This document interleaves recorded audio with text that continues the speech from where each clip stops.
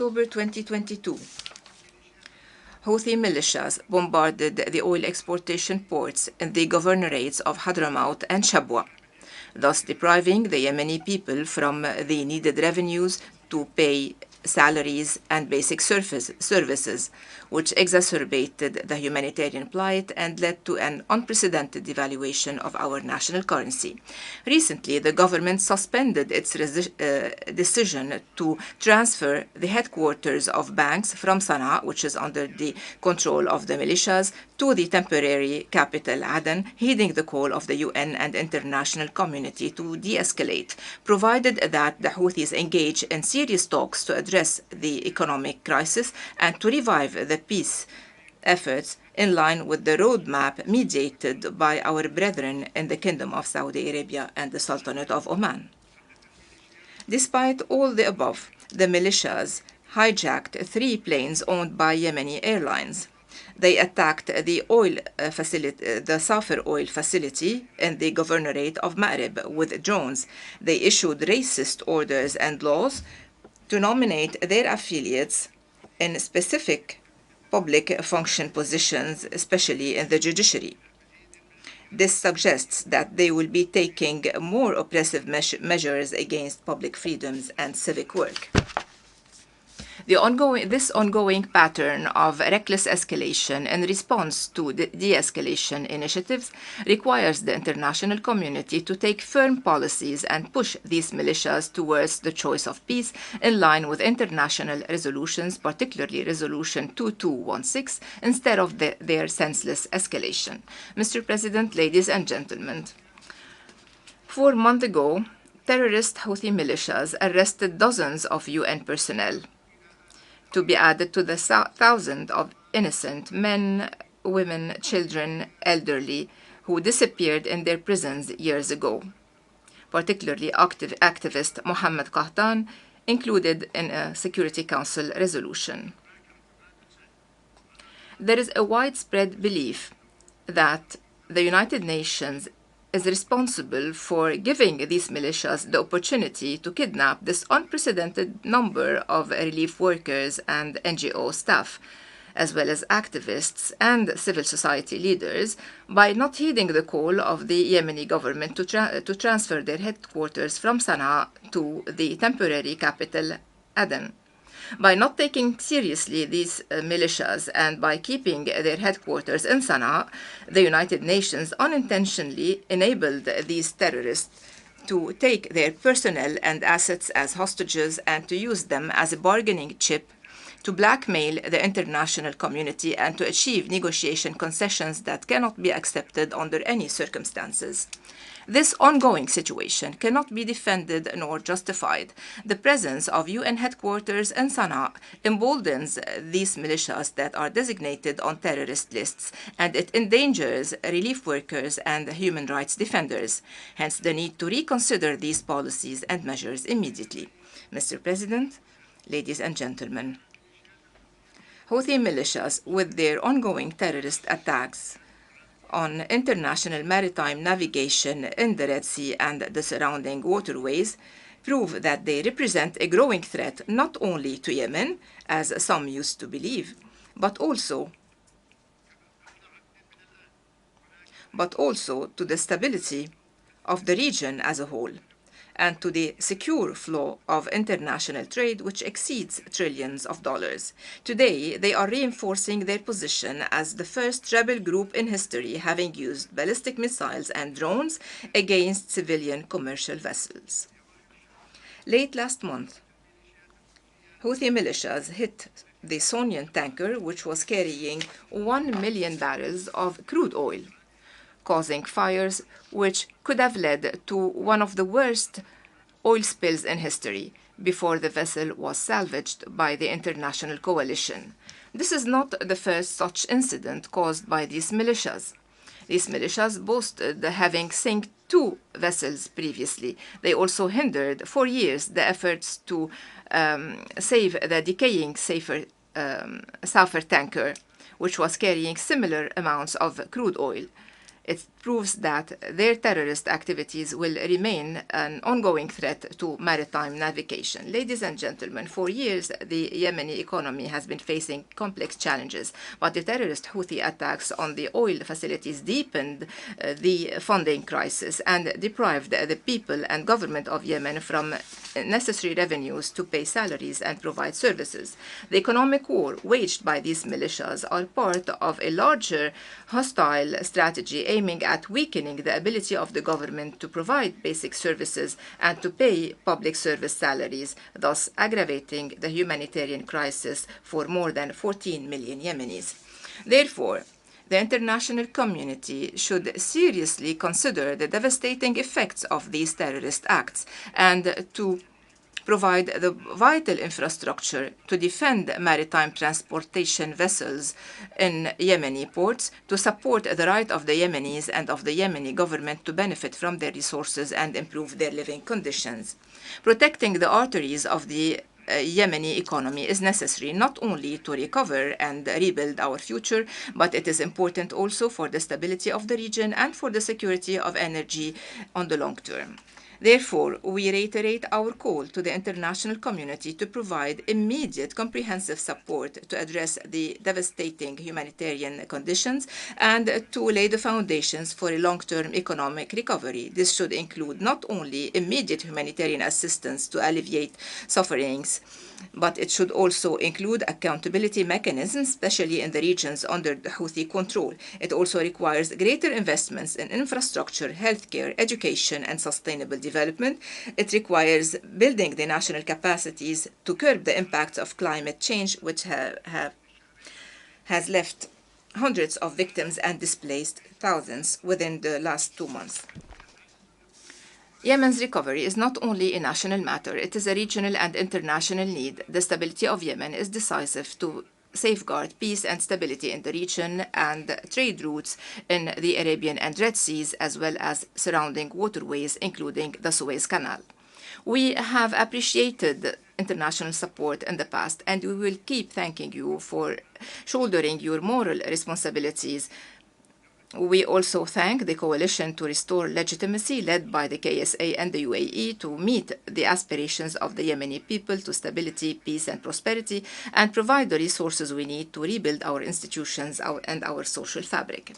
Mr. President, ladies and gentlemen, the Arab region is facing today a challenging test in building the state and in joining the civilizational progress. However, every time the countries of the region achieve a true transformation towards development, peace and prosperity, and towards empowering their people to exercise their political, economic and social rights, they are met with evil forces which intervene with their destructive agendas, emboldened by the international leniency towards these rogue groups and their supporters. The outcome of this battle between the forces of peace and the axis of evil will determine who will survive, develop on this part of the world. It will determine whether the region will be dragged into more chaos, civil wars, hegemony, weapons, oppression, and underdevelopment. The road to peace goes through the forces of moderation in the region, led by the Kingdom of Saudi Arabia, which has been defending the international resolutions and which extended a helping hand by hosting millions of those fleeing wars and armed conflicts. Therefore, we are grateful for these countries, and the world should depend on them to lay the foundations of peace and stability and to maximize our benefits from their economic and social development. Ladies and gentlemen, we should end the false rhetorics concerning the issue of Yemen, especially those minimizing the role of Iran and of their weapons and proxies in destabilizing Yemen, the region, and the world. Ladies and gentlemen, the brutal Israeli war on the Palestinian people should cease immediately. This is the first step to achieve peace and to eliminate Iran's proxies, which are escalating the situation in the region. Iran has been manipulating the just Palestinian cause, and this did not come from a vacuum. It stems from a history of blackmailing and of propaganda, only leading to undermining the peace process and reversing the gains of the Palestinian people and their right to establish a fully sovereign independent state. The same holds true for Yemen, and as is the case for Yemen, ending the plight of the Palestinian people should be based on implementing the international resolutions, especially the Arab Peace Initiative. And as is the case for both Yemen and Palestine, the only way to deter the wanton Israeli aggression on Lebanon will be through a firm stance from the international community and through the unity of all the Lebanese and their independent decision and the non-interference in their internal affairs so that the Lebanese state can recover the choice of peace and war. Mr. President, ladies and gentlemen, it is important to recall that the Universal Declaration of Human Rights quotes, I quote, "the inherent dignity and the equal and inalienable rights of all the members of the human family is the foundation of freedom, justice, and peace in the world." End of quotation. Today, these values are undermined, and as are the ethics and national and international norms, with the grave violations perpetrated by leaders of Al-Qaeda and Daesh and by the Houthi militias, promising the world more devastation. Thank you, and may the peace of God be upon you. En nombre de la Asamblea. On behalf of the Assembly, I wish to thank the President of the Presidential Leadership Council of the Republic of Yemen.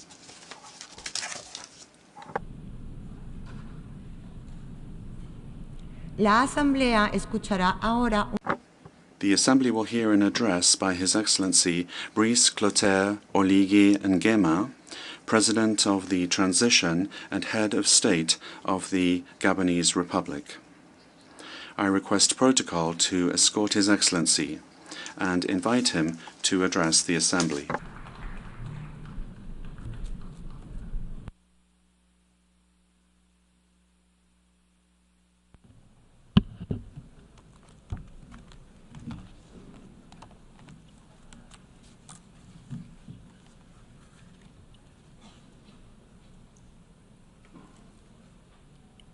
Monsieur le Président, President of the General Assembly, Heads of State and Government, Secretary General of the United Nations, distinguished ladies and gentlemen, on behalf of the Gabonese people, I am happy to take part in the work of this General Assembly of the United Nations. President Philemon Yang, in taking the floor for the first time before this august assembly, I would like at the outset to address to you my warm congratulations on your outstanding election to preside the 79th session of the General Assembly of the United Nations. And I wish you all the best. I express my compliments too to the seasoned interpreter that you are, representative of a brotherly country, Cameroon, linked to Gabon by geography, history, and culture. Please be assured of the full support of my country throughout your mandate. And finally, I would like to pay tribute, well-deserved tribute, to Mr. Antonio Guterres, Secretary General of our organization, for his tireless devotion and commitment to servicing the ideals of the United Nations. Mr. President, I'd like to take this opportunity to bring to your attention that the current debate is taking place at a moment where my country, Gabon, has just celebrated the first anniversary of the liberation coup. Indeed, our path towards the construction of a new Gabon to date has been able to keep its promises that we announced here at the last general debate, namely the establishment of transitional institutions, the release of prisoners of conscience, permanent inclusivity, the holding of an inclusive national dialogue, the drafting of a new constitution. The next step is to organize the referendum in the coming months, and the adoption of an electoral code and a revision of the electoral register in accordance with the timetable adopted during the inclusive national dialogue. All of this progress, supported by the people of Gabon, contributes to a progressive return to our constitutional order through free, transparent, and peaceful elections as soon as possible. Apart from these points that I have just outlined, significant reforms have been undertaken in sectors that directly affect human development. Roads, healthcare centres, schools, a return to school grants, the opening up of competitions for our major universities, lifting of the recruitment freeze, and the payment of pension arrears, all of this respecting our international commitments at the same time. And this is the opportunity for me to thank all of our partners, friendly countries and donors of national and international funds that have accompanied us in this transition process, despite the difficulties of the process. Ladies and gentlemen, the current General Assembly is focusing on the subject Unity and Diversity for the advancement of peace, sustainable development, and human dignity everywhere and for everyone. This is part of our building of a planetary community that is in harmony with the principles mentioned in the preamble to the Universal Declaration of Human Rights of 1948. Gabon, faithful as we are to our tradition of peace, unreservedly supports this project, aiming at a more just and inclusive interactive world. On the day after the liberation coup of the 30th of August 2023, that was carried out without bloodshed, we advocated for the preservation of peace and for national unity by appealing to all stakeholders of the nation, whatever their origins, their beliefs, or their social status, in an effort to build a fairer and more prosperous Gabon. Ladies and gentlemen, respect for life, territorial integrity, the sovereignty of states to freely choose their partners, and rejection of violence, all of these things favor peace building. With regard to sustainable development, my country maintains a firm and coherent position in favor of protecting the environment. I would like to recall that for several years now, Gabon has dedicated 13 national parks to the service of humanity, thus contributing to the absorption of more than 100 million net tons of CO2 per year and the preservation of threatened species. Nevertheless, this does not mean in any way that we are bypassing the expectations of our population who are focused on their basic needs being met. That is why this forum is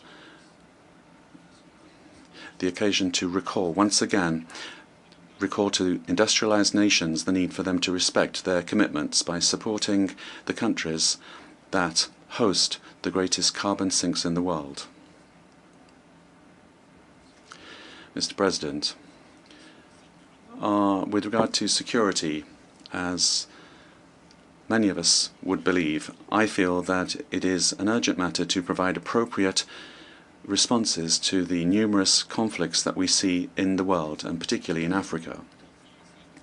I would like to once again welcome the adoption by the Security Council on the 21st of December 2023 of Resolution 2719 on the financing of peace support operations led by the African Union. In accordance with the new Agenda for Peace of the Secretary-General of the United Nations, this resolution, presented jointly by Gabon, Ghana and Mozambique, today is a crucial part of the architecture for international peace and security. its implementation is an absolute imperative. And I would like to take this opportunity to support the efforts of the Secretary-General aimed at providing a realistic, pragmatic and sustainable political solution for the Moroccan Sahara. I would also like to welcome the official announcement made by the United States of America that they support the admission of 2 African states as permanent members of the Security Council. However, Africa is expecting broader support from other permanent members of the Security Council for this initiative. And at the same time, we expect access for African members to the right to veto.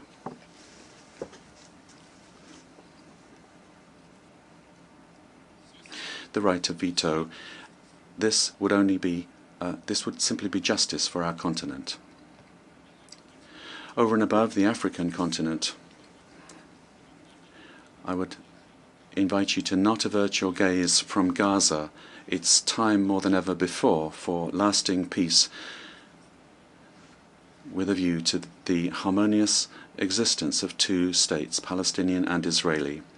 And I would also like to reiterate the position of Gabon for the lifting of the economic, trade and financial embargo imposed on Cuba because of its negative impact on the well-being of the population. President, ladies and gentlemen, as President Félix Houphouët-Boigny said, peace is not just a word, it's a behavior, it's a genuine state of mind.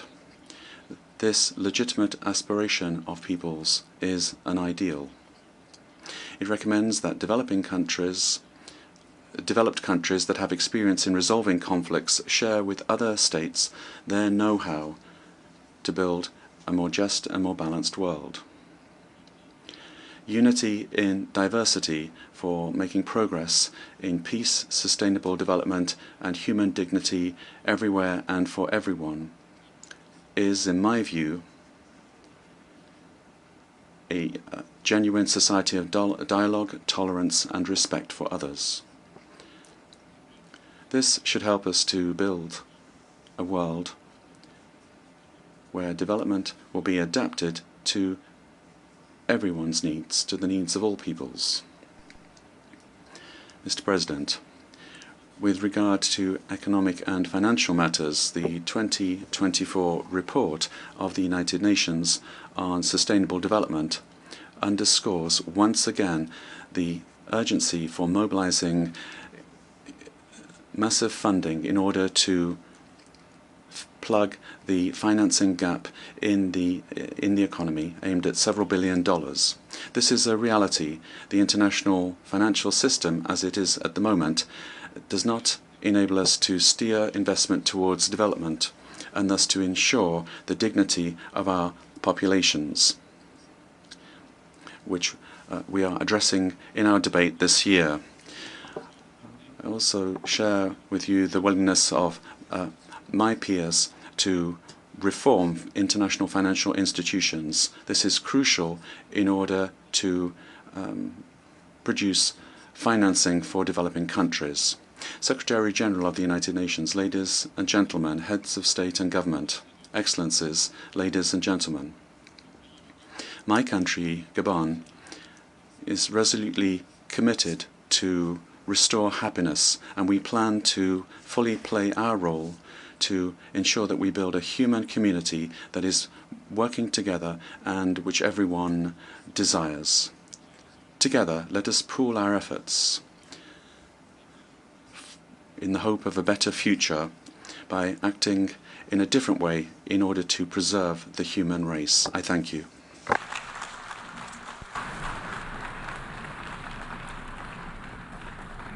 En nombre de la Asamblea. On behalf of the Assembly, I wish to thank the President of the Transition and Head of State of the Gabonese Republic. Seguidamente, the Assembly will hear an address by His Excellency Faustin Archange Archange Touadéra, Head of State of the Central African Republic, I request protocol to escort His Excellency and invite him to address the Assembly.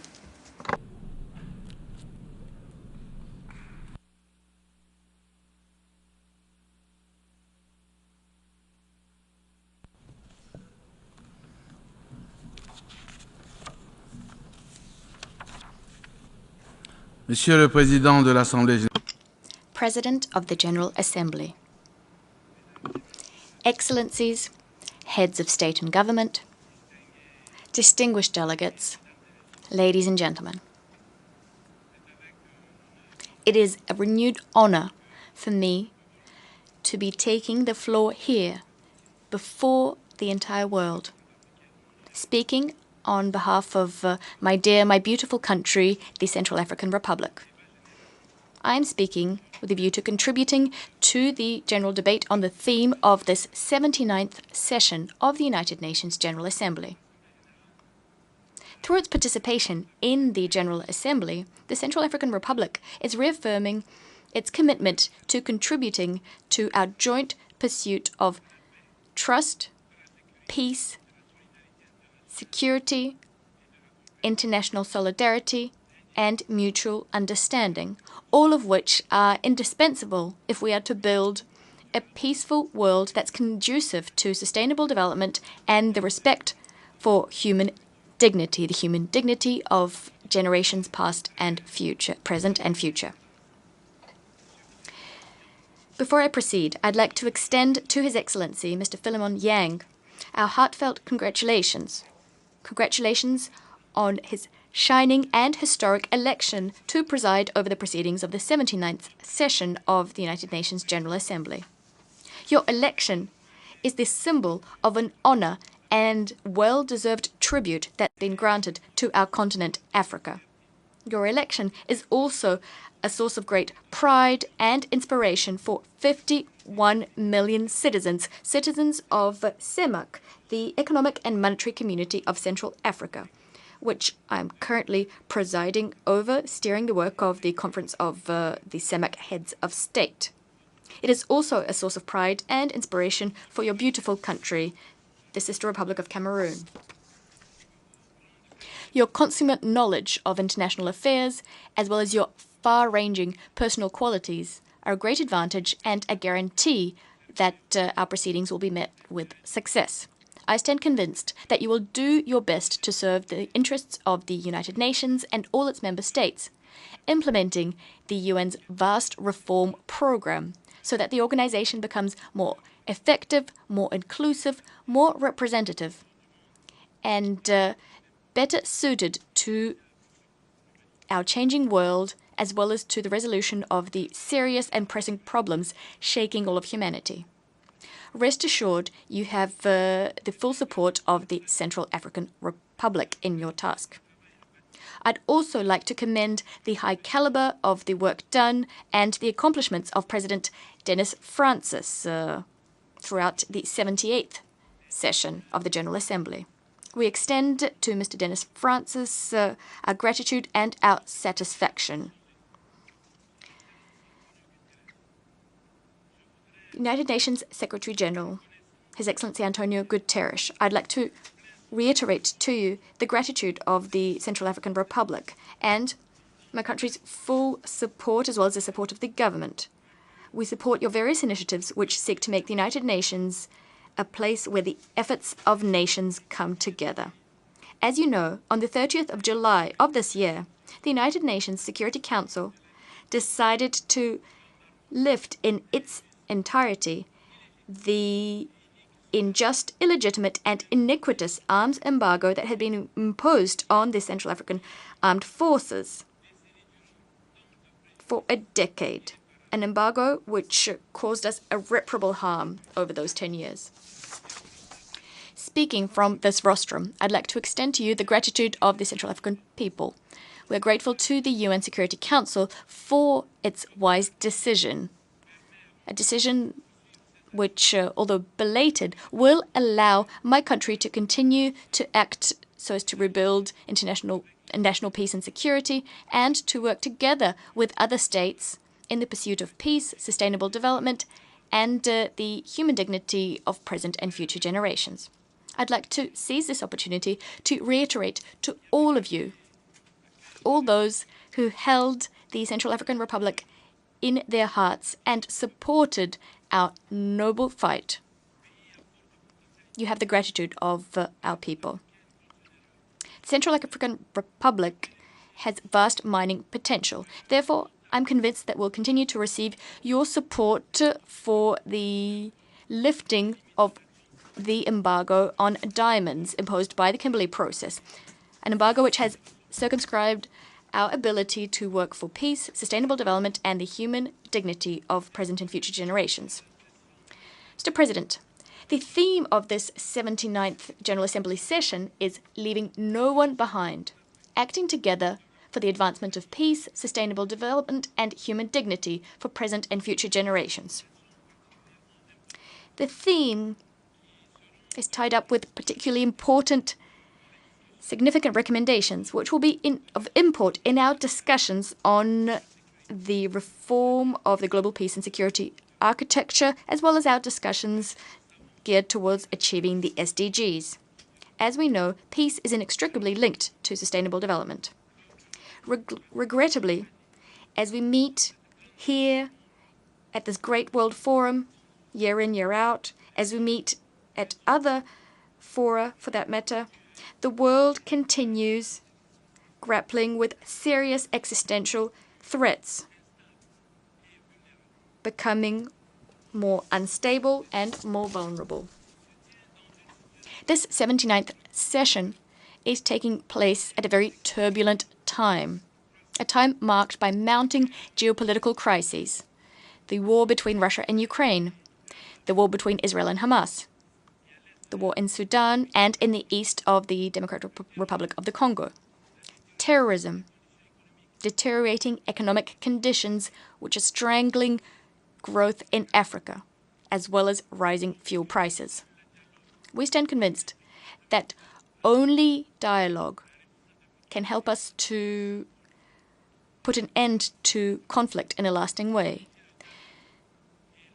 The Central African Republic implores the parties to these various conflicts to opt for dialogue and diplomacy so as to find a solution to the various disagreements at the root of these conflicts and to save millions of human lives. The Central African Republic would like to note that the security situation has been stable for the most part in 2024.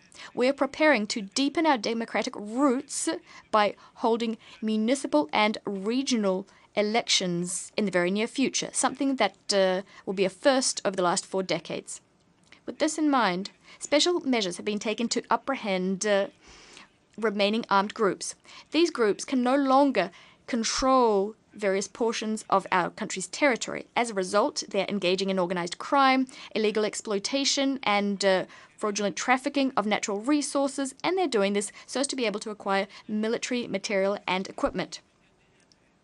The 10th session of the Strategic Committee for Disarmament, Demobilization, Reintegration and Rehabilitation, as well as the commemoration in Bangui of African Amnesty Month by the African Union's Peace and Security Council, this happened just a few days ago, were an opportunity for us to fully appreciate the significant headway that's been made and which has been possible thanks to the fact that stakeholders have taken ownership and participated in the global peace and security process underpinned by the Political Agreement for Peace and Reconciliation, as well as the Luanda Joint Roadmap. Despite of the progress that's been made, the Central African Republic continues to grapple with various challenges, specifically as regards the building of barracks, so we can station units in defense areas close to the places from which threats are emanating, as well as the acquisition of military material and equipment for our defense and security forces. Mr. President, climate change is having very serious repercussions. Deadly flooding, drought, and large-scale fires, which we've witnessed all over the world. These give rise to various risks, from food insecurity to water stress to competition for natural resources, as well as losses of livelihoods and displacement. These interdependent, cascading risks can have very serious knock-on effects on peace, security, and development across continents. In sub-Saharan Africa, which is the epicenter of humanitarian crises, environmental disasters have resulted, this year alone, in over 1,000 deaths and 4 million climate refugees, not to mention invaluable material damage, specifically in our neighboring country, Chad, where the number of victims continues to grow following heavy rain, which prompted large-scale flooding and compelled people to evacuate. Speaking from this high rostrum, the United Nations, a symbol par excellence of human solidarity, to express the solidarity of the Central African people to people all over the world who have been hard hit by natural disasters. Our world is being rattled by bloody conflicts. It's also threatened from time to time by deadly weather events, devastating weather events. And in this world, developing countries, which have been impoverished by centuries of slavery, colonialism, and neocolonialism characterized by multifaceted meddling in their domestic affairs, unjust raw materials prices, onerous conditionalities imposed through the international financial architecture.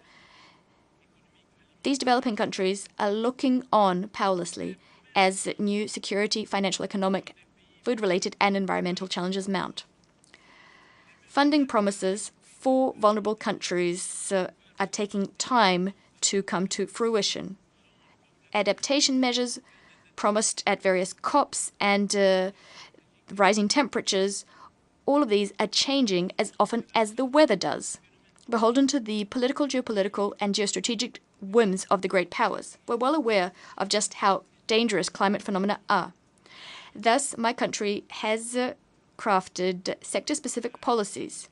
However, their effectiveness depends on climate funding, which is still unreliable.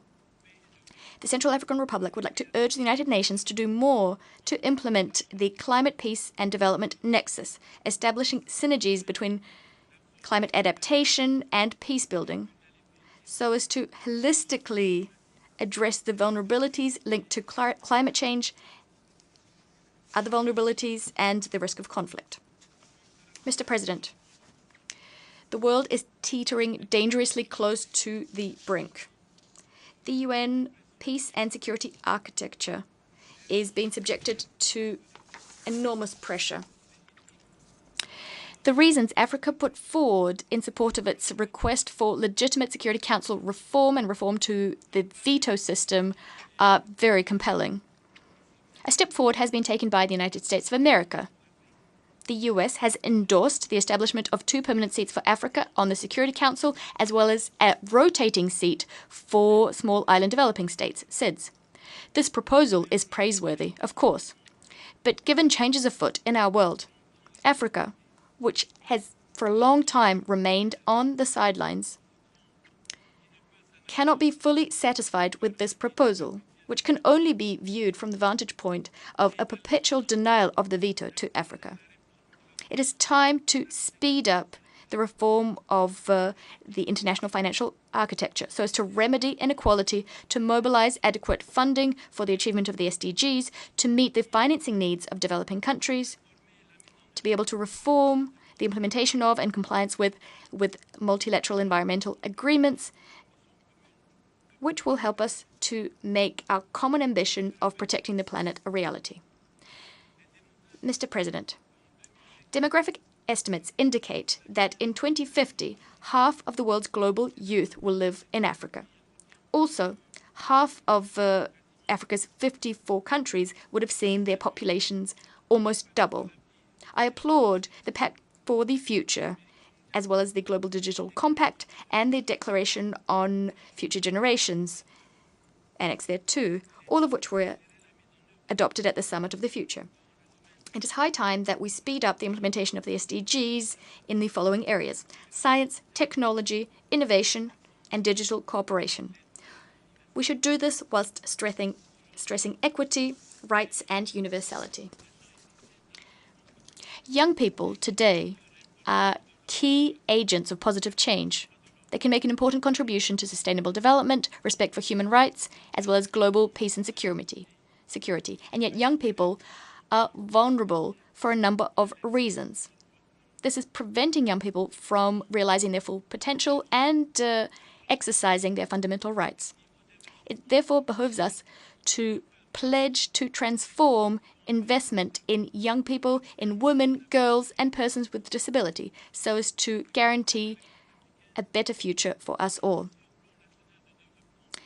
As for the Central African Republic, our ambitious 2024-2028 National Development Plan strikes a better balance between the needs and interests of present and future generations. It does this by making human capital development one of the plan's strategic pillars. To conclude, I hope that the spirit that prompted the establishment of the United Nations will tirelessly prevail, thereby helping to create a fertile atmosphere for resolving the problems plaguing international peace and security, sustainable development, and this for the benefit of all humanity. I thank you.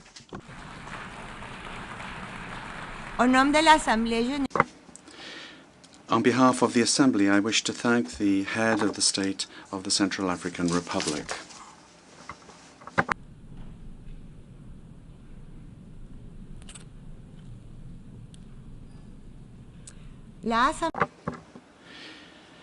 The Assembly will hear an address by His Excellency Mahmoud Abbas, President of the State of Palestine.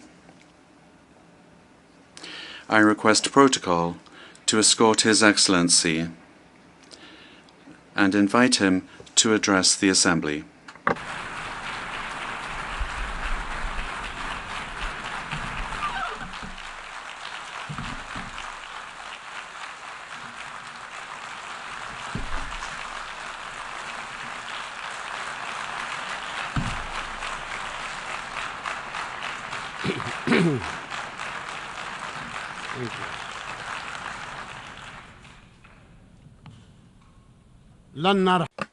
We will not leave.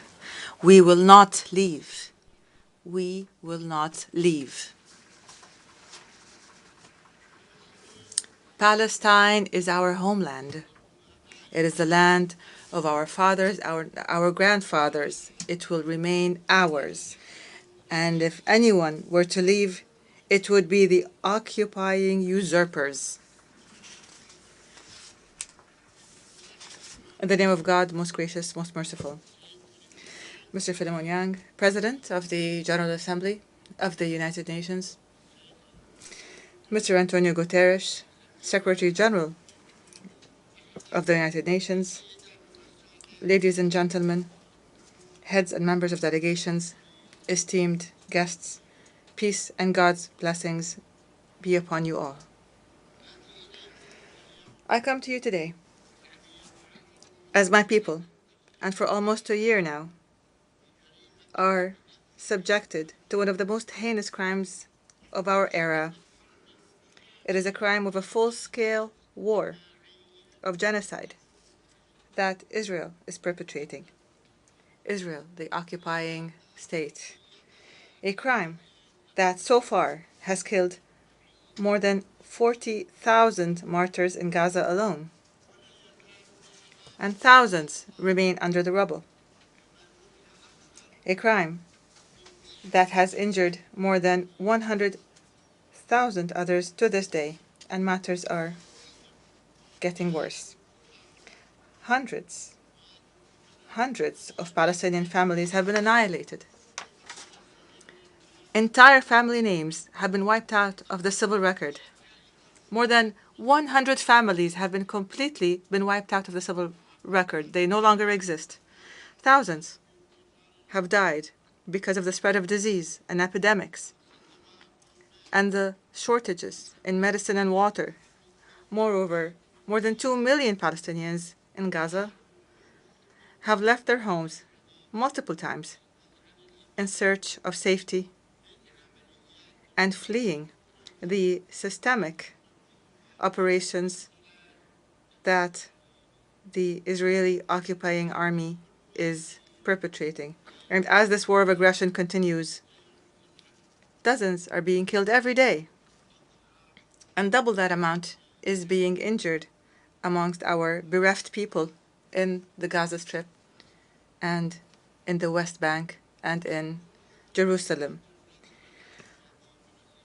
I'm not here to respond to the lies of the Israeli Prime Minister, lies that he said in his speech before the US Congress in July, where he claimed that his army does not kill innocent civilians in Gaza. I ask you by God, who is it then that killed more than 15,000 children of the 40,000, and an equal number of women and elderly persons from our people? And who is it then that is continuing to kill them? I ask you to answer me by God. Stop this crime. Stop it now. Stop killing children and women. Stop the genocide. Stop sending weapons to Israel. This madness cannot continue. The entire world is responsible for what is happening to our people in Gaza and the West Bank. The West Bank that is under a daily and continuous Israeli aggression. It is under a vicious settlement activity. They're building everywhere in Palestine, as if all of Palestine is theirs. It is subjected to the terrorism of gangs of settlers under the patronage and support of the Israeli government and the occupying army, which destroys hundreds of houses in the lands of Palestine, not to mention what our eternal capital, Al-Quds, is being subjected to in terms of campaigns to change its nature, to Judaize it, and to aggress it and its holy sites and landmarks, to change its historic and legal status. We've recently heard a terrorist Israeli minister calling for building a temple in the Al-Aqsa Mosque. We must condemn and stop this reckless minister and those like him who want to set fire, a fire of religious conflict and strife that will burn everything in its way. The Aqsa Mosque and its surroundings, ladies and gentlemen, is the exclusive property of Muslims. This has been endorsed by a resolution taken by the League of Nations in 1930. This was a resolution by the League of Nations, and we will accept nothing else regardless of the circumstances. Ladies and gentlemen, we have repeatedly warned here in the General Assembly that the situation in the occupied land of the State of Palestine warns of an explosion, and this explosion has happened. It happened on October 7th of last year and afterwards. And from the very first day, I stressed the need to immediately stop the war. I condemned the killing of civilians regardless of who they are and regardless of what side they were on or any people they were from. I demanded the release of prisoners and those detained by both sides. There's no need to detain women, children, and the elderly. We've said this repeatedly. To anyone who has those people detained, I called for immediately going to the negotiations table to implement the two-state solution based on international resolutions. But instead of heeding the voice of reason, the Israeli government took advantage of what happened to launch an all-out war of genocide against Gaza. It committed and continues to commit war crimes as acknowledged by the international community. They're called war crimes. Israel today is now launching a new aggression on the brotherly Lebanese people. The Lebanese people are now being subjected to a war of genocide. And Israel must stop the war in Lebanon and in Palestine. We condemn this aggression and we demand that it stops immediately.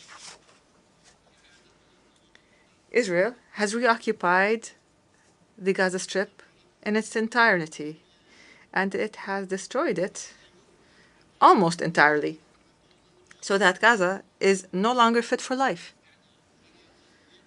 Most homes have been destroyed.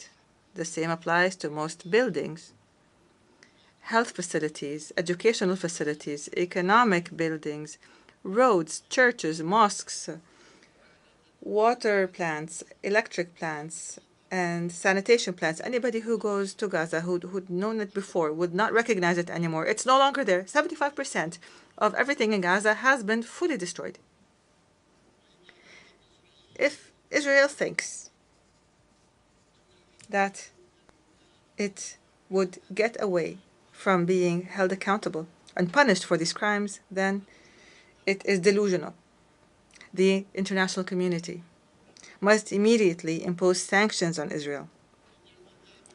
The massacres, the crimes, the genocide that Israel has been perpetrating against our people since its inception in 1948 to this very day will not go unpunished. There is no statute of limitations. Rights will never be lost as long as there are those who demand them. And despite our repeated calls and demands, the world has not succeeded in obliging Israel, this transient state, to stop this war of genocide and its war crimes against innocent civilian residents. We regret that the U.S. administration, the democracy of the world, the largest democracy in the world, obstructed 3 times draft resolutions in the Security Council demanding Israel to observe a ceasefire. The U.S. alone stood and said, no, the fighting is going to continue. It did this by using the veto. And added to that, it furnished Israel with the deadly weapons that it used to kill thousands of innocent civilians, children and women. And this further encouraged Israel to continue its aggression. As long as the U.S. is supporting it, then why not keep going, since it's already an aggressing state? This is the United States, the very country that was the only member in the Security Council that voted against granting the state of Palestine full membership in the UN. We don't deserve membership in the eyes of America, so they use the veto against it. I don't understand how the United States could insist on opposing our people, insist on depriving us of our legitimate rights to freedom and independence, as is the right of the rest of the countries, 194 countries, and we are no less than them. Ladies and gentlemen, Israel, which refuses to implement United Nations resolutions, does not deserve to be a member in this international organization. Israel, whose permanent representative in this organization says that the very building of the United Nations, and he said that this building must be removed. This building that we are sitting in right now, it must be wiped off the face of the earth. This country does not deserve to be a member in this organization. It is, from the very beginning, it has from the very beginning not fulfilled the conditions for membership. Because in 1949, when it submitted its membership application to the UN imposed 2 conditions. First, to accept and implement Resolution 181 and Resolution 194. Without implementing these 2 conditions, you will not be granted membership in the United Nations. Moshe Sharet, the foreign minister at the time, wrote a pledge you will see it. A pledge, a written pledge that he and Israel are committed to the implementation of those resolutions. And since 1949 to this very day, nothing has happened. We are going to submit a request, an application to the General Assembly on this matter. And as I said, if you return, then we will return. If they do not step back, then we will do more. I take this opportunity to commend the member states of the United Nations that voted with more than a two-thirds majority in favor of the draft resolution submitted by the State of Palestine, supported by a large number of friendly and sisterly countries, to adopt the ICJ's historic advisory opinion issued on the 19th of July 2024 to end the illegal Israeli occupation of the State of Palestine in a period of 12 months. For the very first time, there is a specific time frame. We demand the implementation of this particular requirement, including an immediate cessation of annexation and settlement activities, dismantling of existing settlements, and evacuating settlers from Palestinian territories. There's 600,000 settlers, and they're living on our land. Why don't they go back to their homes? We must give reparations to Palestinians and for damages that were a result of the unlawful policies and the practices of the occupation, and many other such issues that were mentioned in the ICJ's advisory opinion. We want what the ICJ stated and what the entire world accepted in the General Assembly with a vast majority that far exceeds a two-thirds majority. And Israel must be made to implement it. We rely on this resolution, which is the embodiment of international will and the principles of international law and the mechanisms that were adopted in this regard to guarantee implementation. We hope that this resolution would be implemented. Of the 1,000 resolutions taken on the Palestinian people since 1948 until this very day, and not a single one has been implemented yet. Ladies and gentlemen, today I feel very grateful as well, as I see this large, great shift in the positions of member states in the United Nations as they support Palestinians' rights to an independent state that is recognized and that deserves full membership in this organization, as is the case with the rest of the countries in the world that love freedom and peace. In the name of the Palestinian people, I thank you for this support. I thank you for your support of what is right, of justice, to achieve peace in our region. I call upon you to apply the laws of international law according to responsibilities and sovereignty. We don't ask you for more than you can do. We ask every state to give us our support within the realm of its responsibility and sovereignty. I also express our gratitude and appreciation for the demonstrations that spoke against the genocide in Gaza and that supported Palestinian rights that have been taking place throughout the world, including the American people. And I acknowledge the American people are marching in the streets in these demonstrations, and we are grateful to them. We appreciate what is happening in European countries and the noble supporters that come to Palestine, risking their lives as Israelis attack them. And here, I would like to make special mention of the Turkish-American martyr Aisha Noor, killed by the occupation army in cold blood. I say to those, the Palestinian people will not forget your honorable stand. We will remember you proudly when the occupation is eliminated and when our people enjoy freedom and independence. Ladies and gentlemen, recently there was much talk about the next day, but the day after. What shall we do on the day after? What is our policy for the day after?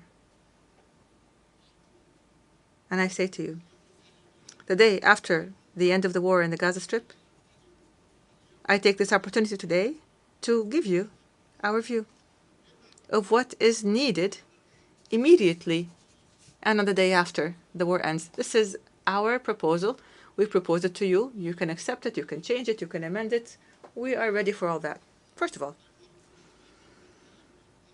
a comprehensive and permanent ceasefire in Gaza and an end to the military aggressions and attacks by terrorist settlers in the West Bank and East Jerusalem. Second, humanitarian aid must be delivered urgently in an organized manner and in sufficient quantities because there's nothing in Gaza and they need everything.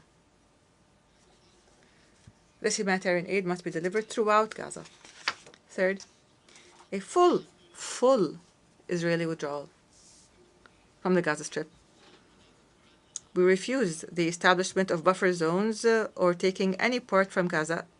Gaza is only 7 kilometers by 40, and Israel wants to cut it up. It wants a piece here and a piece there, and we will not allow a single centimeter of Gaza to be taken. We demand that we stop the forced displacement inside the Gaza Strip or outside the Gaza Strip. We demand the return of those displaced to their homes or to have housing provided to them. Netanyahu wants in the West Bank and the Gaza Strip people to be displaced, to be evacuated to Egypt and to Jordan. We refused. The Jordanian and Egyptian governments, and I thank them for this, said we will not allow the displacement of any Palestinians and eviction of the Palestinians from their lands. Fourth, we demand the protection of UNRWA and humanitarian organizations from Israel's actions and to provide political and financial support to these organizations so that they can perform their role and offer their services to the Palestinian refugees until they return home. UNRWA was established to do its job until the refugees return. And every day Israel finds an excuse to convince others that UNRWA's work must be ended. Fifth, we demand international protection for the Palestinians on the lands of their occupied land. We want protection. We are not fighting Israel. We cannot fight Israel. And we don't want to fight. But we want protection. We want our children, our women, our families to be protected internationally. Sixth, Palestine, the state of Palestine must shoulder its responsibilities in the Gaza Strip and impose its full mandate on it and jurisdiction on it, including the border checkpoints, especially the Rafah international border between Egypt and Palestine, as part of a comprehensive plan. This has existed before and it must return to the way it was. Seventh, and within the context of a comprehensive national reform process. This is a process that we're undertaking, and most countries have reviewed it, supported it, confirmed it, and thanked the Palestinian government for it. And hopefully we will continue with this process till the very end. In terms of this process, we will reconstruct our infrastructure and state institutions destroyed by Israel. We will revive the economy and establish sustainable development and rebuild the Gaza Strip. And we will hold the state of Israel fully responsible. Eighth, the authority of the state of Palestine and the Palestinian government and the PLO, the legitimate and sole representative of the Palestinian people, will have authority on all Palestinian territories in the Gaza Strip, the West Bank, and Eastern Jerusalem, as has been stipulated for us by international law. We are not asking for more, but we will not accept any less. The West Bank, the Gaza Strip, and the Eastern Jerusalem. We will not ask for more, but we will not accept any less. We will hold general elections. We're ready to hold the elections. We've been ready in the past, but Israel refused to allow us to hold these elections in Jerusalem. But if this were to happen, we're ready to hold these elections and to form a Palestinian government in accordance with the results of these elections. Ninth, We will continue to mobilize the largest possible international support so that the State of Palestine can achieve full membership in the United Nations as soon as possible. What do we lack to be sitting amongst you?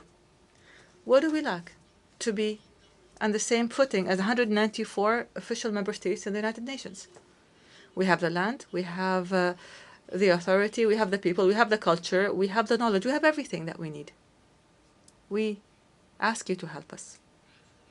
10th, the full implementation of the General Assembly resolution on the advisory opinion that we mentioned, issued by the International Court of Justice in a manner that would lead to the end of the occupation in 12 months, as stipulated by the resolution, as set by the advisory opinion. Number 11, hold an international peace conference under the auspices of the United Nations within a year to apply the two-state solution. So we hold this international conference so that we would resolve all the problems that remain between us and Israel. By the way, we recognize the state of Israel, but Israel doesn't recognize us. We want a solution that would protect both countries, the state of Palestine and the state of Israel, so that they can coexist in peace, stability, and security. Number 12, to adopt international peacekeeping forces by virtue of a Security Council resolution between the states of Palestine and Israel to guarantee the security of both countries. We call for guaranteeing the security of both countries. These are the elements of our vision for the day after, for today and for the day after the war ends, in the state of Palestine in general. And I call upon you to adopt this plan and to provide all the necessary means to guarantee its success. Ladies and gentlemen, a few weeks ago, I declared that I've decided to lead a Palestinian delegation to the Gaza Strip so that we can stand by our people who have been exhausted by the Israeli genocide war. I call upon you to support this decision by issuing a United Nations decision resolution by the United Nations here, by pressuring the occupying government so that it would not obstruct this effort. And here I welcome any state, any party that wants to join us in this visit. We'll be happy to go with you to Gaza so that we could all see the tragedies that are taking place.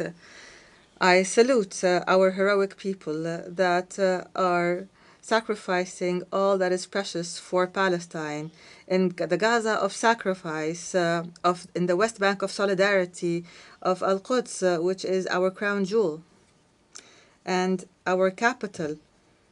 We salute our people in the diaspora, in the camp, in the refugee camps, to our brave prisoners in Israeli prisons. 6,000 prisoners. Israel arrests whoever it wants.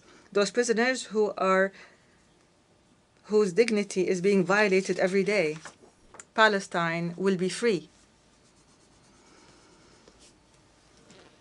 It will be free despite anyone who objects to that. Our people will live on the land of their fathers and grandfathers as they have done for more than 6,000 years. They will continue their legitimate struggle for independence. The occupation will end, will end, will end. God's and peace blessings be upon you.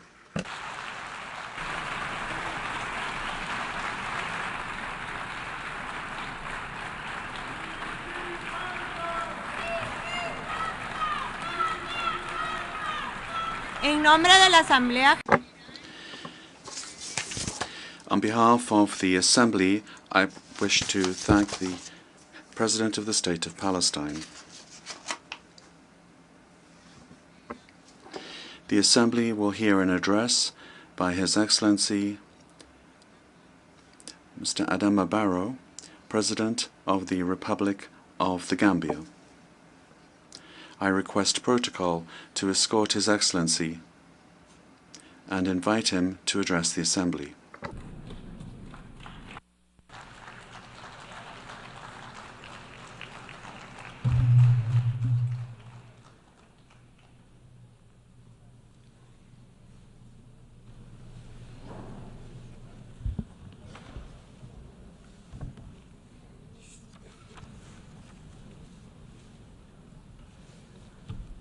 President of the 79th session of the UN General Assembly,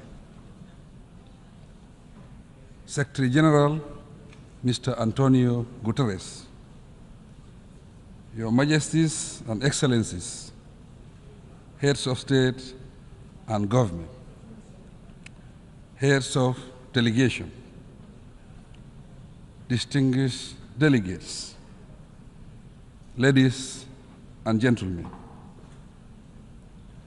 It is an honor for the Gambia to participate in the 79th session of the United Nations General Assembly and to engage in meaningful dialogue with global leaders and partners on the vision of shaping a more prosperous future for humankind. Your Excellency, Mr. President, allow me to express my heartfelt congratulations to you on your assuming the role of President for the 79th session. I similarly wish to register sincere gratitude to His Excellency Ambassador Denis Francis for his exemplary leadership and accomplishments during the 78th session. Mr. President, as we undertake to chart the future we envision, we welcome the initiative presented by Secretary General Guterres at the Summit of the Future under the theme Multilateral Solutions for a Better Tomorrow. My delegation firmly believes that the path to a better tomorrow lies in multilateralism and closer international cooperation. Through our collective responsibility and inclusive participation, we can decisively confront and overcome our challenges and bottlenecks. The high-level summit of the future has determined that human actions are largely responsible for the challenges we face today. Therefore, it is within our power to ably address the disasters that continuously trouble our nations. To succeed, however, the international community must recommit to implementing the resolutions of the Summit of the Future to tackle such critical global challenges as climate change, poverty, transitional crimes, and conflict. These incidents underscore the urgent need for comprehensive reforms within the United Nations system, particularly the UN Security Council and the international financial institutions. We must equally strive for a more representative, just and inclusive United Nations to shape the world we so dearly want.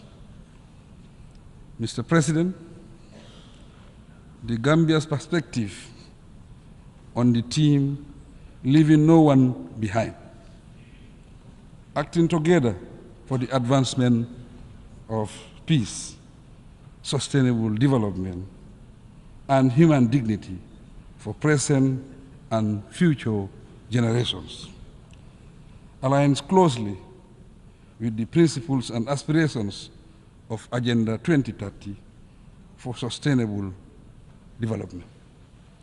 In accordance with the principles of the United Nations Charter, the theme serves as a crucial reminder to the international community of the need for solidarity and renewed commitment. With specific reference to the Gambia, the framework of the Sustainable Development Goals, SDGs, is central to our national agenda. And we are committed to ensuring that our development efforts are both sustainable and impactful. Like many least developed countries, LDCs, the Gambia faces huge challenges that pose serious threats to our survival as a nation, hence requiring collective international efforts to resolve. Consequently, the global community needs to assist the least developed countries, especially to address the burden of inequality, build more robust economies, and create policy space for economic growth. To tackle the debt burden and internal state weaknesses, we need to increase investment in capacity building. Also, we must jointly endeavor to bridge the digital divide and support technology transfer to advance development.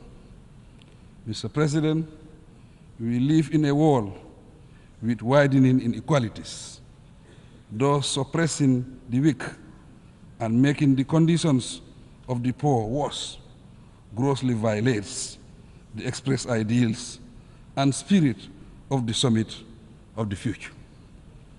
The Gambia is fully committed to the global call for gender equality and recognizes the indispensable role women play in socio-economic development.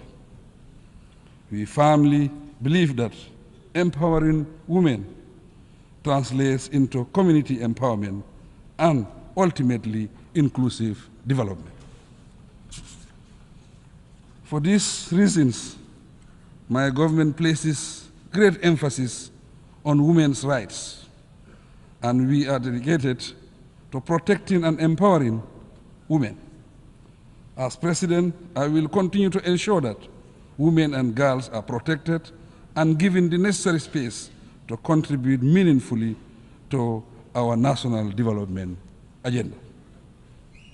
On youth matters, at the recent consultative summit, stakeholders recommended a sharper focus on innovation and climate change, gender equity, bridging the digital divide, and global governance that promotes youth empowerment through employment, education, and health.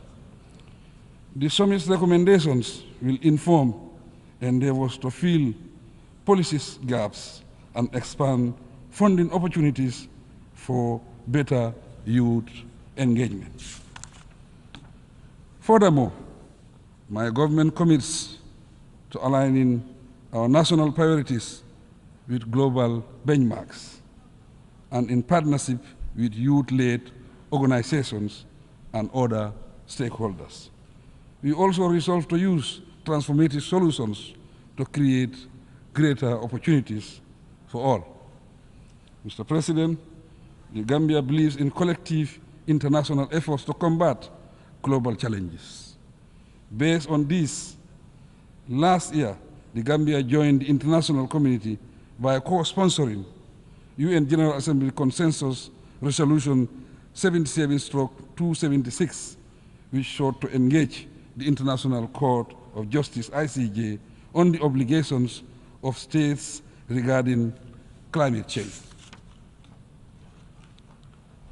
Last August, the Gambia submitted its written statement to the ICJ, and we look forward to participating in the oral hearings later this year in The Hague.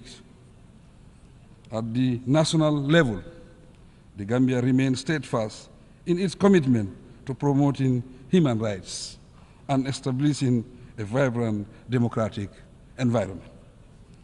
The establishment of a National Human Rights Commission and entrenchment of a free, independent, and impartial judiciary provide a solid framework and a sense of security for our citizens, thus ensuring they have a place to seek redress for injustice. I am happy to report that since 2017, the Gambia has neither recorded a single political prisoner, nor has any journalist or human rights activist been jailed in the Gambia.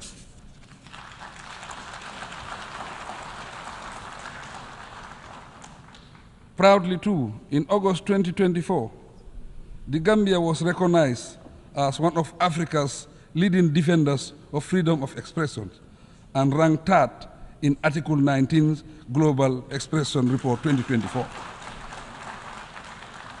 We will continue striving to better our situation. Mr. President, as committed advocates of peace and security, respect for basic rights and freedoms, and the application of international law, we stand firmly against injustice, no matter where it occurs. No doubt, as a nation of peace, guided by democratic principles, we have learned valuable lessons to act upon and share. With the help of the international community, we are steadily taking steps to bring closure to the saga of the victims of dictatorship in our country. So far, we have successfully managed the transitional justice and reform processes. Moving forward, we count on your support in the next critical stages of ensuring justice, reconciliation, reparation where necessary.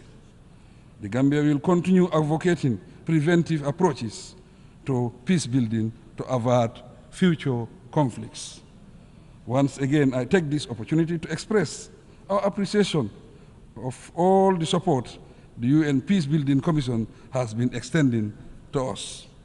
Mr. President, the ongoing conflicts in Palestine, Sudan, the Sahel, Ukraine and Russia, the Democratic Republic of Congo, Libya, and other conflict zones demand the international community's immediate intervention. We must explore all diplomatic means to restore lasting peace worldwide and free all innocent people, particularly women and children, from the calamities of war. We call on the international community to prioritize support for the post-conflict reconstruction of Gaza and the improvement of economic conditions in the West Bank, even though the situation in that region is extremely serious. The intense destruction of lives and property continues. The Israel occupation, expansion of settlements, blockade of Gaza, and restrictions in the West Bank, together with the threat of intensifying the war to a regional conflict, continue to worsen the ongoing tensions in the Middle East. Accordingly, I call on the United Nations, the international community, and the Organization of Islamic Cooperation, OIC member states, to join forces and urgently bring about permanent peace in Palestine.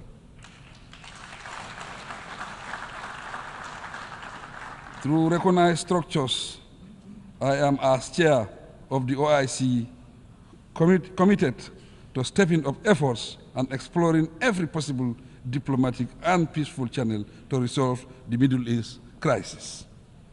The OIC has been very active, and under my leadership will continue to promote and pursue peace in that region.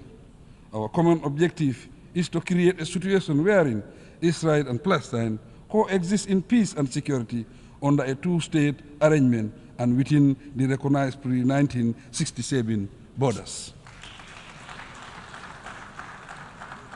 With the sustained support of the OIC, the Gambia has stood as a beacon of hope for the oppressed Rohingya Muslims of Myanmar.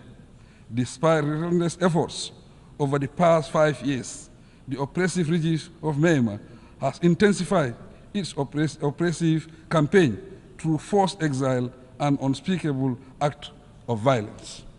During my current 3-year tenure as OIC chairman, my office will be available also for dialogue to bring lasting peaceful relations between Iran, its immediate neighbors, and our Western partners. Globally, we have the collective responsibility of acting speedily to peacefully address the situation in Palestine, Sudan, Ukraine, and the Sahel region, Mr. President. We commend the efforts of the Kingdom of Morocco and the viability of the Moroccan Autonomy Initiative. The initiative aligns with the principles of the UN Charter, and it provides a platform for all parties involved in the Moroccan Sahara conflict to engage in a UN-led dialogue for a permanent, mutually agreed political solution. With regard to recognition and respect for the One China principle, we continue to stand with China. The People's Republic of China represents renewed hope for global rebalancing towards justice, peace, and development. China's generous support to its southern neighbors through its numerous development cooperation initiatives has proven usefully impactful and strategic. Mr. President, migration has ever been a fundamental aspect of human development, and it significantly contributes to the growth of both home and host countries. The international community should address migration in a regulated manner and decriminalize it. Indeed, human beings should not risk losing their lives in pursuit of a better future.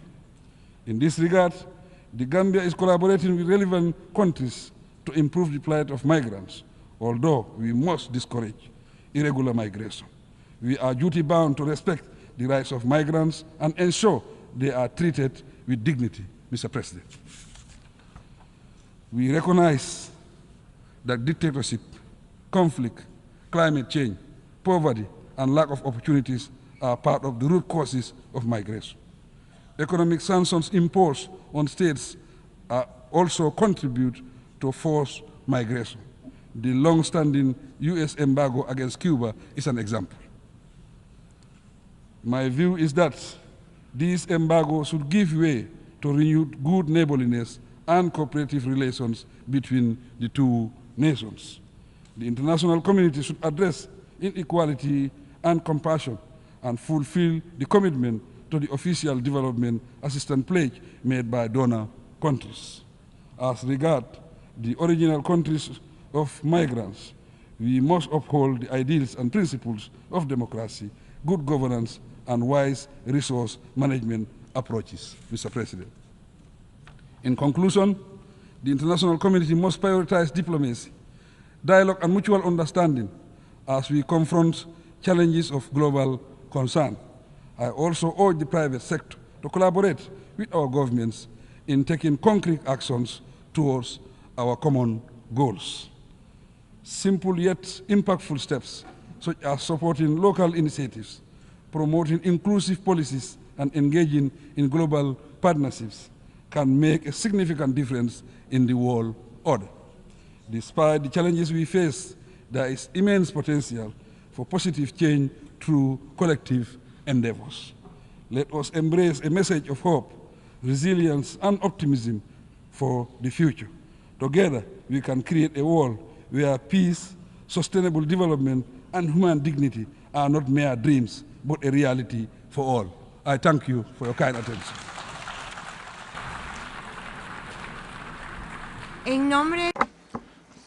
On behalf of the Assembly, I wish to thank the President of the Republic of the Gambia.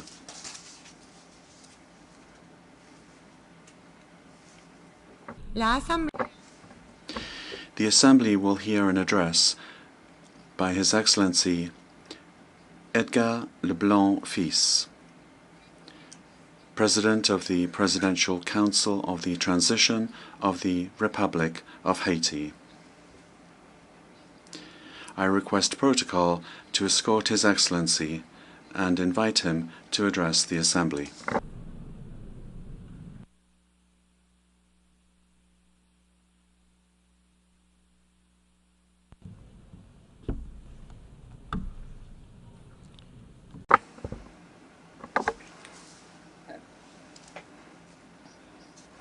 Excellencies, President of the General Assembly, Secretary General of the United Nations, Excellencies, Heads of State and Government, heads of delegation, distinguished delegates, dear compatriots, I have the immense honor to represent here at the General Assembly of the United Nations the Haitian people at a particular crossroads in our history.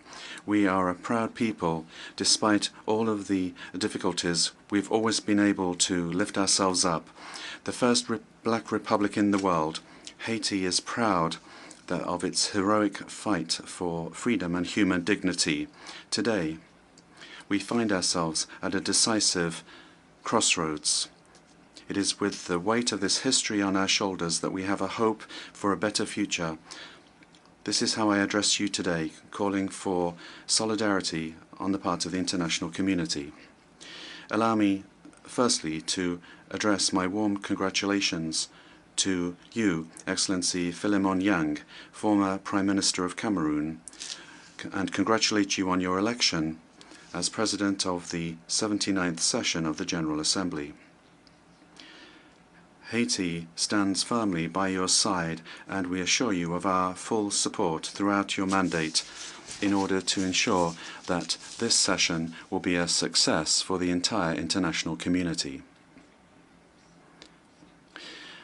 I would also like to indicate the exceptional quality of the work of your predecessor at the 78th session, His Excellency Mr. Dennis Francis of Trinidad and Tobago, who conducted work with dexterity, leadership, and wisdom. I would also like to take this opportunity to express on behalf of the Haitian people our gratitude to you, Secretary General Antonio Guterres, for your visit to Haiti, your presence on our soil, and your unfailing support for our request to the Security Council, in particular with regard to reinforcement of the national police in Haiti, and for all your interventions in favor of Haiti have been very much appreciated, and we will never forget. I would like to express my extreme thanks to the international community for the support given to my country during these times of crisis. This solidarity, which can be seen through the security initiatives, also those of humanitarian aid and support for development, is very much appreciated. It is through this ongoing cooperation and adapted to our situation that Haiti is becoming stronger, more resilient, and will continue towards development and progress.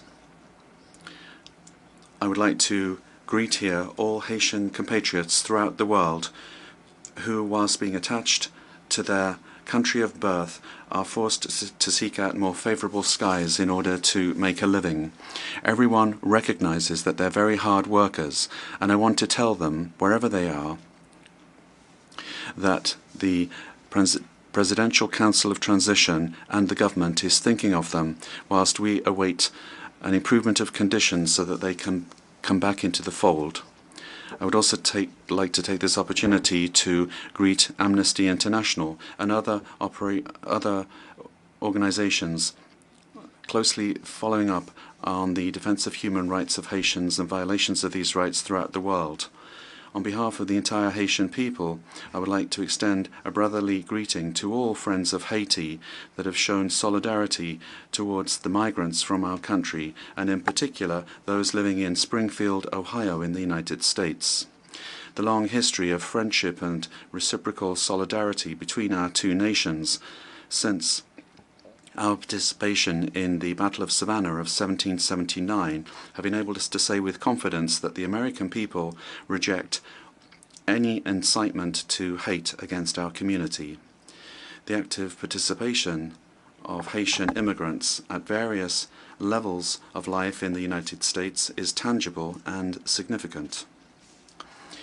In this regard, the passions that naturally arise during an election campaign should never serve as a pretext for xenophobia or racism in a country such as the United States, a country forged by immigrants from all countries and which has become a model of democracy for the world.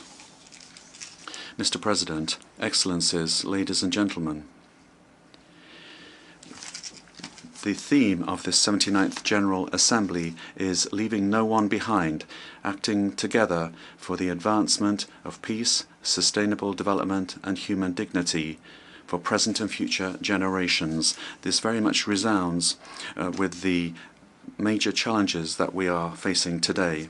This theme is an urgent call for unity and international cooperation in a context where inequalities, conflicts and the climate crisis are rendering even more vulnerable millions of people throughout the world. Whilst many nations are struggling to achieve the Sustainable Development Goals, it is more necessary than ever to guarantee that all voices, and in particular those of the most marginalized, are included in the global decision-making process. This theme is also of capital importance when it comes to the context of the crisis in Haiti. It speaks to our fight to restore peace and stability, ensuring that every Haitian citizen is able to enjoy their fundamental rights. Acting together, as underscored by the theme, is essential for Haiti because our recovery can only happen with this international solidarity. President, Excellencies, ladies and gentlemen, today our world is facing unprecedented challenges that are of deep concern to the entire international community. The United Nations, in its historic mission to promote peace, security and sustainable development, is in the front lines of the crises that are not only threatening isolated nations but the entirety of humanity. Climate change undoubtedly is one of the great perils of our time. According to recent data of the Intergovernmental Panel on Climate Change, global temperatures have already increased by 1.1 degrees Celsius since the pre-industrial era. This increase has led to an increase in intensification of climate phenomena such as hurricanes, droughts and floods, disasters which particularly affect the most vulnerable nations such as Haiti. In 2023, the United Nations Programme for Development estimated that more than 100 million additional people risk descending into poverty between now and 2030 due to the effects of climate change. For Haiti, which is part of the countries that emit the least greenhouse gases but which experiences the most devastating impacts of this global crisis is making it even more difficult for us to guarantee food security, access to drinking water and economic stability. Armed conflicts also continue to sow destruction and to ravage human lives. According to the High Commissioner of the United Nations for Refugees, the number of people forcibly displaced was 110 million in 2023. That's the highest figure that we've ever seen. Whether it be in Syria, in Ukraine or in the Sahel region, these prolonged conflicts are exacerbating poverty, destroying vital infrastructure and leading to massive flows of refugees. The world cannot remain inactive when millions of men, women and children are fleeing violence in search of security and dignity. The commitment of the international community is more necessary than ever before in order to find diplomatic solutions and to promote peace initiatives. Another major challenge relates to economic inequality, which continues to get worse. According to the Human Development Report of 2023 of the UNDP, almost 1.2 billion people are still living in multidimensional poverty, namely that they lack access to essential services such as health, education, and conditions for a decent life. The COVID-19 pandemic has worsened these inequalities, pushing millions of additional people into poverty. For nations such as Haiti, this impact has been devastating, with a high level of poverty, the country is facing profound structural challenges. But these inequalities are not just a Haitian problem. They are a global problem which requires global economic reform. Moreover, the challenges linked to food insecurity have become worse in recent years. According to the United Nations Food and Agriculture Organization, FAO, more than 735 million people in the world suffered from famine in 2022, an alarming increase that reflects the disruptions caused by conflicts, economic crises, and climate change. Haiti, unfortunately, is no exception to this. The World Food Programme recently underscored that almost half of the Haitian population is in a situation of acute food insecurity. This situation is not just a humanitarian emergency, but it is a threat for the stability of our nation. We must work together to strengthen our farming systems, guarantee fair access to food resources, and fight against hunger in a concerted and sustainable manner. Finally, technological progress provides new opportunities, but also new threats. The acceleration in the development of artificial intelligence, the proliferation of cyber attacks, and disinformation are endangering the stability of democracies throughout the world.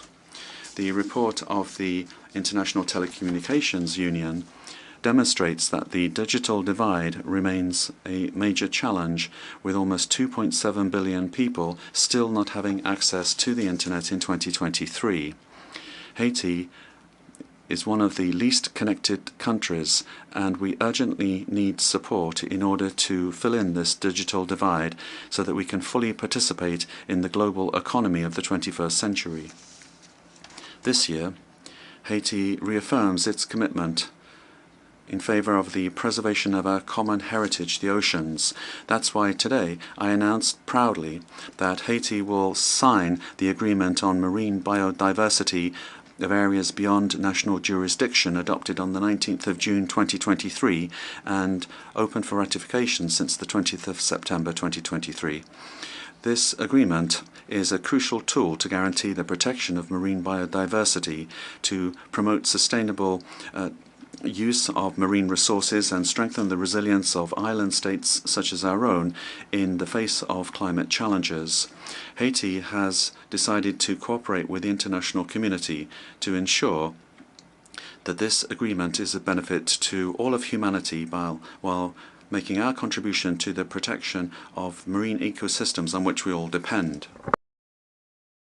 These global challenges can only be addressed through a renewed commitment to multilateralism, through solidarity and collective action. Haiti, despite our difficulties, is ready to cooperate with the international community to overcome these crises and build a future where peace, justice, and human dignity are triumphant. But we can't do this alone. It's only together that we can act to guarantee that no one is left behind. Excellencies, ladies and gentlemen, in proclaiming the independence of Haiti in January 1804, General Jean-Jacques Dessalines, the founding father of our homeland, gave human rights a universal character.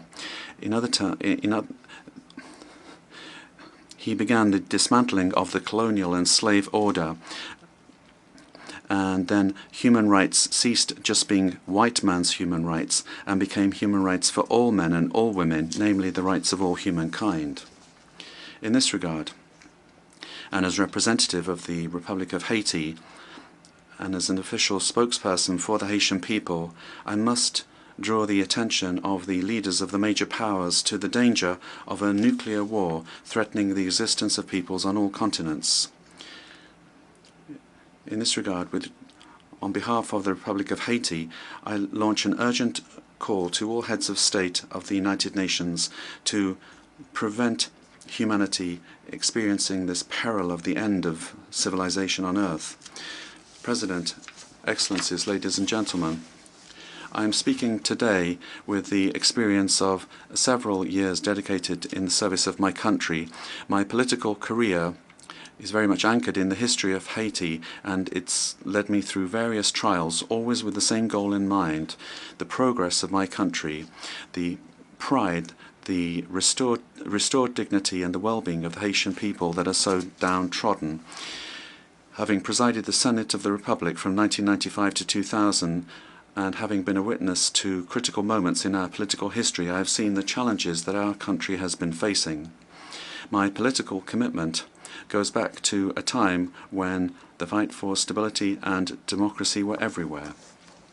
Today, as President of the Presidential Council of Transition, I find myself once again at a key point in the history of Haiti. My career has shown me that resilience and collective willingness are the only ways to guarantee a stable and prosperous future. It is with this vision, this devotion, and the strength given to me by this rich political experience that I am leading the transition, determined to lead Haiti towards peace, security, and participatory democracy through the holding of the National Conference and the renewal of politicians through free, credible, and transparent elections. The Haitian people, despite the challenges that we face, refuses to be overcome by despair. The challenges are unprecedented: devastating violence, political instability that is persistent, a precarious situation virtually everywhere, and a humiliating level of poverty that challenge the Haitian people's capacity for action and their intelligence. In the middle of this storm, we understood that we had to take a brave decision, that of coming together, becoming unified despite deep differences, in order to rise up again in full confidence towards an exit to the multi-dimensional crisis that has been afflicting us now for far too long. The creation of the Presidential Council of the Transition is how we put this decision into force. It's a tangible example of this willingness to become reconciled with ourselves. This council, which brings together organizations of civil society and the entire political spectrum, is the fruit of long negotiations. It is the embodiment of the plurality of Haitian society. Its roadmap is clear: to restore public order, to hold free and transparent elections at the end of 2025, to restore trust in the institutions of the state. In order to do this, we, those that bear responsibility at the highest levels of the state, know that we will need the support of the international community. But first and foremost, we have to be able to count on ourselves, on our resilience, our capacity to overcome differences and internal divisions. It is important to stress that the resolution of Haiti's problems lies above all on the shoulders of the Haitian people. It is our duty as a sovereign nation to take our destiny in our hands and to overcome divisions and together build a future of peace and prosperity. However, this responsibility is not just our own. The international community, the United Nations, the foreign powers that very often played a decisive role in the history of Haiti have also got their essential part to play in this restoration of peace, economic recovery, and institutional development and the establishment of the rule of law.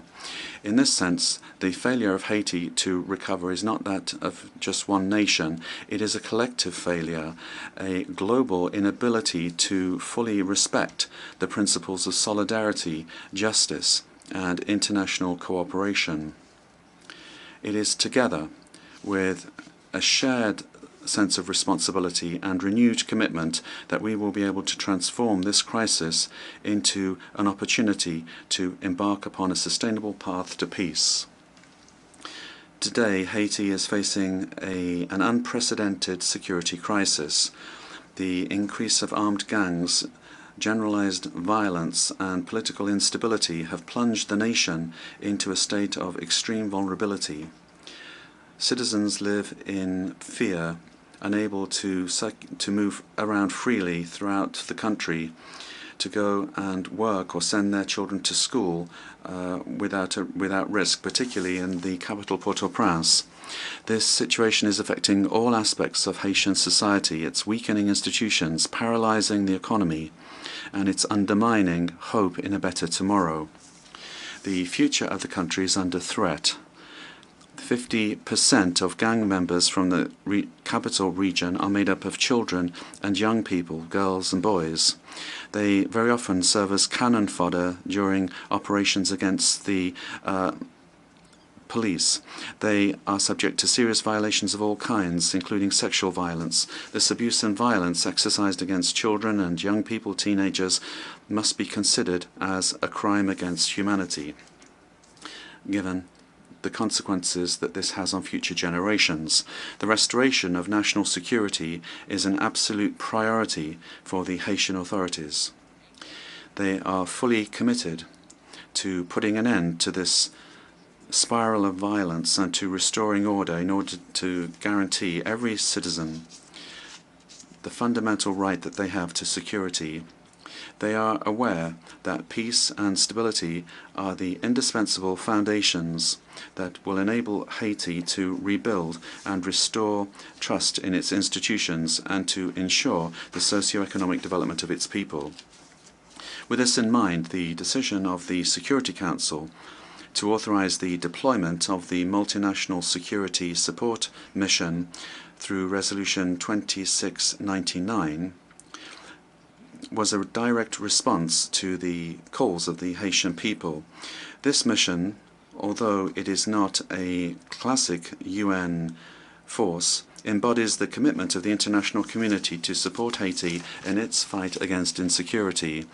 I would like, on behalf of the Haitian people, to express my profound thanks to the contributing countries, particularly Kenya, for having accepted to take on the leadership of the mission, as well as to all countries that have provided their support. The national security forces, with the support of the mission, have already demonstrated tangible results on the ground, making it possible for the population, little by little, to see normal life restored, but a lot still remains to be done. Haiti has hosted several United Nations missions over the last 3 decades, particularly MINUSTAH. Although some of these missions have helped to temporarily stabilize the country, they have also left behind a heavy heritage of consequences. Serious allegations of serious violations of human rights have eroded the trust of the Haitian people. The lack of prosecutions and reparations for the victims have reinforced a sentiment of impunity, undermining the efforts at rebuilding. Nevertheless, it's never too late to act and to learn lessons from the past. By rethinking the approach, we have the opportunity to boost the reputation of international missions in Haiti and to build a future that is better for the Haitian people. It is in this spirit that we would like to see a thought being given to transforming the security support mission into a peacekeeping mission under the mandate of the United Nations. This transformation would make it possible not only to secure more stable funding and to extend the capacity of the mission, but also it would make it possible to strengthen the commitment of member states to security in Haiti. I am convinced that this change of status, whilst recognizing that the errors of the past cannot be repeated, would guarantee the full success of the mission in Haiti. Excellencies, ladies and gentlemen, today I stand before this assembly as the voice of the Republic of Haiti, a country whose history is inextricably linked to the ideals of freedom and justice that we all celebrate here. But Haiti, the first independent black nation of the world, today is the greatest victim of a historical injustice which has not only delayed our development but has also saddled our people with a burden the repercussions of which we still feel today.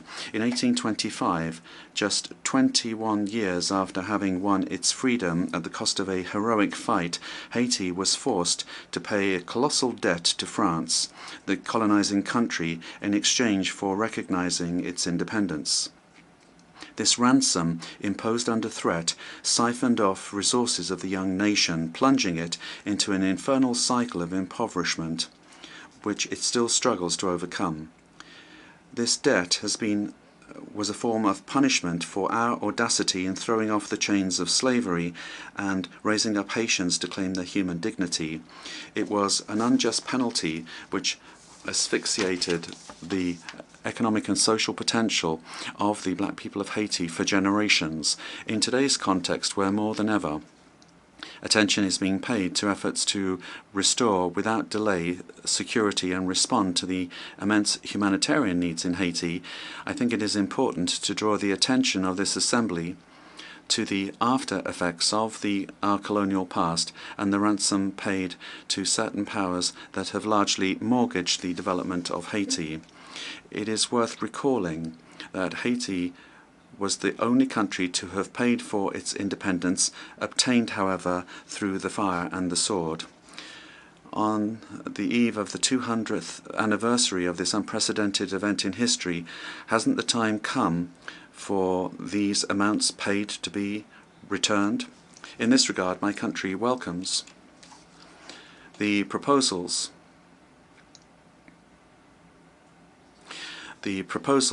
made by a number of governments and also some agencies of the United Nations for specific action with regard to recognition, reparation and restitution for the wrongs of the past.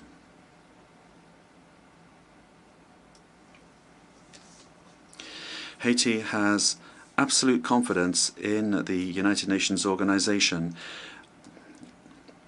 the pillars of which are the fight against inequality between peoples and the maintenance of peace between nations, that it will play its role in order to facilitate dialogue between the victim countries of colonization and the former colonial powers.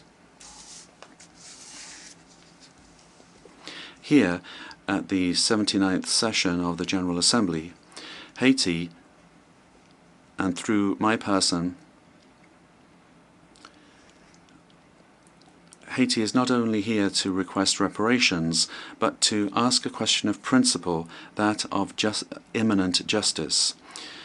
My approach is resolutely committed, structured and well documented. The National Committee for Restitution and Reparation, in cooperation with CARICOM's Restorations Commission, has already undertaken exhaustive work on this subject. We demand recognition of the moral and historic debt and the implementation of just and appropriate reparations which will make it possible for our people to free themselves from the invisible chains of this unjust past. Excellencies, ladies and gentlemen, history teaches us that nations do not rise up in isolation, but by unifying forces in a resolute commitment to build a better future. Haiti, this land that has offered the world a symbol of unshakable freedom and which has helped several nations to throw off their yoke of barbaric colonialism, is not looking for charity, but justice, respect,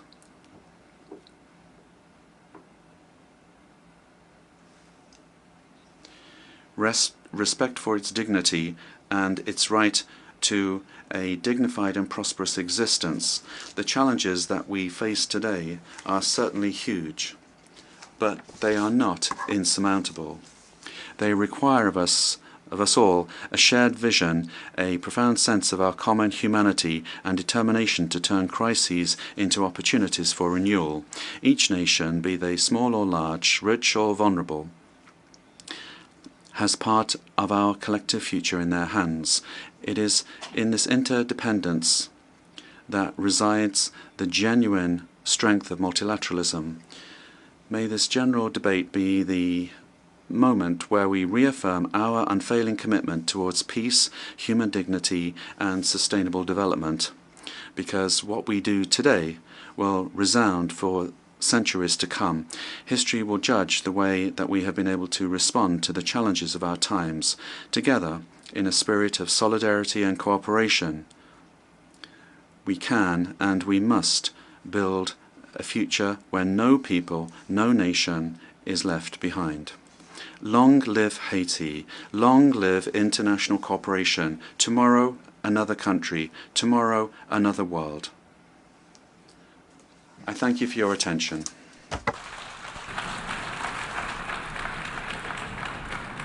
Je remercie. On behalf of the Assembly, I wish to thank the President of the Presidential Council of the Transition of the Republic of Haiti. Seguidamente, la Asamblea The Assembly will hear an address by His Excellency Abdel Fattah al-Burhan Abdel Rahman al-Burhan, President of the Transitional Sovereign Council of the Republic of the Sudan. I request protocol to escort His Excellency and invite him to address the Assembly.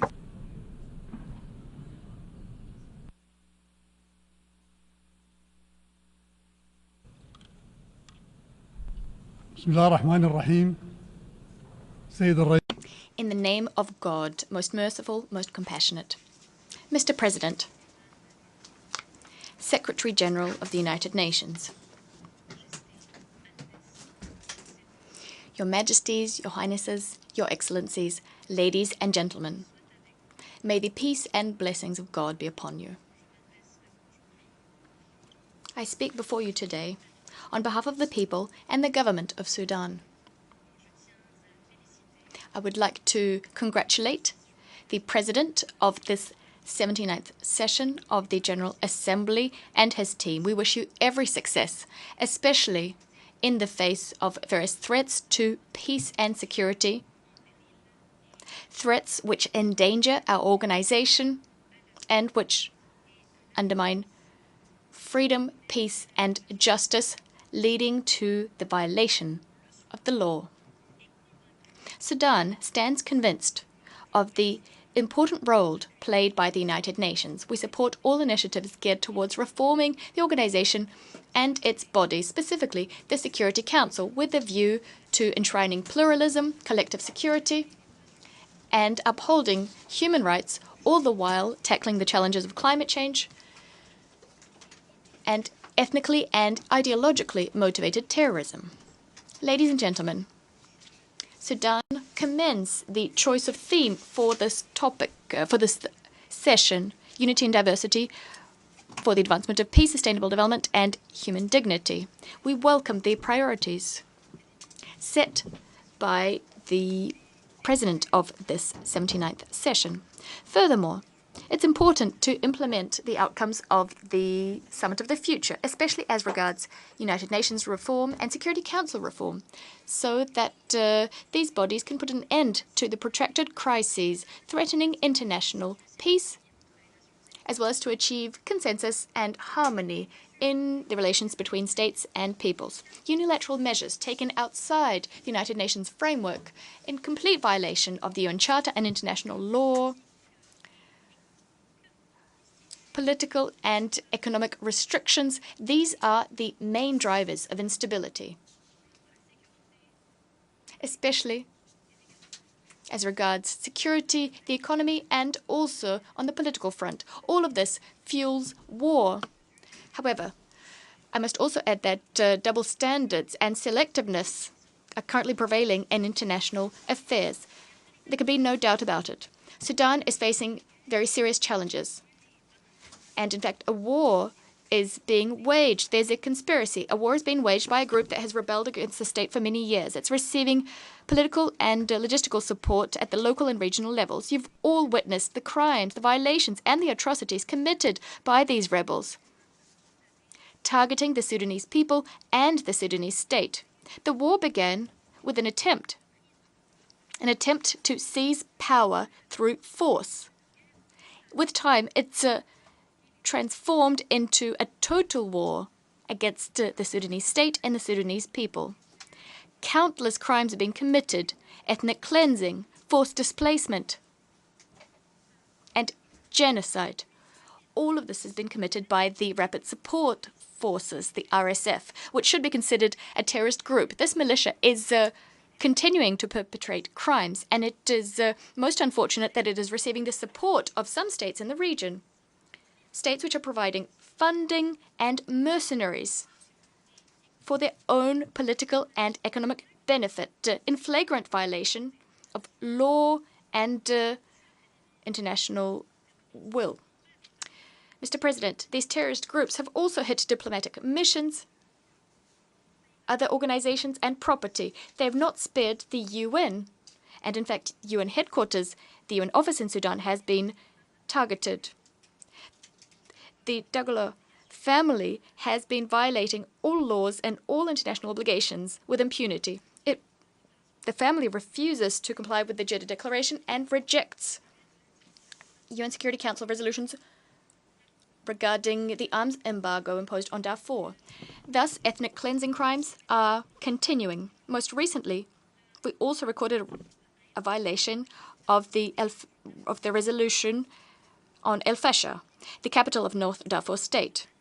This begs the question, why has the international system not taken any firm or dissuasive measures vis-à-vis this group and those who support it?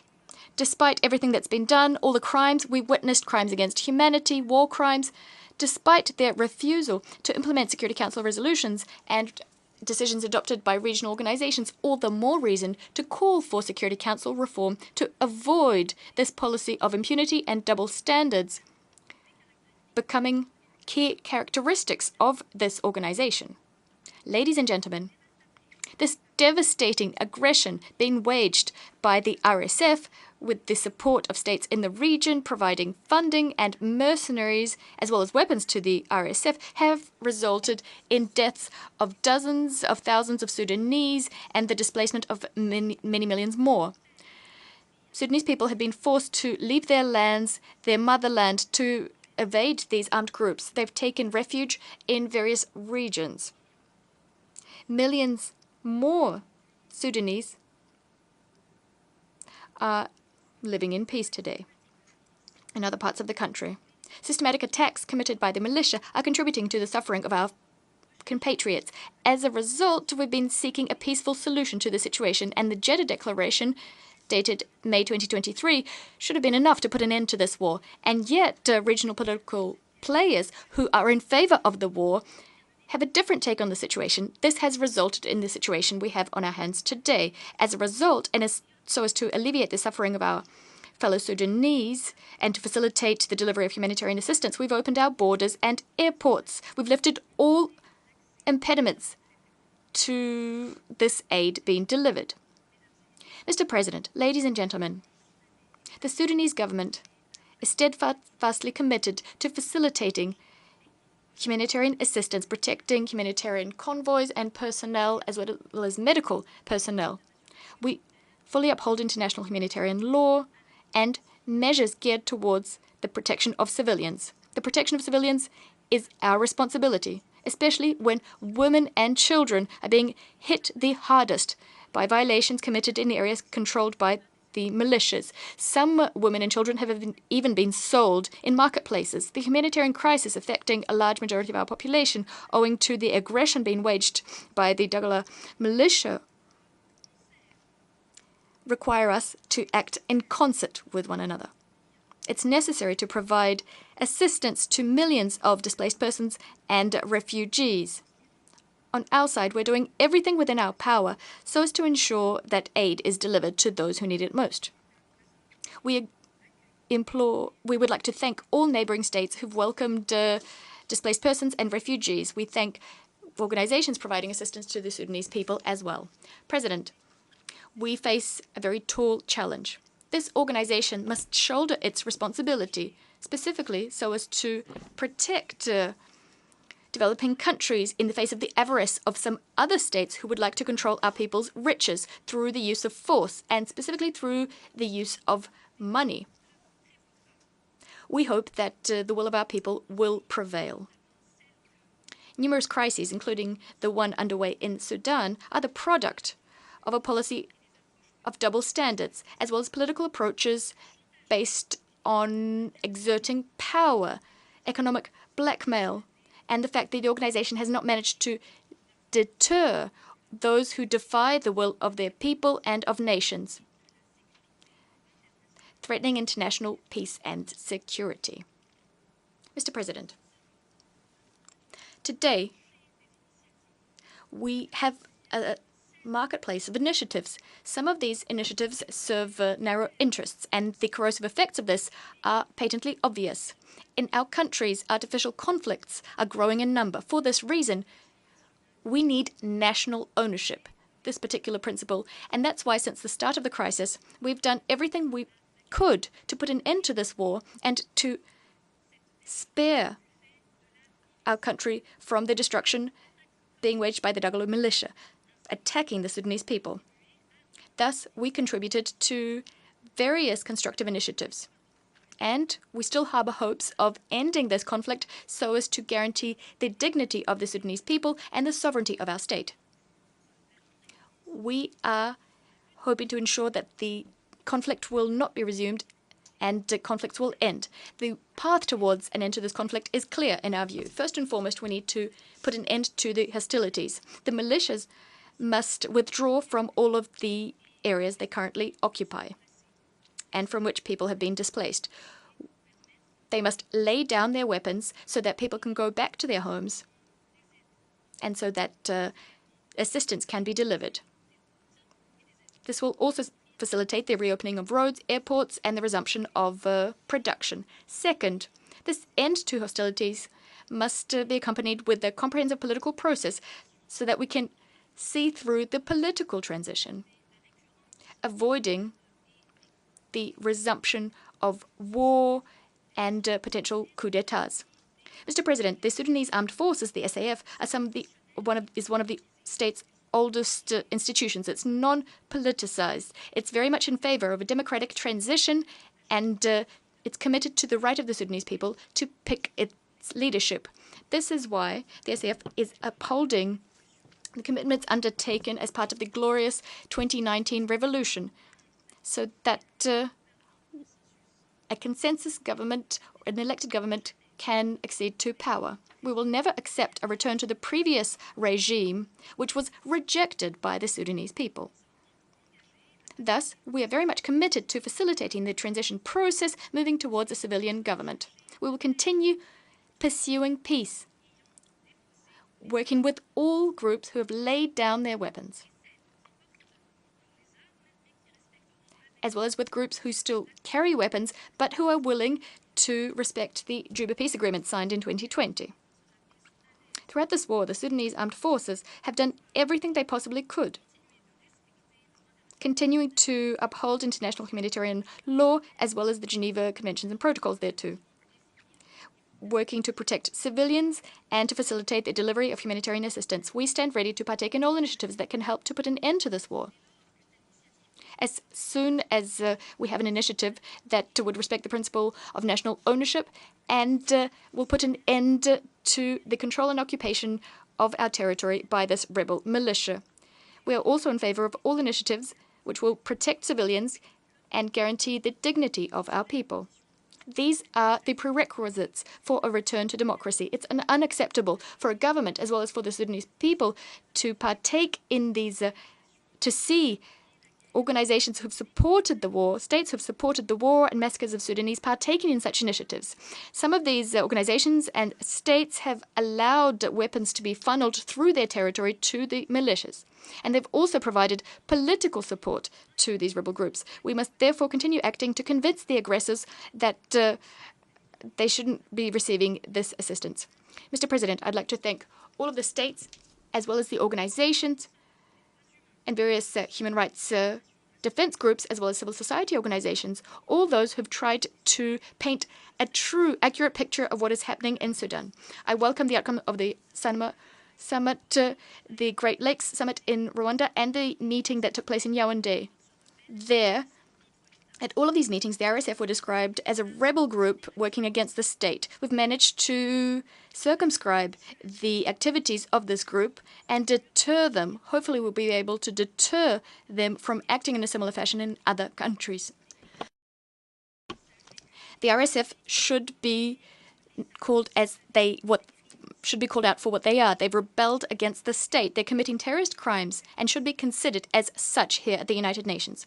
Mr. President, before I conclude, I'd like to reassert our position vis-à-vis the issue of Palestine and the right of the Palestinian people to establish an independent state within 1967 borders.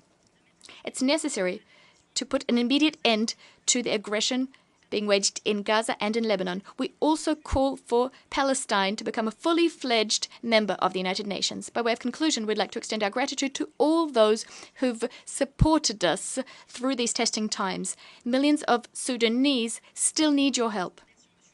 Thank you very much, Mr. President.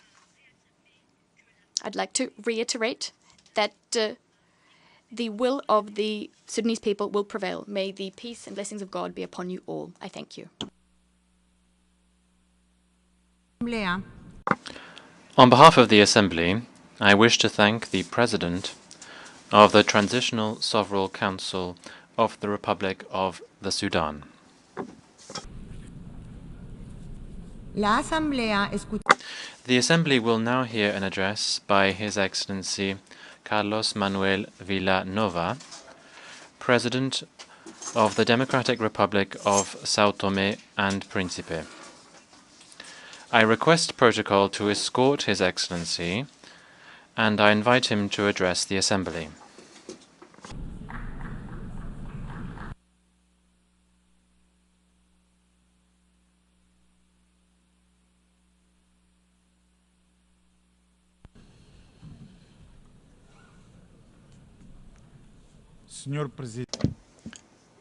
Mr. President of the General Assembly of the United Nations, distinguished head of state and government, distinguished delegates, ladies and gentlemen.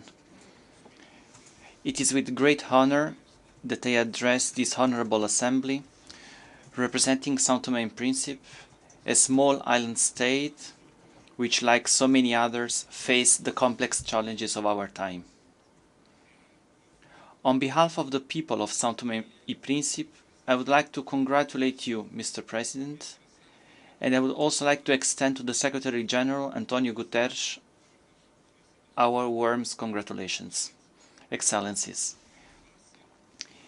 it is easy for me, as it is for anyone present in this Assembly, to say that what stands out in relation to international issues is the uncertainty and insecurity that marks both the present and the future.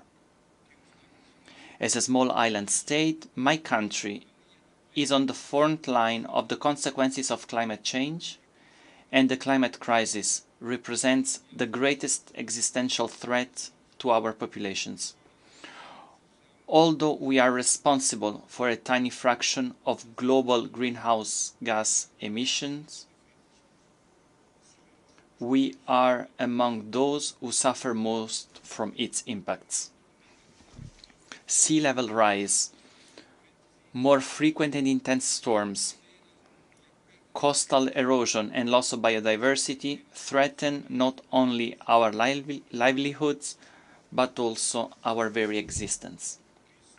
It is therefore imperative that the international community strengthens its commitment to the Paris Agreement and ensures that the voices of the most affected nations, like ours, are heard and integrated into concrete actions. We call for global action that is not only ambitious, but also urgent. COP29 on climate change, to be held next November in Baku, Azerbaijan, will be a crucial opportunity to reaffirm the collective commitment to limit global warming to 1.5 Celsius. However, commitments have not been sufficient. We need concrete, immediate actions to mitigate the impacts of the climate crisis. We call on the largest emitters to meet their historical and moral obligations by drastically reducing their emissions and honoring the climate financing promised to developing countries, which are paying the price for a crisis they did not cause. In addition, we call for an expansion of financing mechanisms for adaptation, as we need to strengthen our resilience. We are already investing in innovative adaptation solutions, such as sustainable use of our marine resources and the implementation of renewable energies. However, our efforts need to be scaled up, and this requires the support of the international community. Ladies and gentlemen, the Sustainable Development Goals (SDGs) remain a beacon for our progress. For us, sustainable development is not a choice, but yes, a necessity.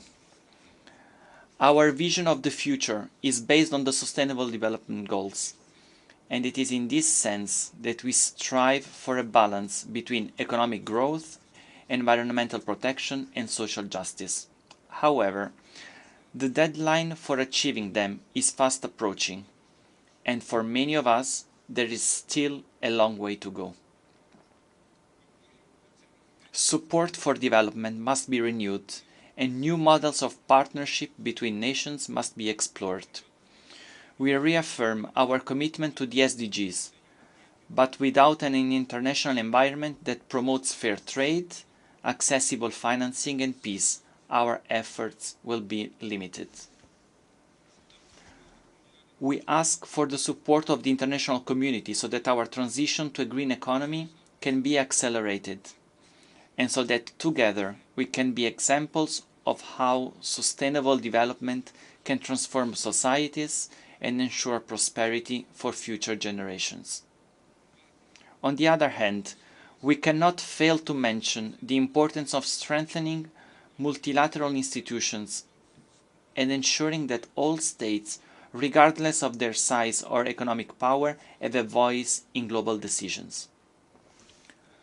Multilateralism is our best tool for tackling collective challenges that transcend borders.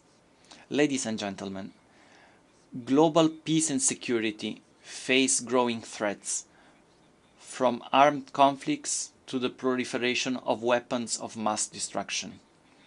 The African continent continues to be the scene of protracted conflicts that result in deep and unacceptable suffering. These conflicts demonstrate the need for greater diplomatic intervention and African solutions to African problems. Sao Tome and Principe calls on the international community to step up efforts to mediate and support the peaceful resolution of conflicts in Africa while respecting the sovereignty of nations. Peace is the foundation on which we build development. Unfortunately, we continue to witness the escalation of conflicts in various parts of the world, such as the recent worsening on the situation in the Gaza Strip and Lebanon.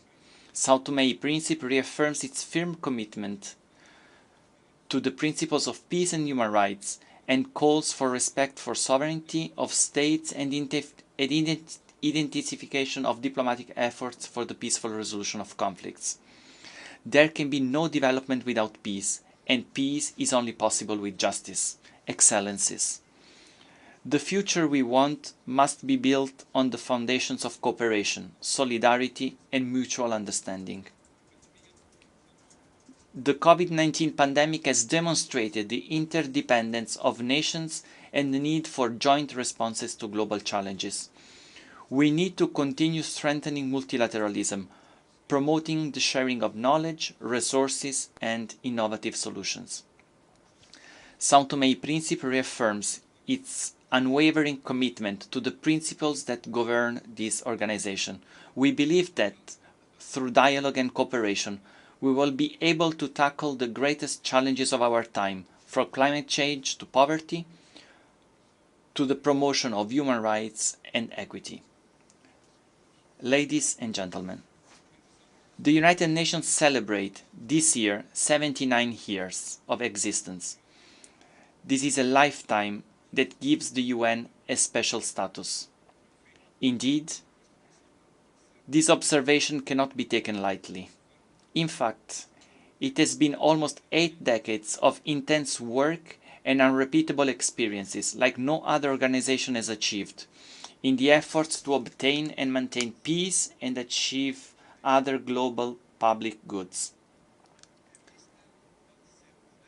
On this occasion, we must praise the inescapable commitment of the Secretary General, whose action on all fronts touches us deeply. Faced with our persistent dilemmas, it is imperative that we bring a new content of hope to the world stage. This is an unavoidable objective and role of the United Nations, but this mission is also ours. The world's current affliction is not inevitability. If we empty the United Nations and if each state incurs the spirit of each fighting for itself, then the result will be to live with no answer global problems such as wars, economic crisis, environmental crisis, and other ills. The world has changed since the creation of this organization. The international system, like its institutions, must evolve to reflect the realities and needs of today. We advocate for the reform of the United Nations Security Council to make it more representative and effective in its mission to maintaining global peace and security. The multipolar world we live in today demands a more inclusive and dynamic UN. In saying this, I emphasize the need to think of Africa as a part of the world. We cannot continue with a Security Council that reflects the power structures of 1945, a period when most of the current African states were still under colonial rule and therefore had no voice in international affairs. This underrepresentation of the continent is also evident in other structures of global governance, such as the international financial institutions, and we urgently need to change this.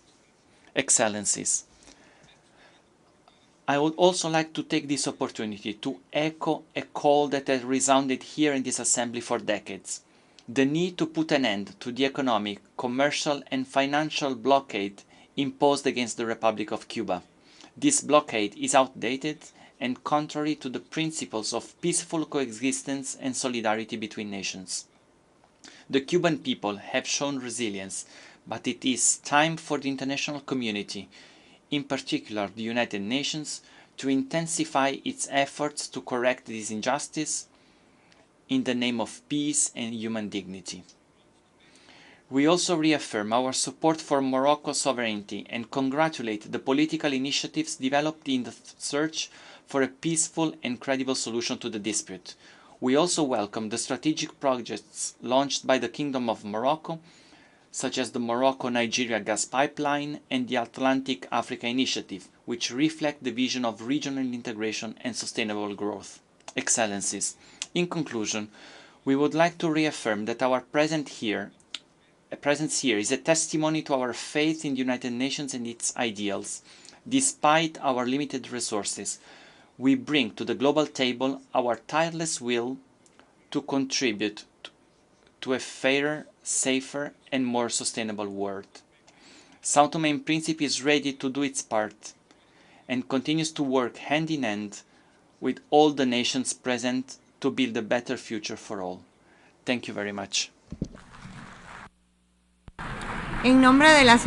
On behalf of the General Assembly, I wish to thank the President of the Democratic Republic of São Tomé and Príncipe.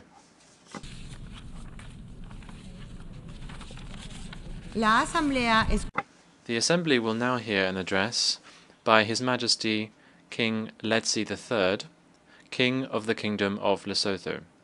I request protocol to escort His Majesty, and I invite him to address the Assembly.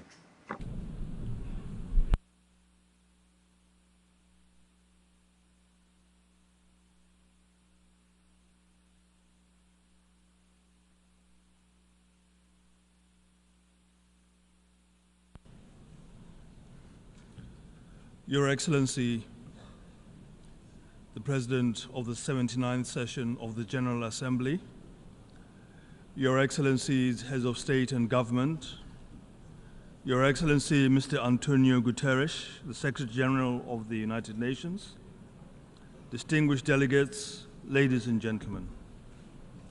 Mr. President, I wish to congratulate you on your well-deserved election to the office of President of the 79th session of the General Assembly. I'm confident that with your vast experience and wealth of knowledge, you will successfully guide the Assembly to live up to its commitments. I therefore assure you of my delegation's full support and cooperation in all your endeavors. I would also like to pay my tribute to your predecessor, Mr. Dennis Francis, for the excellent manner in which he discharged his duties as President of the Assembly during the 78th session. To Secretary General Mr. Antonio Guterres, I express my country's deep gratitude and unwavering support for your exceptional work on behalf of humanity, especially amidst the significant challenges facing multilateralism today.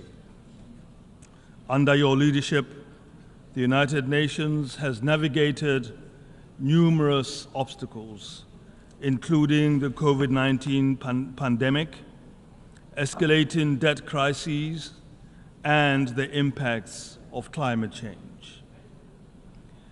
In your address to the General Assembly, you highlighted the importance of peace within communities, peace with justice, peace with dignity, and peace with nature, emphasizing that building peace is humanity's greatest responsibility.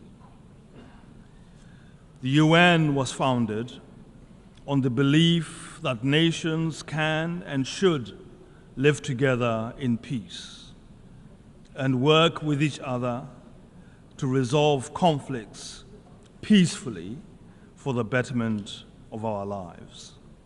It also established the framework for justice, respect for international law, and the promotion of global socio-economic development. As the UN celebrates its 79th anniversary this year, we must reaffirm the enduring conviction of our founders and reassert their sense of purpose. As I stand here today, I resonate with these sentiments, drawing from our nation's history and experiences. This year, Lesotho commemorates 200 years since the founding of the Basotho Nation, with the pinnacle of this celebration occurring on the 4th of October. What, then, can we, as a smaller nation, contribute to the global discourse on peace? Mr. President, Lesotho was founded on the principle of peace, kgotso. Our founder, Morena Moshoeshoe I, cherished peace as one of his core values. Writers and researchers have described him as, and I quote, "no common man," as someone who stands out clear in the light, original, able, enlightened, and upright.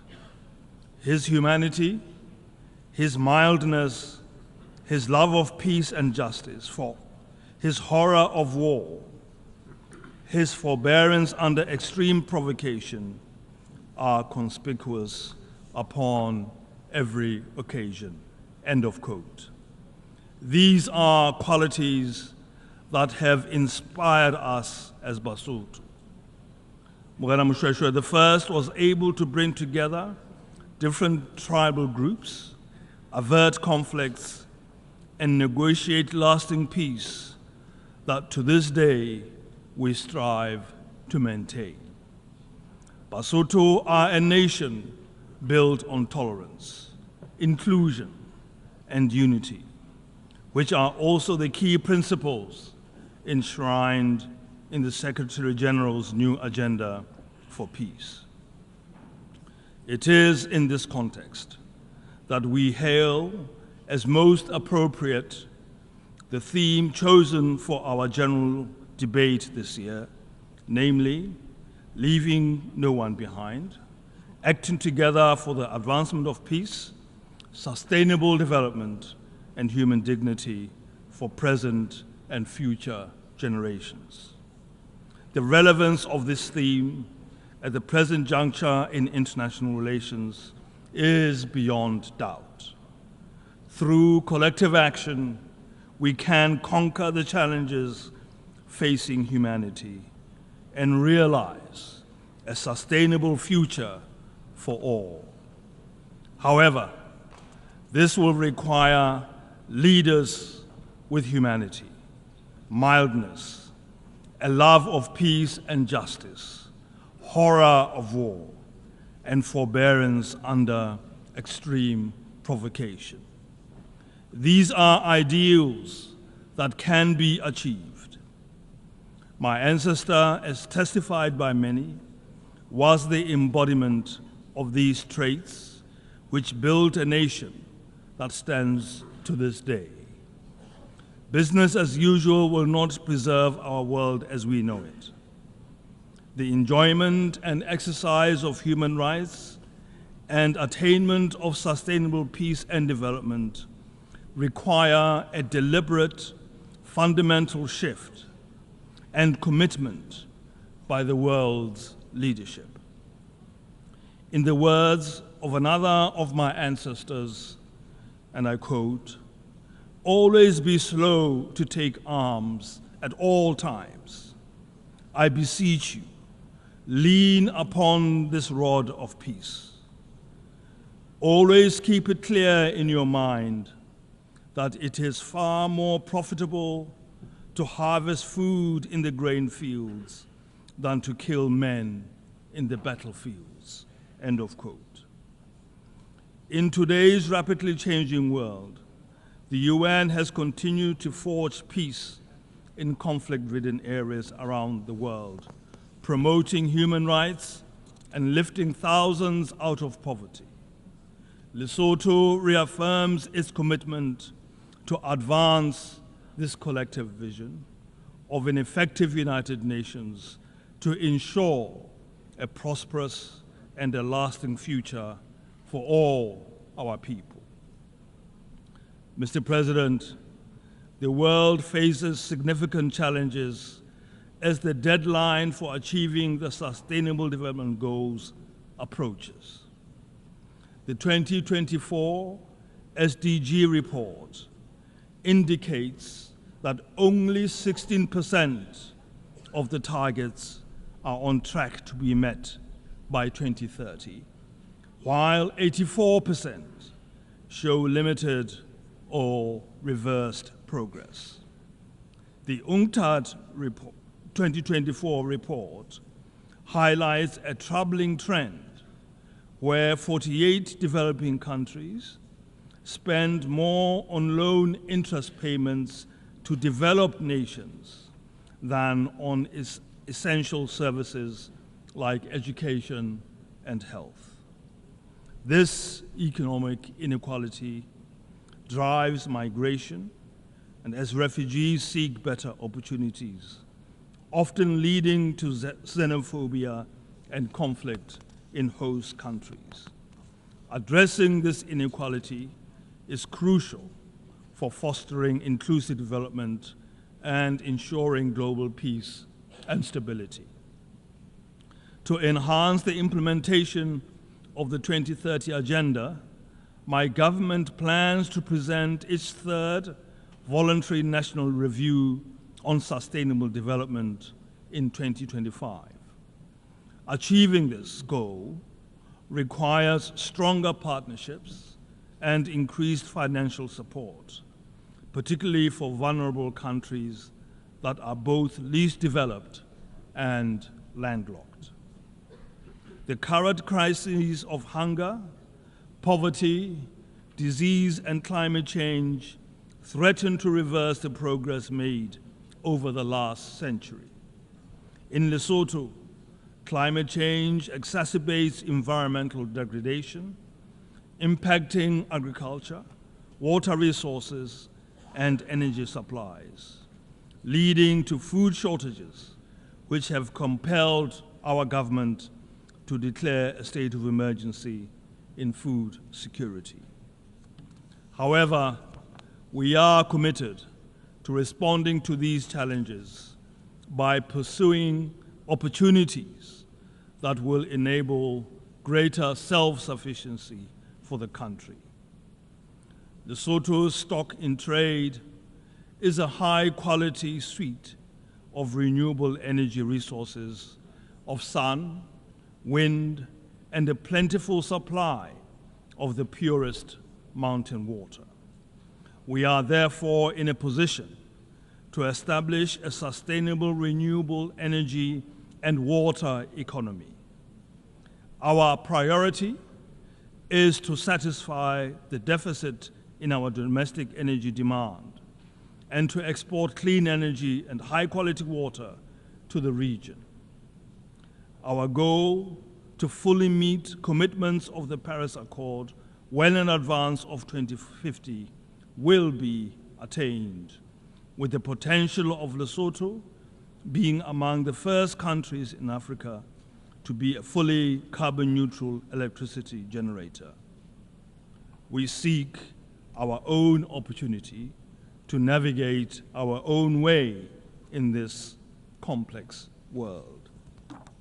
Mr. President, it is essential to restore dignity and hope for women, youth, and marginalized communities who continue to experience a disproportionate level of vulnerabilities and disadvantages. Gender equality and the protection of women and girls from violence are fundamental human rights that must be prioritized. The government of Lesotho has implemented policies and laws to address these issues in line with regional and international commitments. Additionally, we continue to combat diseases like HIV/AIDS, achieving significant progress with 95% of those living with HIV knowing their status, 94% receiving treatment, and 98% of those on treatment virally suppressed. Since 2010, we have successfully reduced new HIV infections by 74%, demonstrating our commitment to public health and social equity. Mr. President, global peace and security are under threat from terrorism, illicit arms flows, organized crime, cybercrime, and financial crimes, hindering progress towards sustainable peace. This worrying state of affairs demands collective and resolute action to protect global peace, security, and stability for the benefit of all humanity. Mediation has proven effective in saving lives, minimizing resource costs, and preventing infrastructure destruction while facilitating reconciliation between opposing parties. Despite the UN's focus on peaceful dispute resolution, political tensions among member states have limited its mediation efforts. It is therefore essential for the UN Security Council to take a proactive leading role in the mediation of disputes. To achieve this, the Council must adopt a multilateral approach, as we believe this is the only way to ensure transparency, impartiality, and a sense of ownership of the mediation process by the wider UN membership. For this reason, we warmly welcome the Secretary General's new agenda for peace, which emphasizes the urgent need to rebuild mechanisms for managing disputes and enhancing trust among member states and regional frameworks. Mr. President, respecting and upholding human rights is a fundamental obligation of all states as outlined in the United Nations Charter. Self-determination and independence are essential rights that should be accessible to all people. We urge the full implementation of United Nations resolutions aimed at ending all forms of colonialism and occupation, particularly emphasizing the need for the self-determination of the people of the Western Sahara. Mr. President, the situation in the Middle East, especially the ongoing human rights violations in Gaza, requires urgent attention. We renew our call for a ceasefire, as both the General Assembly and the Security Council have repeatedly advocated for one. The high cost of war is a burden humanity should not bear. We believe in a two-state solution that allows Israelis and Palestinians to coexist peacefully and securely. Genuine dialogue and mediation, respecting the rights and concerns of both parties, are crucial for resolving the Palestine question. Additionally, we call for a mediated solution to the unilateral coercive measures on Cuba, as the international community has consistently demanded the lifting of the economic and commercial embargo. Cuba, like all member states, deserves the right to participate freely in international trade. And we also reiterate our call for the lifting of sanctions on Zimbabwe.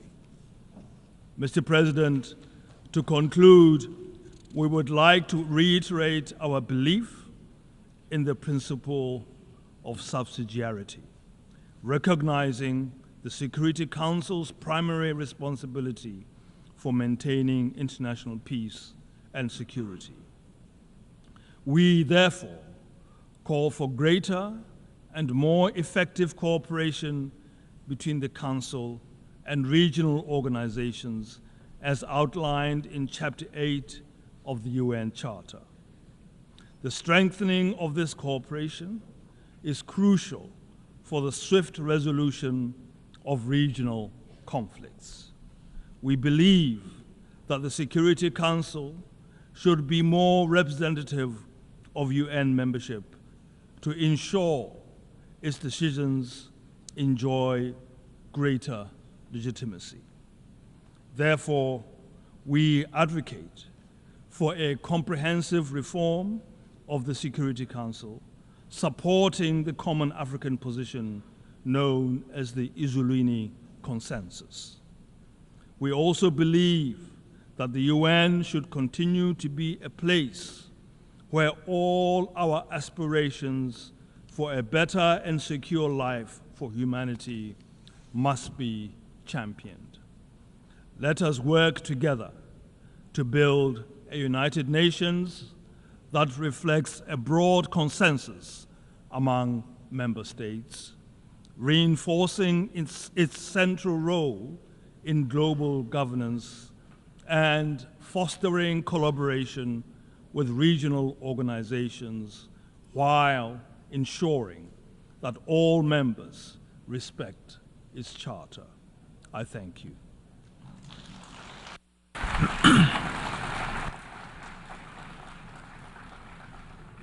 On behalf of the Assembly, I wish to thank the King of the Kingdom of Lesotho.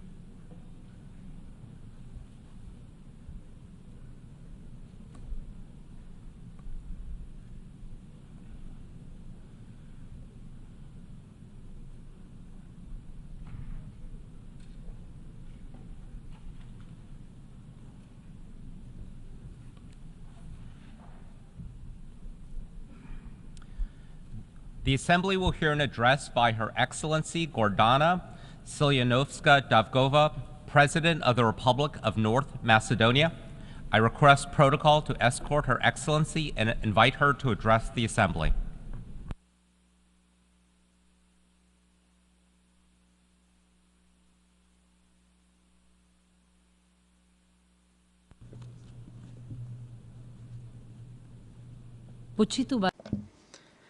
Distinguished President of the United Nations General Assembly, esteemed Excellencies, ladies and gentlemen. Those more familiar with the Macedonian case know about the Scylla and the Charybdis that my homeland, the small Balkan state, has passed through and is still passing through. Although indirectly, as one of the 6 constituent Yugoslav republics, we participated in the creation of the United Nations, yet, upon its admission to the United Nations in 1993, we faced a great injustice.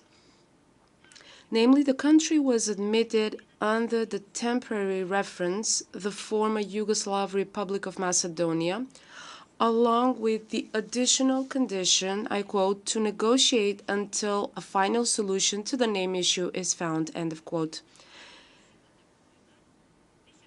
In 2018, we ratified and signed the Prespa Agreement, a process that was followed by an unsuccessful referendum and constitutional changes, following which the Republic of Macedonia legally and formally became the Republic of North Macedonia.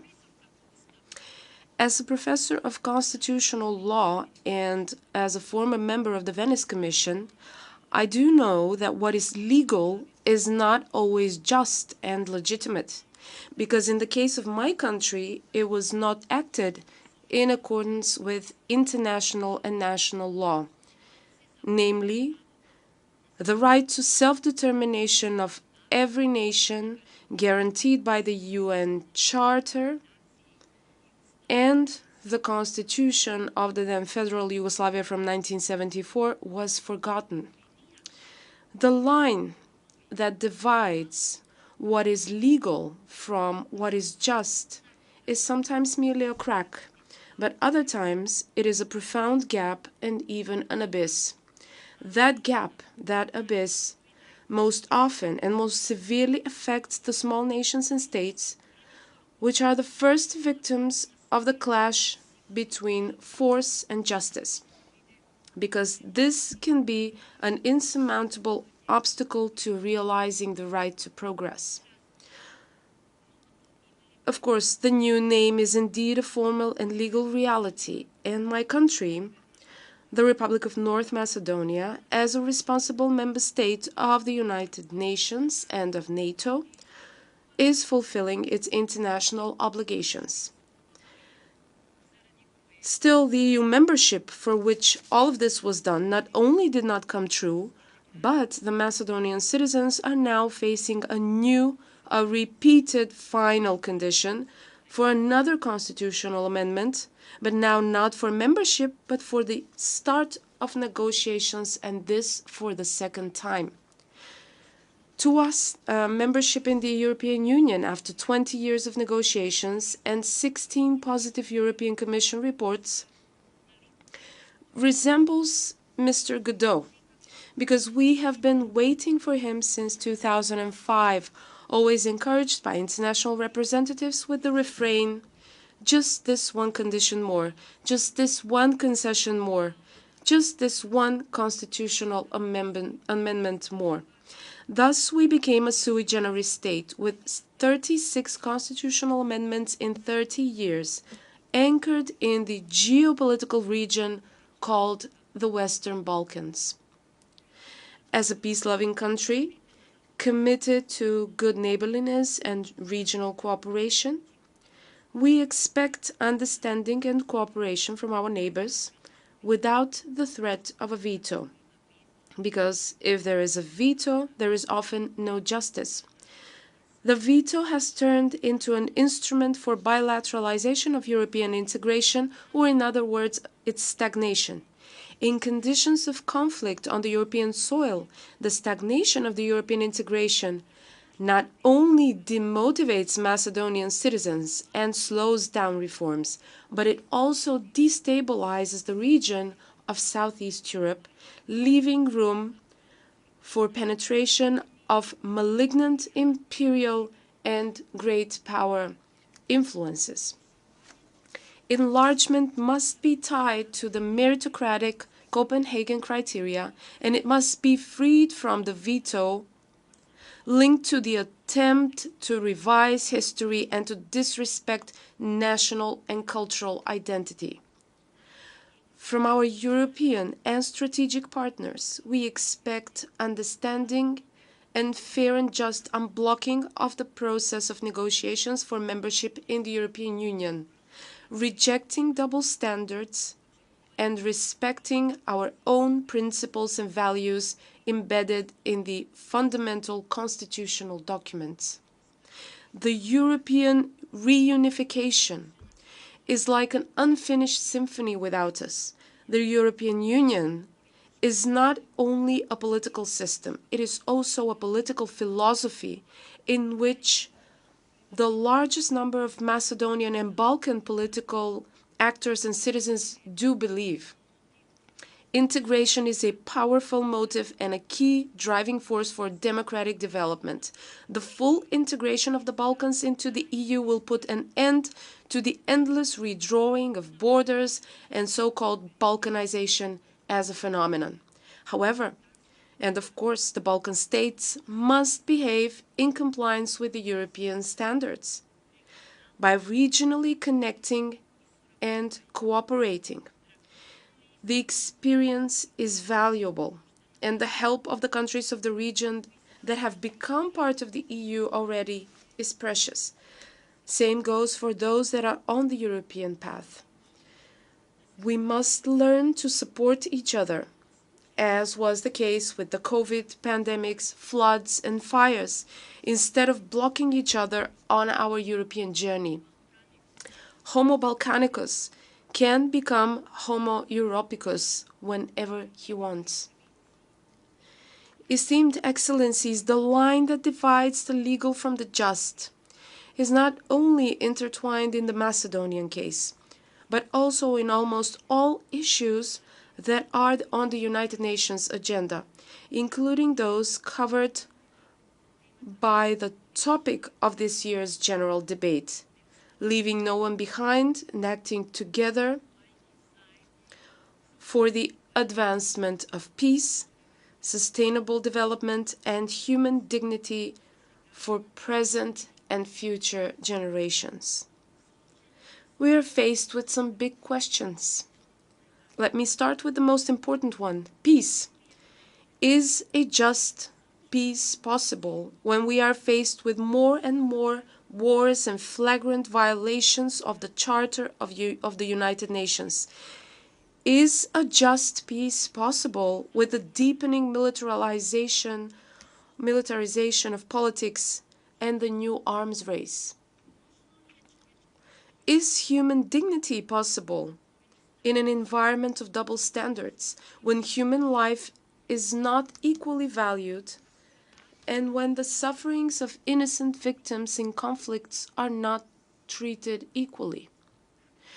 How can we achieve a fair and just development plunged into the race for profit at the expense of the nations and of the planet, when global public resources are sacrificed, marginalized, stuck at the periphery, forgotten in national and corporate policies and actions?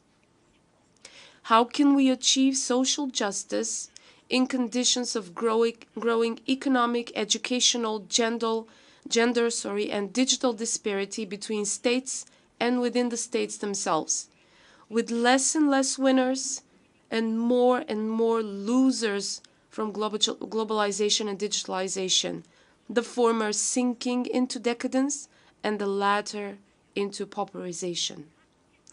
How will we ensure generational justice if we continue with the irresponsible and uncontrolled exploitation of limited resources? How will we create a safe and sustainable future for our descendants if we continue with ecocidal production practices and consumer habits that leave a world choked with air pollution, poisoned with pesticides, and littered with plastic. With the alarming level of greenhouse gas emissions that are rapidly leading to climate change with catastrophic consequences, can we even talk about responsibility, or should we start thinking about survival or our ability to live? The main problem is that all those injustices are systemic, which means that if they are not legalized, then they are tacitly tolerated. What is legal, unfortunately, is not always just and moral, if I may say this once again. Why is this so? In the most famous dialogue about power and justice, Thucydides recalls that justice is a word that has value in disputes between men only when both sides are of equal strength. In other cases, the strong do what they can and the weak what they must. However, the United Nations exist to ennoble this cruel Thucydidean world by securing legal equality among nations, taming the power of the great, and protecting the smaller nations. This legal equality is a prerequisite for achieving the highest goals of the United Nations: peace and security, human rights, and sustainable development. The United Nations exist to bridge, or at least to narrow, the gap between the legal and the just. We are facing a big challenge. How can the legal become just? Or how can the just become legal? And how can the legal and the just be implemented? Respected attendees, there are no simple, inexpensive, and painless solutions to this dual challenge. Here, in the solemn hall of the General Assembly, for years world leaders have shared their experiences and disappointments from the United Nations, which, not infrequently, oscillate between two extremes: utopian optimism on one hand, and nihilistic pessimism on the other. Still, reality is complex and contains both successes and failures. The United Nations have prevented another world war, but they failed to prevent and preclude regional conflicts, including the war in Ukraine and the bloodshed in the Middle East, the scenes of which resemble Picasso's Guernica. The World Organization has lifted millions of people out of poverty, but it still fails to eradicate hunger. With the right to self-determination, it accelerated the process of decolonization, but failed to bridge the gap between the rich North and the poor South. The United Nations are the main driver for resolving global security, migration, health, environmental, energy, and climate crisis, but hardly any of them are fully and justly resolved. The resolutions of this very General Assembly reflect the will of the majority of nations, but are not always consistently respected. The International Court of Justice is the ultimate instance of justice between states, and yet its judgments are not always implemented or even treated as advice. The world is going through a turbulent geopolitical, economic, scientific, technological, and industrial transformation in which man has a huge impact on the planet. I fear man is destroying the Garden of Eden and will be kicked out of it again unless the UN supports him. But the competencies, structures, and procedures of the United Nations seem to have been frozen at the time of their founding in 1945. Instead of increased cooperation and action on pressing issues, the geopolitical rivalry and the new arms race are intensifying, that are rapidly pushing us towards a state resembling a new Second Cold War and Orwell's World II. We have rarely needed the United Nations so much as we do today, and yet the United Nations have rarely been as politically marginalized as they are today. Ladies and gentlemen, dear colleagues, to overcome this political marginalization, what we need is a new spirit of multilateralism that will alleviate geopolitical rivalries and will increase the trust and cooperation among states around shared challenges. That multilateralism rests on 3 pillars. The first pillar is the consistent compliance with the Charter of the United Nations and international law, which exists to protect the weaker from the predatory instincts of the stronger. In this context, the Macedonian state firmly perseveres on the stance that territorial claims and the attempt to acquire territory by force are a flagrant violation of the Charter of the United Nations. When dangerous precedents go unchallenged, they transform into tolerated practices that threaten world peace and security. Therefore, we support efforts for a sustainable, just, and lasting peace in Ukraine based on international law, including the UN Charter. In that regard, we fully complied with the common foreign and security policy of the European Union. This is important to us, since wars and conflicts also affect peace and stability of Southeast Europe and the Western Balkans. Multilateralism also depends on the respect of international treaties.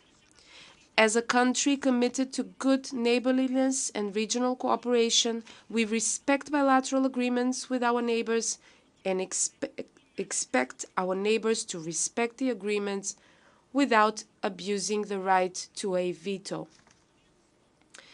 The second pillar of multilateralism is consistent implementation of the Sustainable Development Goals and the related Paris Agreement and the Sendai framework for disaster risk reduction.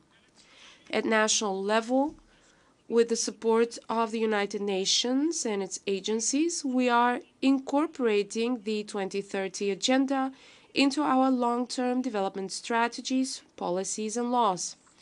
High on our agenda are climate action and green and just transition, gender equality, and fight against discrimination against women and girls, as well as inclusion of young people in decision-making processes.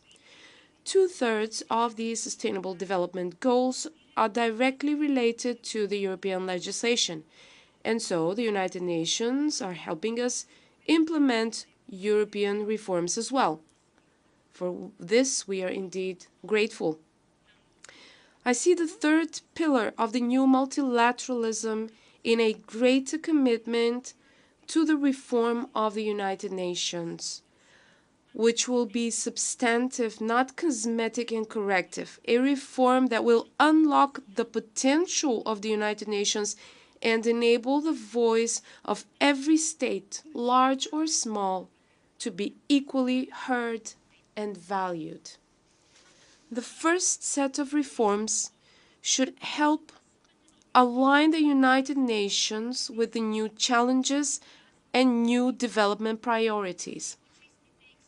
The more frequent extreme weather phenomena caused by climate change are just a prelude to what kind of future awaits us and our descendants if humanity's attitude towards nature and the planet does not fundamentally change. We need a new social contract, as per Rousseau, but also a natural contract, as per Michel Serra, based on which we will treat nature as a partner. The second set of reforms would cover the structures and procedures of the United Nations, starting with the voting rules, through financing, up to the autonomy of the Secretary General. As I said, if there is a veto, there is often no justice. It is an undisputable fact that the right to a veto is legal, but the question is, how just is it? If and when it is used to paralyze processes on which the attainment of the goals of the Charter and the expectations of the people of the world depend. It is necessary for the General Assembly to be given a greater role in decision-making as a representative body of the nations in the spirit of the legitimacy of the Security Council springs from the General Assembly, so it should function as a kind of coalition government of nations. The third set of reforms would strengthen the United Nations mechanism to protect vulnerable populations and groups, which is especially important today when the number of victims and refugees is at its highest level since World War II. Respected attendees, next year, 2025, we will celebrate the 80th anniversary since the founding of the United Nations. This year is the last call. The United Nations will either become an engine that moves the world towards a more humane, a more just and sustainable order based on inclusive and accountable governance, or it will be reduced to a passive bureaucratic structure completely dependent on the main actors in the geopolitical processes and relations. Only a fundamentally reformed United Nations can bridge the gap between the legal and the just, and thus contribute to a truly transformed world in which no one will be left behind and forgotten.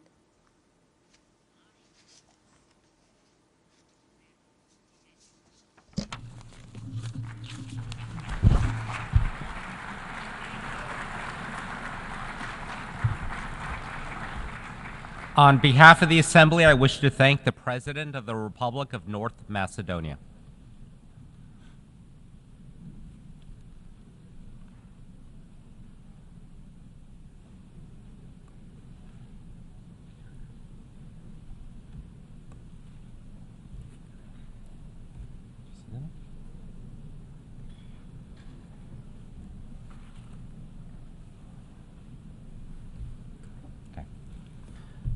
The Assembly will hear an address by His Excellency Luis Lacalle Pou, President of the Eastern Republic of Uruguay.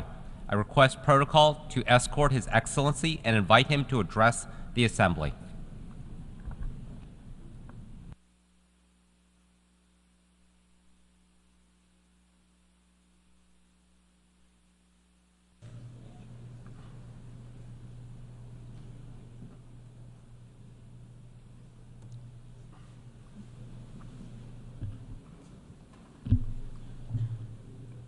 Buenas tardes para todos. A very good afternoon, everyone. I would like to greet everyone here, all delegations. Today is my last speech here as President to this Assembly, and I would like to take this opportunity to greet everyone here, and in particular the delegation of Uruguay, who has worked so hard here at the United Nations. As is my last statement, I was looking over the previous statements I had delivered, And in these previous statements, there was a common thread. And this is in line with how I see my vision for our country and how states relate between each other.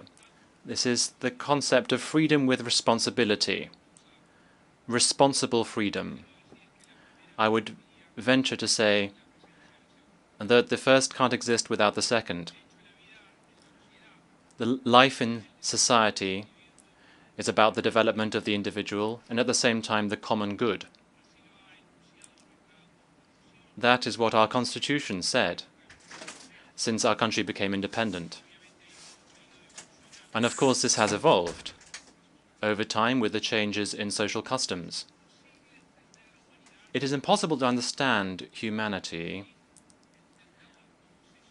without understanding the concessions that the individuals make for the common good.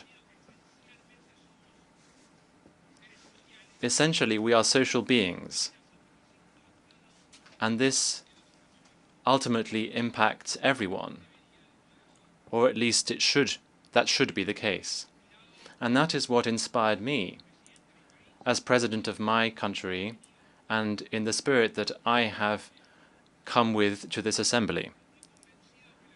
I am convinced that globalization will only continue further, and this represents an excellent opportunity to understand ourselves better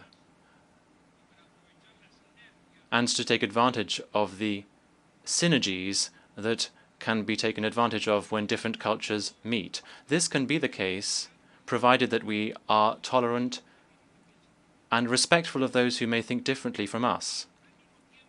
At the same time, we must also deepen the criterion of freedom and justice, in particular here at the international stage. For this to be possible, we must all make this effort as far as we are able to. The effort to make concessions, of course, that doesn't mean the loss of freedom or independence or the loss of any sovereignty. At the same time, we also need to have fair mechanisms where international law is applied to all equally, regardless of the country's size and regardless of the country's economic power.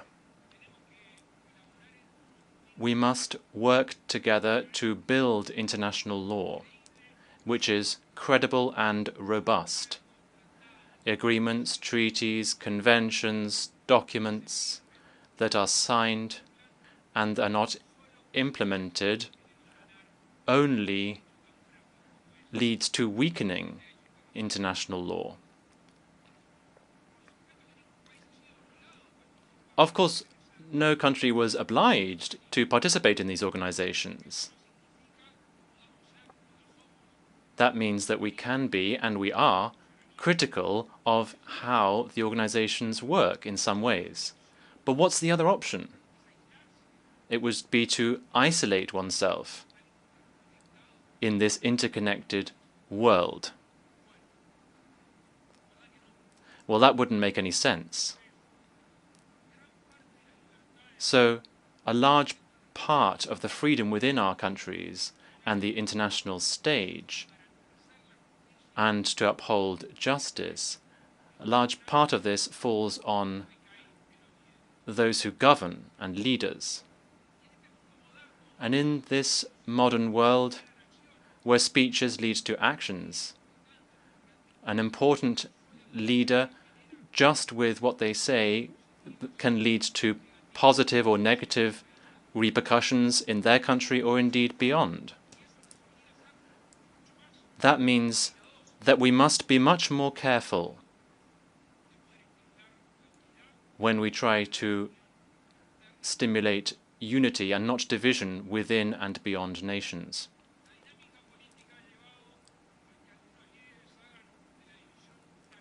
Politics has meant that some leaders have used division as a tool to reach power and to stay in power.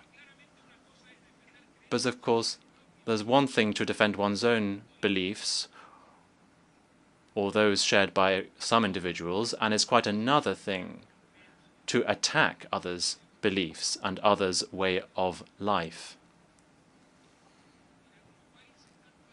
In some countries, formal democracy in terms of elections, constitutions, and laws, such as the material, which is the material democracy that citizens experience on a daily basis, sometimes when that is weakened, that means that people's freedom can be affected. And I cannot ignore to mention what is happening in Venezuela. Among other things, because this isn't a new position that we are taking. Fortunately, we have always been far from this authoritarian regime, this intolerant regime, which has attacked freedom and the common good. We all know what has been going on for quite a while in that country. And many governments and many global leaders have turned a blind eye. And for a lack of interest, some of them, or unfortunately because of their interests, for some. I'm not going to go into the situation of the elections. Ultimately, one has to call out the regime and the situation of the elections, and not just the distorted electoral process. This also has to be done in terms of the political persecution that is going on and the violations of human rights and arbitrary detentions. I know that many heads of state and government have spoken about this. It seems to me that now is the time to act. We need to act for Venezuela and for the Venezuelan people. And also, if the international community tolerates these attitudes, then we'll just wait to see what the next country would be that would be subjected to a similar fate as the Venezuelans are.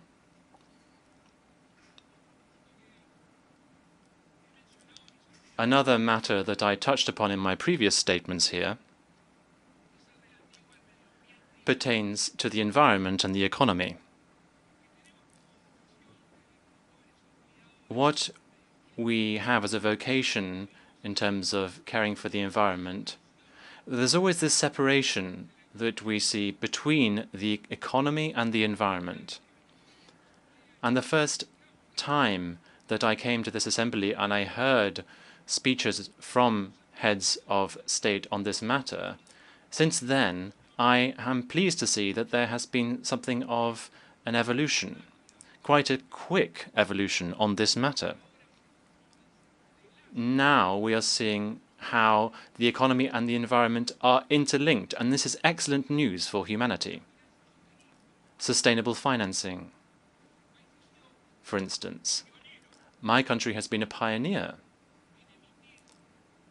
in issuing instruments such as green bonds or access to loans, where fulfilling environmental goals and caring for the environment is tied to these financial products according to performance.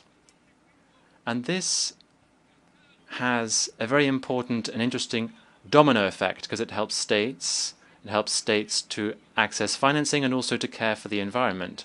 But also governments can then reward producers and those in industry for good behavior, for caring for the environment and for creating a clean economy. And ultimately that will lead to greater benefits in the future. I mentioned a few minutes ago the concept of justice and international law. Now this law is applied differently in different cases. There are countries who pollute, and we see some countries who are making major efforts to try to improve their environmental situation. In order for this path to be sustainable in the medium and long term, the goals domestically should be fulfilled for each country, and at the same time, countries need to shoulder economic commitments. And in addition to just undertaking commitments, they have to fulfill them, because in the absence of this implementation, ultimately that would lead to a loss of stimulus in caring for the environment. Lastly, I just wish to mention one other point that I have also touched upon previously. And on this there hasn't been much positive change. I'm convinced that it is not possible to fully enjoy freedom in the international community if there isn't the freedom of trade, if there isn't free trade. Protectionism has hindered the development of our peoples. It has led to a vicious cycle where isolation is being stimulated and protectionism is being stimulated given these barriers that are being erected. We have to aim for a more open world for other countries' goods and services, and that does not in any way mean neglecting the domestic economy. It is possible to have open-facing policies in terms of trade and also stimulate the domestic economy. We have to build a more open world if we really believe in the equality of opportunities. The reverse case would be clear. That is to say, we would not be able to generate wealth and generate jobs, and ultimately not be able to generate prosperity if we do not do this. I wish to repeat today a concept that I mentioned in one of my previous statements to this Assembly. We are all one. I, at that point, was referring to the lessons of the pandemic.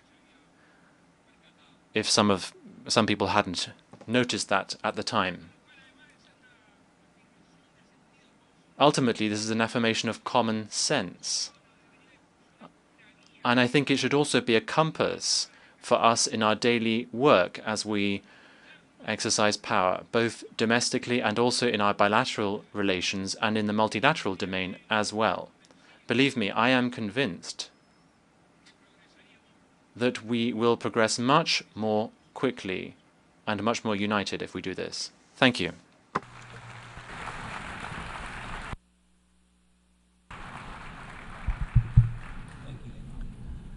On behalf of the Assembly, I wish to thank the President of the Eastern Republic of Uruguay.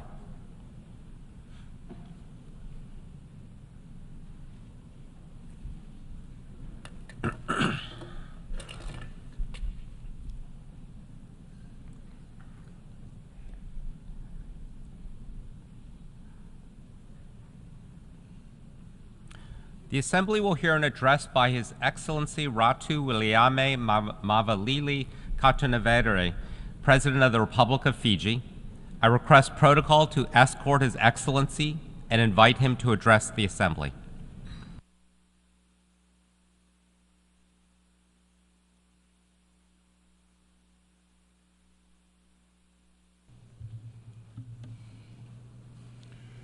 President of the United Nations General Assembly, Your Excellency Philemon Yang, Secretary General Antonio Guterres, my fellow leaders.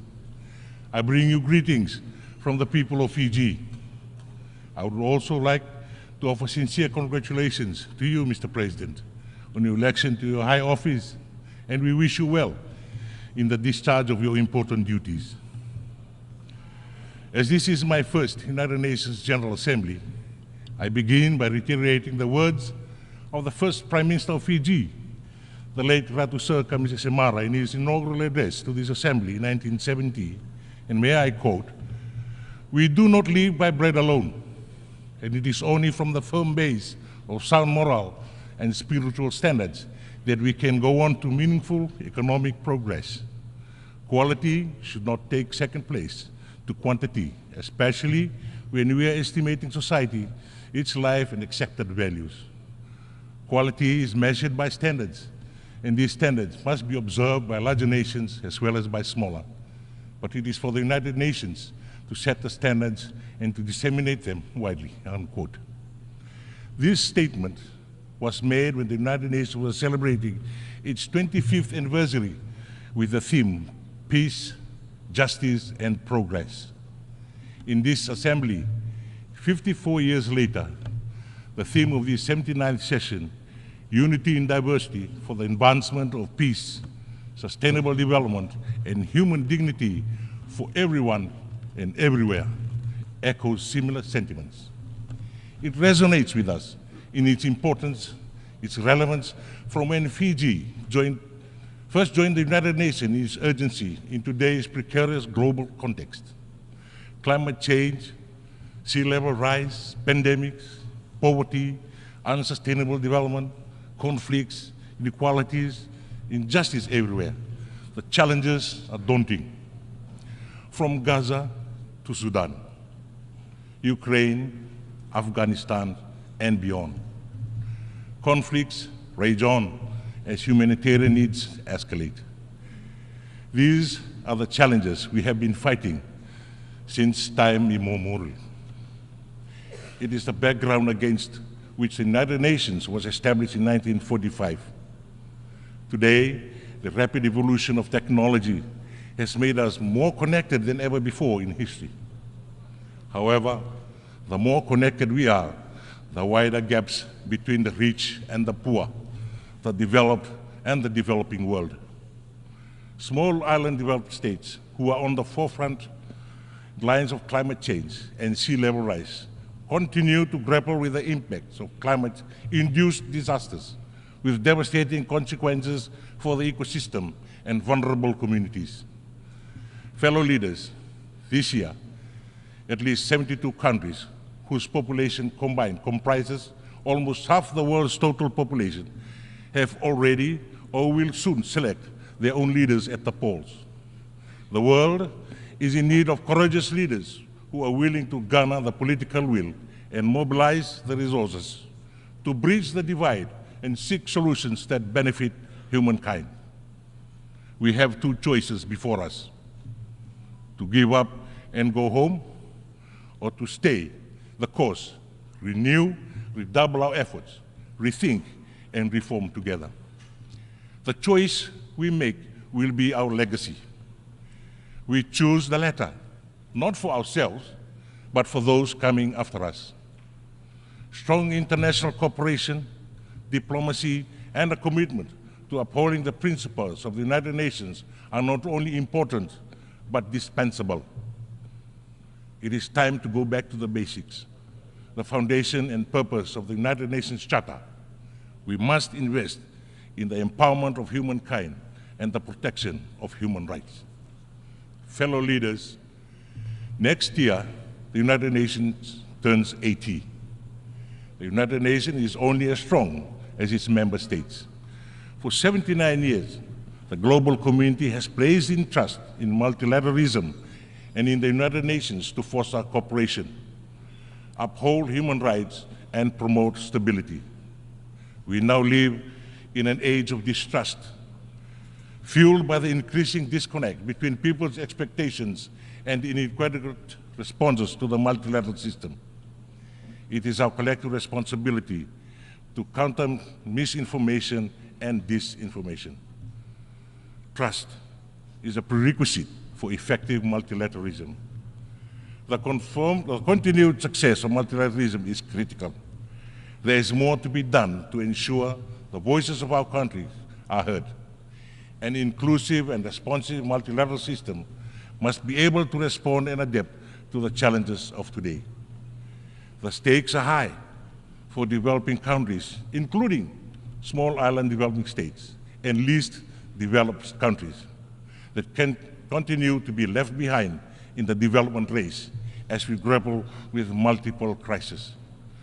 Despite our limited resources, the unfairness of the global governance system, and obvious inequalities, small island developing states continue to forge ahead. We do not have the luxury of time, nor can we justify inaction. Building economic resilience is a requirement for sustainable development in small island developing states. Recovery from the frequency and magnitude of climate-related shocks, including disaster, are a costly affair. Mobilizing the upfront funding needed for adaptation remains a challenge as resources are focused on recovery and reconstruction. The adoption of the Multidimensional Vulnerability Index for small island states opens a new chapter in the ongoing effort to safeguard the future of vulnerable developing countries. Mainstreaming Multidimensional Vulnerability Index into existing practice with policies will help ease the economic burden for small island developing states when needed the most. Fellow leaders, cultivating a culture of peace is now more urgent than ever. The Blue Pacific continent knows the value of peace, having lived through its horrors of its absence. Our oceans and its diverse and vibrant lands have been a theater of the 2 world wars and a testing ground for the most dangerous weapons, the impacts of which are still felt today. Yesterday, the 25th of September, there was an unilateral test firing of ballistic missile into the Pacific Ocean. We urge respect for our region and call for cessation of such action. Under Principle 4 of the Ocean of Peace, as was endorsed by the Pacific leaders in Tonga last month, our statement reinforces the Pacific's peaceful example to uphold international law and urge others to refrain from actions that undermine peace and security in the Blue Pacific. Under Principle 12, the Oceans of Peace sets and champions the rules of responsible, peaceful, and de-conflicting behavior. Fiji may be a small state, but through our leadership and stewardship roles in the region, we make a profound contribution to regionalism and multilateralism. Fiji's first ever foreign policy white paper builds on 3 interconnecting themes of Fiji's foreign policy: sovereignty, security, and prosperity. Fiji's National Development Plan for 2025 to 2029 envisions empowering the people of Fiji through unity, based on the pillars of economic resilience, people empowerment, and good governance. True to the spirit of multilateralism, our bilateral, regional, and multilateral development partners are a key part of our efforts. We commit to the principles of the 2050 strategy for the Blue Pacific continent and to the Pacific leaders' vision of a prosperous Blue Pacific continent. Fellow leaders, as a large ocean state, Fiji is a proud advocate for the United Nations Convention on the Laws of the Sea. Fiji has signed and will ratify the agreement on biodiversity beyond national jurisdiction in the lead-up to the Third Nations Oceans Conference in France. Fiji has ratified the World Trade Organization Agreement on fisheries subsidies, which aims to eliminate harmful subsidies that contribute to illegal, unregulated, and unreported fishing. We call for a concerted effort at the World Trade Organization to finalize Part 2 of the Fisheries Subsidies Agreement that addresses subsidies to overfishing and overcapacity. Fiji reiterates the importance of understanding the vast ocean space, guided by science and data, in order to undertake risk-informed decisions. As the global community prepares for the climate COP in Baku, Azerbaijan, we call on countries to work together with the United Nations to implement the outcomes of the global stock take undertaken in COP28. Deep, rapid, and sustained reductions in greenhouse gas emissions in line with the 1.5 degrees Celsius must be vigorously pursued and accelerated. The phase-out of unweighted coal power, transitioning away from fossil fuels in energy systems will contribute to the achievements of net zero targets by 2050. Both adaptation and mitigation finances require a substantial increase. We call on states to commit to finalizing the new collective quantified goal and address glaring gaps in climate finance. The momentum from COP27 and COP28 on the Loss and Damage Fund and the Santiago Network must be accelerated in order to protect vulnerable communities who stand to lose most from the climate crisis, particularly in small island developing states and least developed countries. By 2050, around 240 of our coastal communities will be displaced due to sea level rise. 42 communities are in urgent need of relocation. With limitation of the multilateral climate financing architecture, Fiji has established the world's first national relocation trust fund to support our relocation costs. We have issued domestic and international green and blue bonds, piloted low-cost parametric insurance products for rural communities, and engaged in the private sector in climate resilience building. We call on our development partners to support our efforts. Fellow leaders, the Pact of the Future, adopted at the Summit of the Future earlier this week, opens pathways to new possibilities. The world deserves a future of peace, dignity, and prosperity. It's never too late. Mr. President, Excellencies, Fiji's commitment to multilateralism is unwavering. We will continue to work closely with the United Nations and all member states to advance efforts towards building a better, safer, and a fairer world for us all. And I thank you.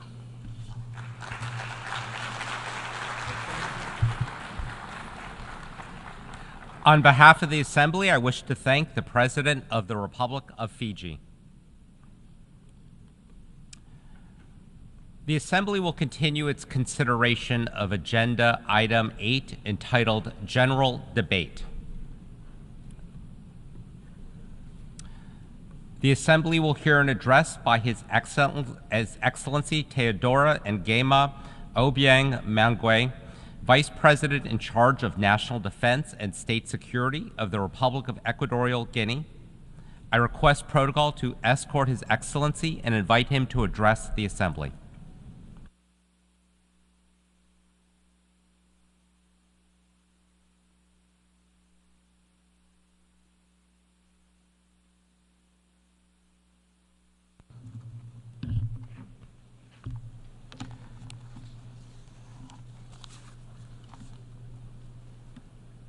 Excelentissimo.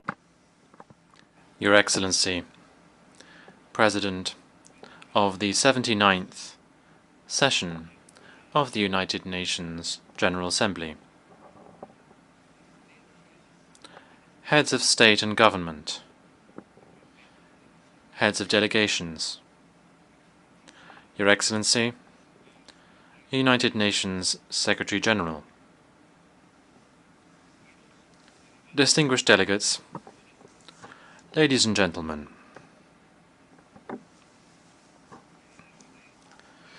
on behalf of His Excellency Obiang Ngema Basogo, President of the Republic of Equatorial Guinea, allow me first of all to congratulate His Excellency Philemon Yang upon his unanimous election as President of this 79th session of the United Nations General Assembly.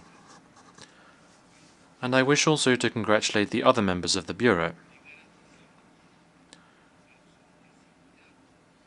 We can assure them that they will have the full support and cooperation of the Republic of Equatorial Guinea throughout their presidency.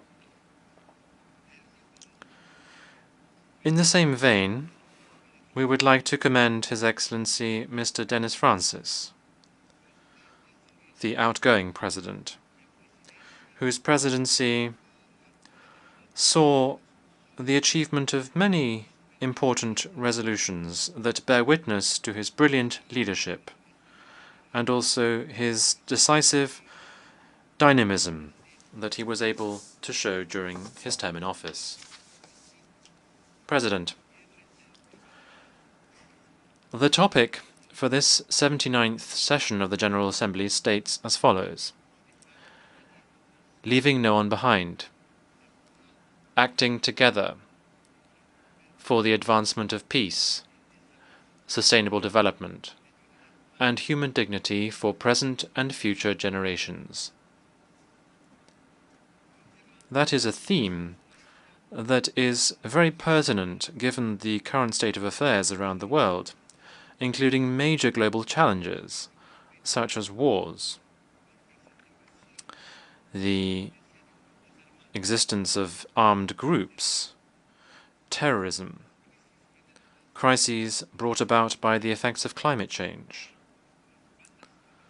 organized criminal gangs, the possibility of emerging health crises, discrimination,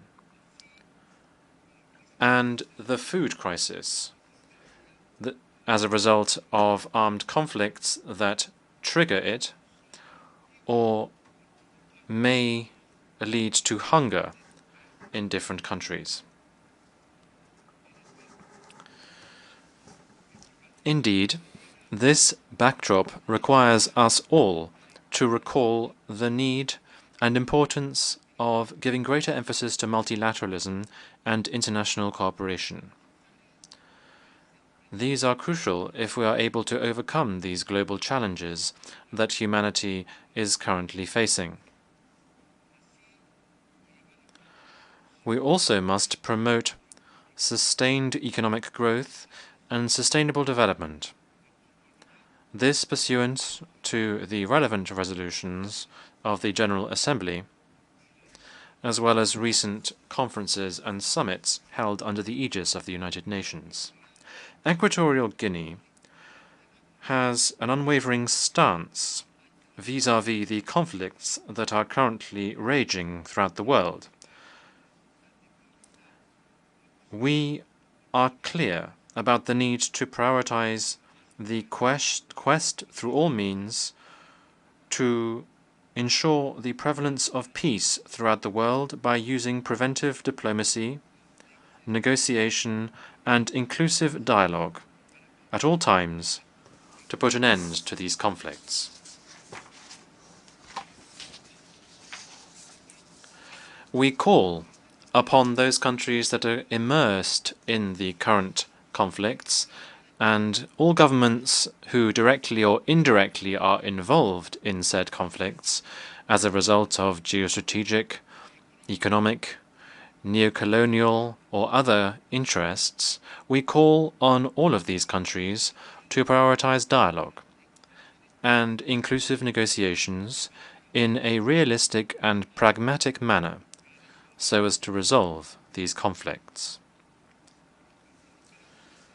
The proliferation of so many conflicts around the world is further proof of the obsolescence, incapacity, and inefficiency of the United Nations Security Council today.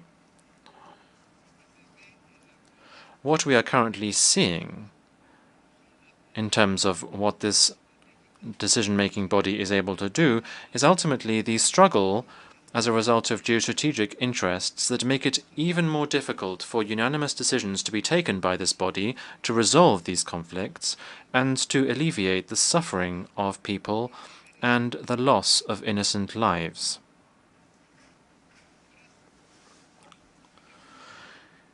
That is why there is an urgent need to reform the Security Council. We must reform it so that we put an end to its obsolete composition, which dates back to 1945, and that obtains still today, which means that Africa is the main victim of a historic injustice and the lack of implementation of international law, because Africa is the only country that does not have permanent representation on the Security Council, the only continent that does not have permanent representation on the Council. Africa, in the context of the Azawini Consensus and CERT Declaration, has for more than 2 decades been calling for this injustice to be corrected. We are calling for Africa to be given 2 permanent seats with all the relevant prerogatives and rights reserved to members of this category. We are also calling for 5 additional non-permanent seats on the Council. We hope that the contacts that there are between the permanent members and the African Union Committee of 10, C10, to address this issue, we hope that they will reach satisfactory outcomes that will be of benefit to all stakeholders, so that ultimately we will end up with a Security Council that is able to promote a fairer, more peaceful, equitable and prosperous world for all. President, Equatorial Guinea is deeply concerned by the increasingly serious situation that countries in the Sahel are experiencing. This has very deleterious repercussions for the development of these countries, and it directly and indirectly affects countries in the sub-region as well. This state of affairs is the result of the interference, pressure and blockades applied on countries of the Global South by some other countries. The only aim here is to try to destabilize the countries and to paralyze the efforts of African countries to ensure that their people can prosper. There is no country in the world that is perfect domestically. However, some countries have attempted to be judges and arbiters, to intervene in and lecture other countries, which are nevertheless sovereign. They interfere in the domestic affairs of other countries with clear meddling. All countries in the world are sovereign, and they therefore have the right to decide with which country to maintain relations and to sign bilateral agreements that would benefit their respective governments and peoples. President, we fail to understand why the embargo on Cuba has not yet been lifted. The economic, commercial and financial blockade on that country, which has gone on for various decades, must be lifted. Equatorial Guinea calls for the embargo on Cuba to be immediately lifted, and also for this country to be taken off the infamous lists of states that are alleged to be sponsors of terrorism. Lifting this embargo is even more necessary now, because we have just adopted by consensus the Pact of the Future, and this states that we will leave no country behind. It is crystal clear that African economies can become major actors in global supply chains. They can make use of their vast resources and raw materials which are necessary for advanced technologies and their own consumption markets, which are only growing. That is why Africa deserves particular attention in terms of efforts and initiatives to support and finance development. The commitments to finance the sustainable development must be honored, so that the goals contained in the UN 2030 agenda can be implemented, and so that we can implement the goals contained in the 2063 agenda of the African Union and leave no one behind. Equatorial Guinea is committed to promoting and protecting human rights as a global issue. This includes the plan for children's rights to eliminate racism, racial discrimination, xenophobia, and relevant and related forms of intolerance, the rights of persons with disabilities, the rights to food, housing, countries' rights to use and commercialize their natural resources to meet their people's needs. Against this backdrop, we also need to consider humanitarian rights. We are seeing these rights being violated systematically in the ongoing conflicts. People in the conflict zones are being deprived of the humanitarian aid that they so sorely need, both in terms of food and healthcare. Equatorial Guinea wishes to make clear its major concern about the crisis that Haiti is experiencing. We think there needs to be an in-depth analysis about the chronic situation that this brother country is in, so that a sustainable solution can be found for it. That is why we will continue to propose holding a United Nations International Conference for Haiti. I conclude my statement by reiterating our congratulations to our brother, His Excellency Philemon Yang, and we would like to wish him the best of success during his presidency at this session of the General Assembly. Again, we assure him of the full support of the Republic of Equatorial Guinea. Thank you. On behalf of the Assembly, I wish to thank the Vice President in charge of National Defense and State Security of the Republic of Equatorial Guinea.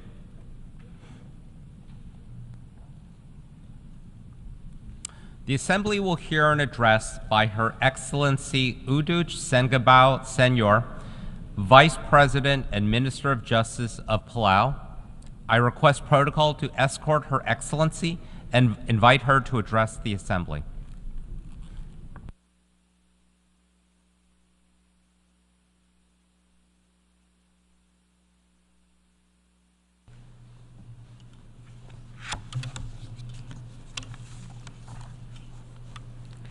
Secretary General Antonio Guterres, President Philemon Yang, Excellencies, ladies and gentlemen, Ali, and warm greetings from Palau. Mr. President, allow me to begin by congratulating you on your election as President of the 79th General Assembly session. We also extend our deep gratitude to former President Dennis Francis for his leadership over the past year. And to Secretary General Guterres, we commend you for your tireless efforts in advocating for a more secure, prosperous, and sustainable world. It is this shared vision that unites us today. This year, Palau proudly celebrates 30 years of independence. On October 1, 1994, Palau became a sovereign nation, and shortly thereafter, the 185th member of the United Nations. To honor the journey that has brought us here, we have chosen the theme, Ar'ad A'otil Agaramalil Belau. The people are the anchor of Palau's conservation and identity. This phrase encapsulates what has sustained us through decades of both challenges and progress. Our people are the foundation of our efforts to protect our environment, culture, and way of life. This was further underscored during our voluntary national review, VNR, presentation that was done this year, which centered around the theme, harnessing our cultural heritage to build back better for a sustainable future. It highlighted the pivotal role of our culture and people in shaping a future that not only fosters development and enhances quality of life, but also safeguards our natural resources, homes, and the environment that has sustained us for generations. Mr. President, Palau begins its pursuit of equality with the critical role that women play in our society. It is crucial to leverage our recent advancements and collective experiences. This was highlighted at the first ever meeting of women in elected leadership held in Palau on September 20th, 2023. Over the past 4 years, we have undertaken initiatives that empower women in their traditional roles, such as the keepers of the Masay, Tarapach, enabling them to scale their entrepreneurial ventures and raise their profiles. These efforts are giving our women a pathway into entrepreneurship and business, amplifying their voices in new arenas. Food security is central to Palau's long-term resilience. We have set a national goal to reduce food imports from 80% to 60% by 2030. By promoting local food production, we not only preserve our traditions, but also combat non-communicable diseases linked to over-reliance on imported processed foods.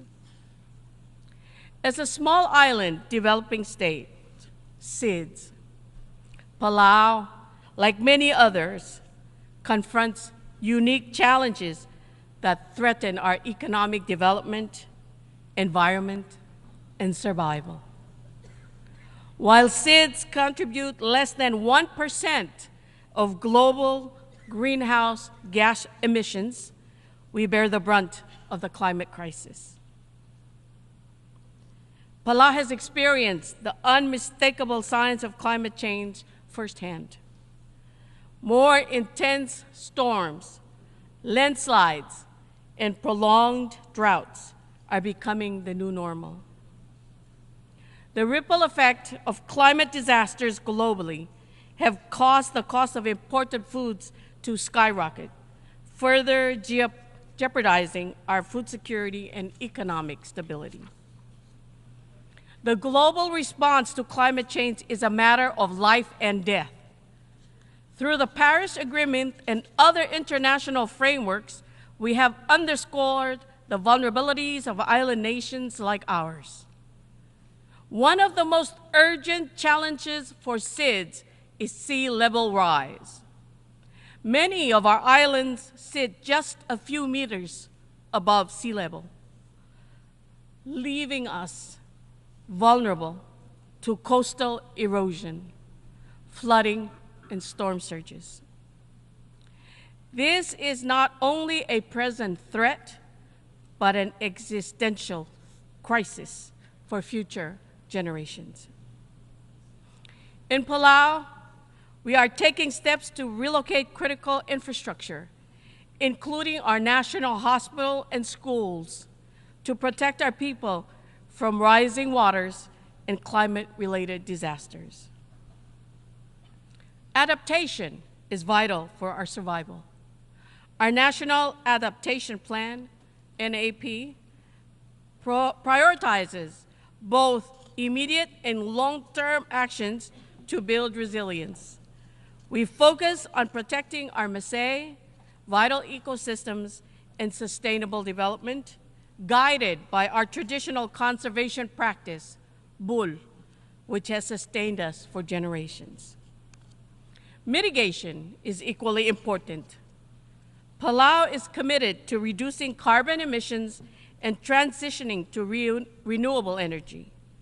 Solar, wind, and ocean energy provide opportunities to reduce reliance on imported fossil fuels and secure a cleaner, more sustainable future. Our nationally determined contributions, NDCs, reflect this commitment. We remain mindful of the environmental impacts of renewable energy waste, such as solar panels and batteries, which require responsible management.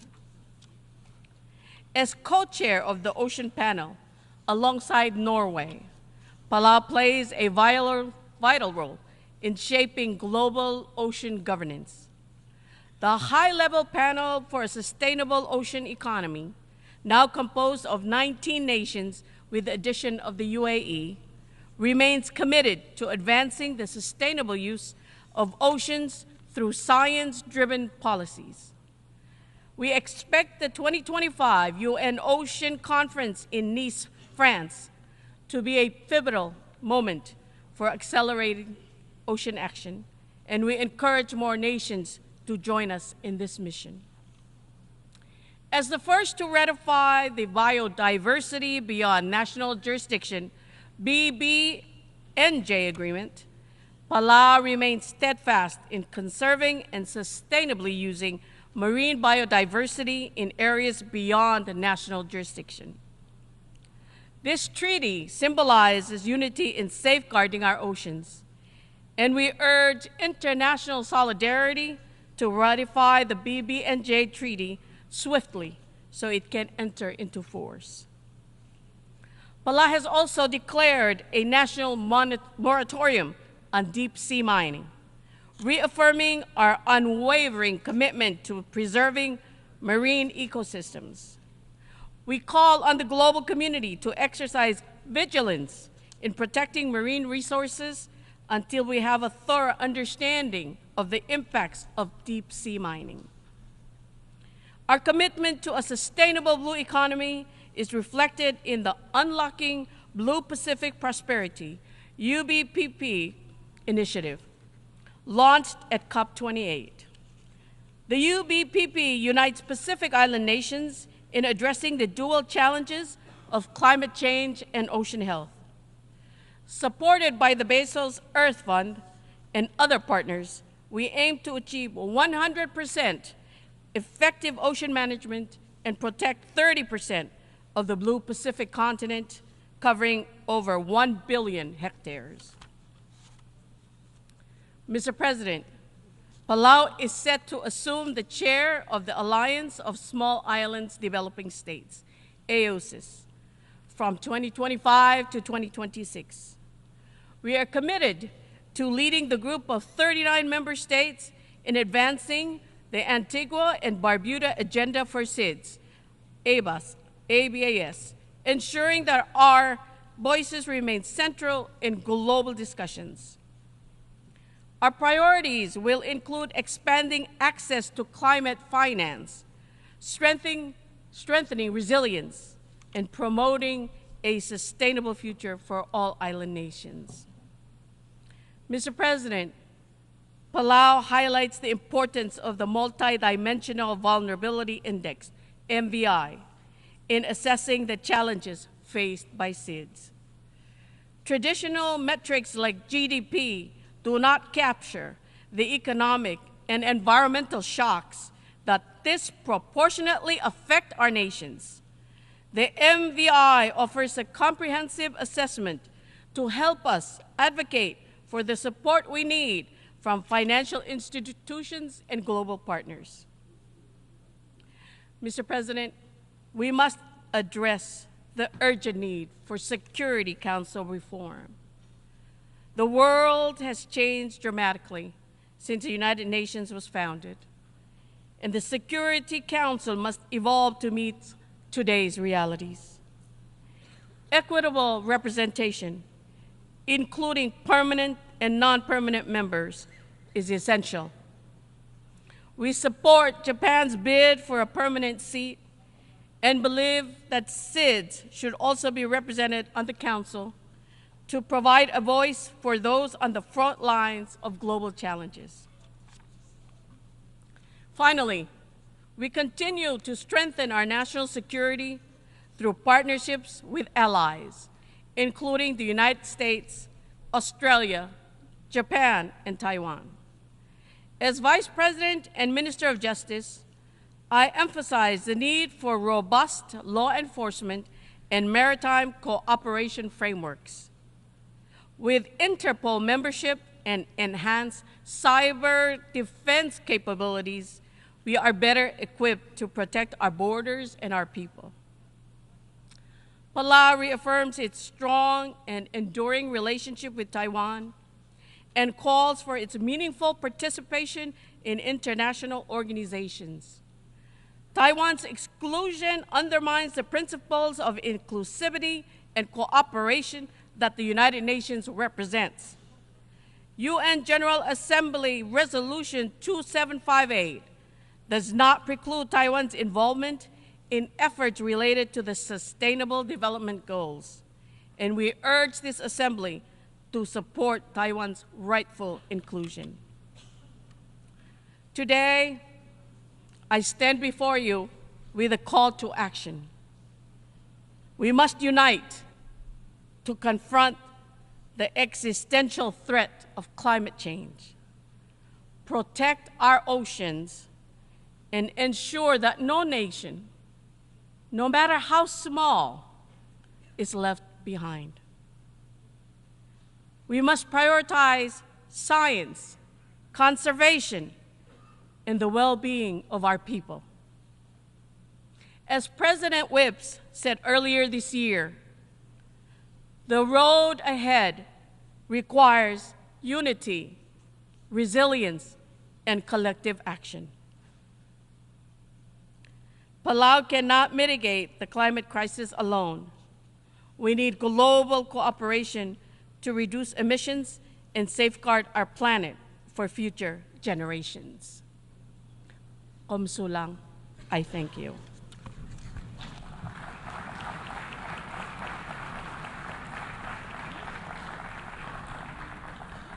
On behalf of the Assembly, I wish to thank the Vice President and Minister of Justice of Palau.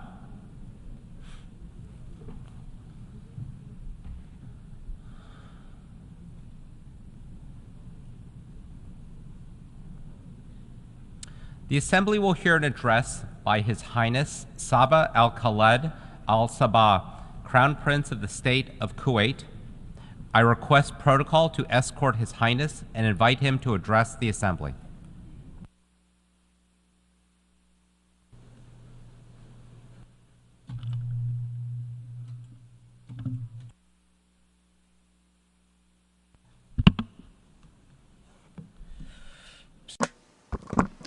In the name of God, the merciful, the compassionate, Your Excellency, President of the General Assembly of the United Nations, Your Excellency, Secretary General of the United Nations, Your Highnesses, Your Excellencies, Heads of Delegations, ladies and gentlemen, may the peace, mercy, and blessings of God be upon you. Allow me to convey to you the greetings of His Royal Highness, the Emir of the State of Kuwait, Sheikh Mishael Al-Ahmed Al-Jaber Al-Sabah. May God protect him. His Royal Highness wish you all success during the 79th session of the General Assembly of the United Nations. Mr. President, I congratulate you and your brotherly country on assuming the presidency of the 79th session of the General Assembly. We are confident that your vast experience in international affairs will allow you to lead the deliberations of the General Assembly with acumen. Your vision, unity in diversity, for the advancement of peace, sustainable development, and human dignity for everyone, everywhere, is of paramount importance. It's an urgent need in today's world. I would also like to commend the efforts by your predecessor, Mr. Dennis Francis, during his presidency of the past session. I highly value the wise leadership and constructive efforts by the Secretary General of this august organization, especially in light of accelerating global challenges. His efforts have been guided by fulfilling the noble mission of the United Nations. He has fully upheld the Charter, has always sought to maintain international peace and security by increasing the level of preparedness for all emergencies, through setting up innovative mechanisms whose pillars are human rights, dignity, strengthening justice, and international law. Mr. President, the effectiveness of this organization, the productivity of this organization, is a responsibility to be borne by all member states and international community to address all challenges. Over the past few days, the Summit of the Future was convened, which mirrored the reality of today's world. The summit shed light on grave challenges that require a moment of reflection and a genuine and serious will to reform our institutions, most notably the Security Council and international financial institutions. History is full of different milestones. We would not want the Summit of the Future to be a global milestone that is not invested in optimally. The Secretary General has worked tenaciously, which is highly commendable, for us to stop and reflect together on the path of our joint multilateral action. He has been committed to bringing together the leaders of the member states to stress that the threats are confronting all of us. No country is immune to the repercussions of these threats. There is no way forward other than cooperation towards our joint objectives. Mr. President, we cannot be speaking about renewing international solidarity unless there is a genuine international political will for reform, especially reforming the Security Council and improving the mechanisms of international action so that we're able to keep abreast of global developments and repel any threats to the security and stability of our world. Unfortunately, this will remains absent. We have seen very clearly that there cannot be any political will without an environment of trust and effective participation. We believe that the Security Council bears the primary responsibility of maintaining international peace and security. Decision-making at the Security Council must be based on the principle of democracy and equitable representation of all member states. The Security Council must be able to respond to a world that is completely different to the world of 1945. We need a Security Council that is inclusive, transparent, efficient, effective, democratic, and accountable. Mr. President, technological innovations, AI, and social media are increasingly being used for incitement, terrorist recruitment, spreading hate speech, and mis- and disinformation. This adversely affects cyber security. We must give due attention to this issue. Many young people fell victim to these negative practices. This all proves that confronting this scourge requires international cooperation. To fulfill the aspirations and hopes of our peoples, to secure a brighter future, we need accountability. It is not reasonable to look forward to such a bright future when those who violate the Charter of the United Nations and the principles of international law and international humanitarian law are not held accountable. There will be no justice or equality as long as double standards are applied. There will not be any bright future unless everyone is fully committed to the principles and values of the Charter of the United Nations and international law. Mr. President, this year we're celebrating the 43rd anniversary of the establishment of the Cooperation Council for the Arab States of the Gulf. Throughout its blessed journey over the past 4 decades, it has proven that it is a pillar for stability and prosperity in our region. In this context, I would like to express our deepest appreciation to the brotherly state of Qatar for its efforts as current chair of the GCC. Its efforts enhances the work of the GCC at bilateral and multilateral levels. In December, the State of Kuwait will assume the chairmanship of the GCC. We reiterate our firm commitment to continue this blessed journey and to enhance strategic partnerships with regional and international organizations. We're committed to achieving the noble goals that we all aspire to. The GCC has always been and will remain, God willing, a voice of wisdom, moderation, and a beacon for constructive dialogue in a region fraught with challenges, in a region where change is fast. The State of Kuwait looks forward to the regional and international events that the GCC is going to host. In this context, we congratulate once again our brethren in the Kingdom of Saudi Arabia on being selected to host Expo 2030 and the FIFA World Cup 2034. The State of Kuwait will spare no effort to contribute to the success of these events in the Kingdom of Saudi Arabia. Mr. President, the State of Kuwait believes in the principle of good neighborliness. For around 2 decades, we have been committed to helping the brotherly Republic of Iraq through continuous target-oriented measures to help Iraq return to its rightful place regionally and internationally, and to help it fulfill the hopes and aspirations of its people. We call upon the brotherly Republic of Iraq to take tangible, resolute, and urgent action to settle all outstanding files between the two countries, most notably the demarcation of the maritime border beyond marker 162.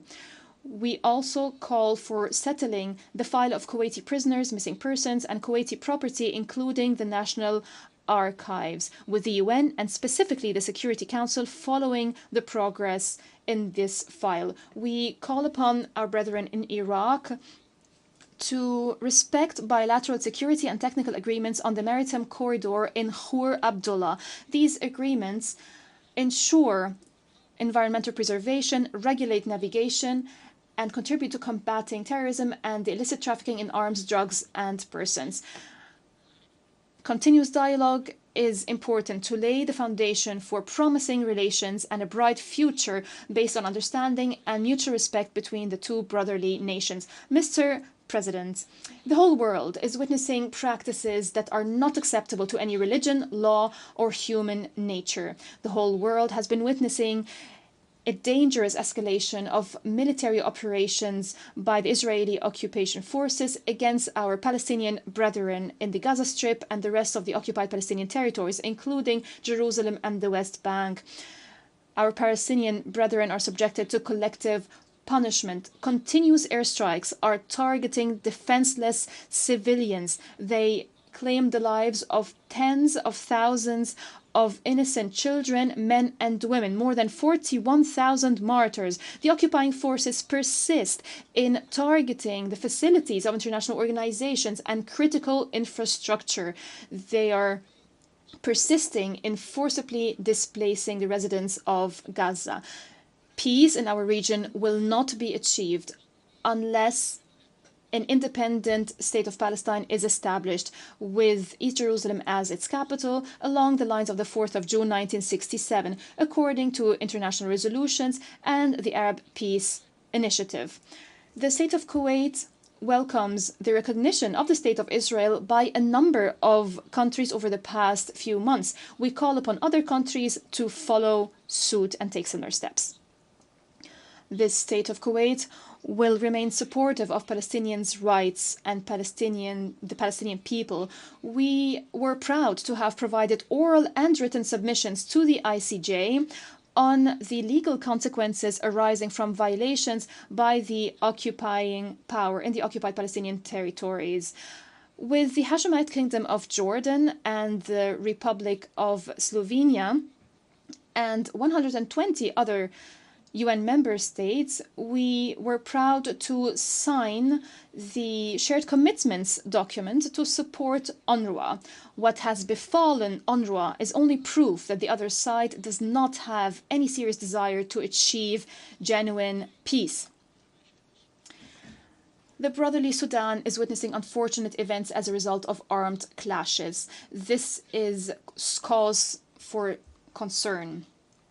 We call for immediate cessation of fighting. We call for resorting to dialogue and returning to the peaceful political track to maintain the security of the Sudan, its stability and territorial integrity. We support all ongoing regional and international initiatives to reach a political solution that ends this crisis, a political solution that provides the necessary protection to civilians and to facilitate the delivery of humanitarian aid. It is important to respect the sovereignty of the Sudan and the territorial integrity of the Sudan. Regarding the situation in the brotherly country of Yemen, the State of Kuwait renews its support to UN efforts through its special envoy.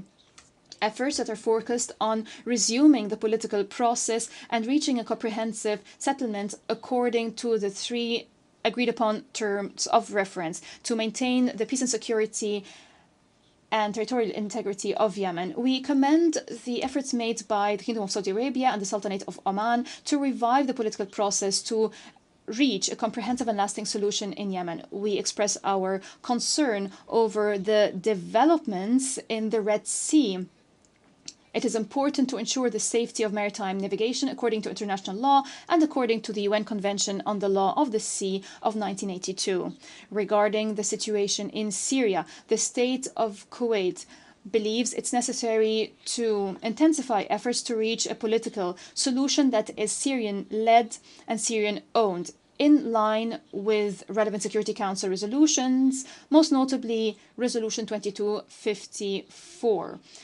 A solution that fulfills the aspiration of the Syrian people to peace and security and stability, a solution that maintains the sovereignty and territorial integrity of Syria. Regarding the situation in Lebanon, the state of Kuwait condemns in the most strongest terms the airstrikes and military operations launched by Israeli occupation forces against the brotherly Republic of Lebanon. These operations have claimed the lives of hundreds of civilians, innocent civilians that have nothing to do with the dangerous escalation of the Israeli aggression, which is expanding day after day in flagrant violations of all norms and international law, including international humanitarian law. We have always warned of this aggression and its repercussions on the countries of the region and on neighboring countries. We also condemn violations by the occupation forces of Lebanese sovereignty and any attempts to drag Lebanon into the ongoing conflict in the region.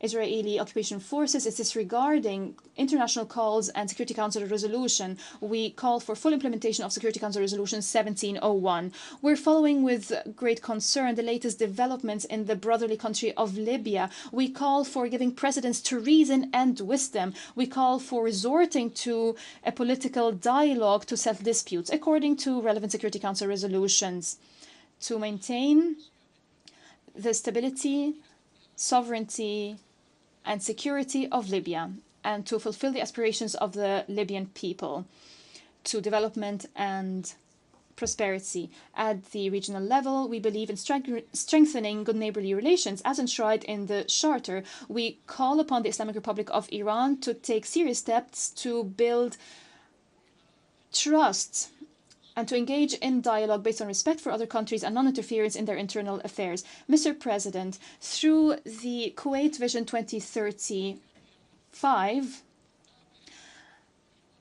we focus on responding to international financial and economic indicators to predict opportunities and to turn the state of Kuwait into a financial, commercial, and cultural center that is responding to regional and international developments. Foreign policy plays an important role in this expanded development process. Our diplomacy relies on digitalization to move from traditional frameworks so that diplomacy responds continuously to evolving developments on the global landscape. Our actions are based on a proactive approach, the result of an enduring legacy of providing relief and humanitarian assistance bequeathed on us by our forefathers. In conclusion, the State of Kuwait is committed to multilateral actions and the Charter of the United Nations to ensure a global governance that is strong to fulfill the noble mission of the United Nations in maintaining international peace and security and in serving humanity as a whole. The State of Kuwait looks forward to cooperating with brotherly and friendly countries to fulfill the aspirations of all peoples so that they live in a prosperous world where peace and security prevail. May the peace, mercy, and blessings of God be upon you.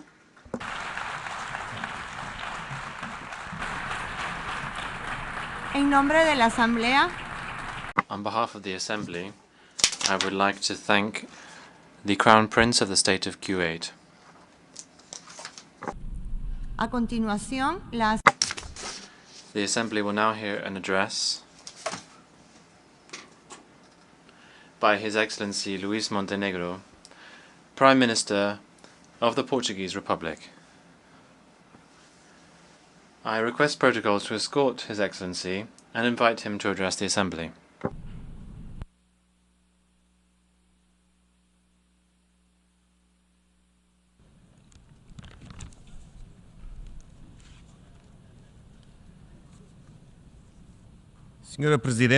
Madam President, Mr. Secretary General, Heads of State and Government, Excellencies, ladies and gentlemen. I start by congratulating the President of the 79th session of the General Assembly, Philemon Yang, on his election and wish him every success.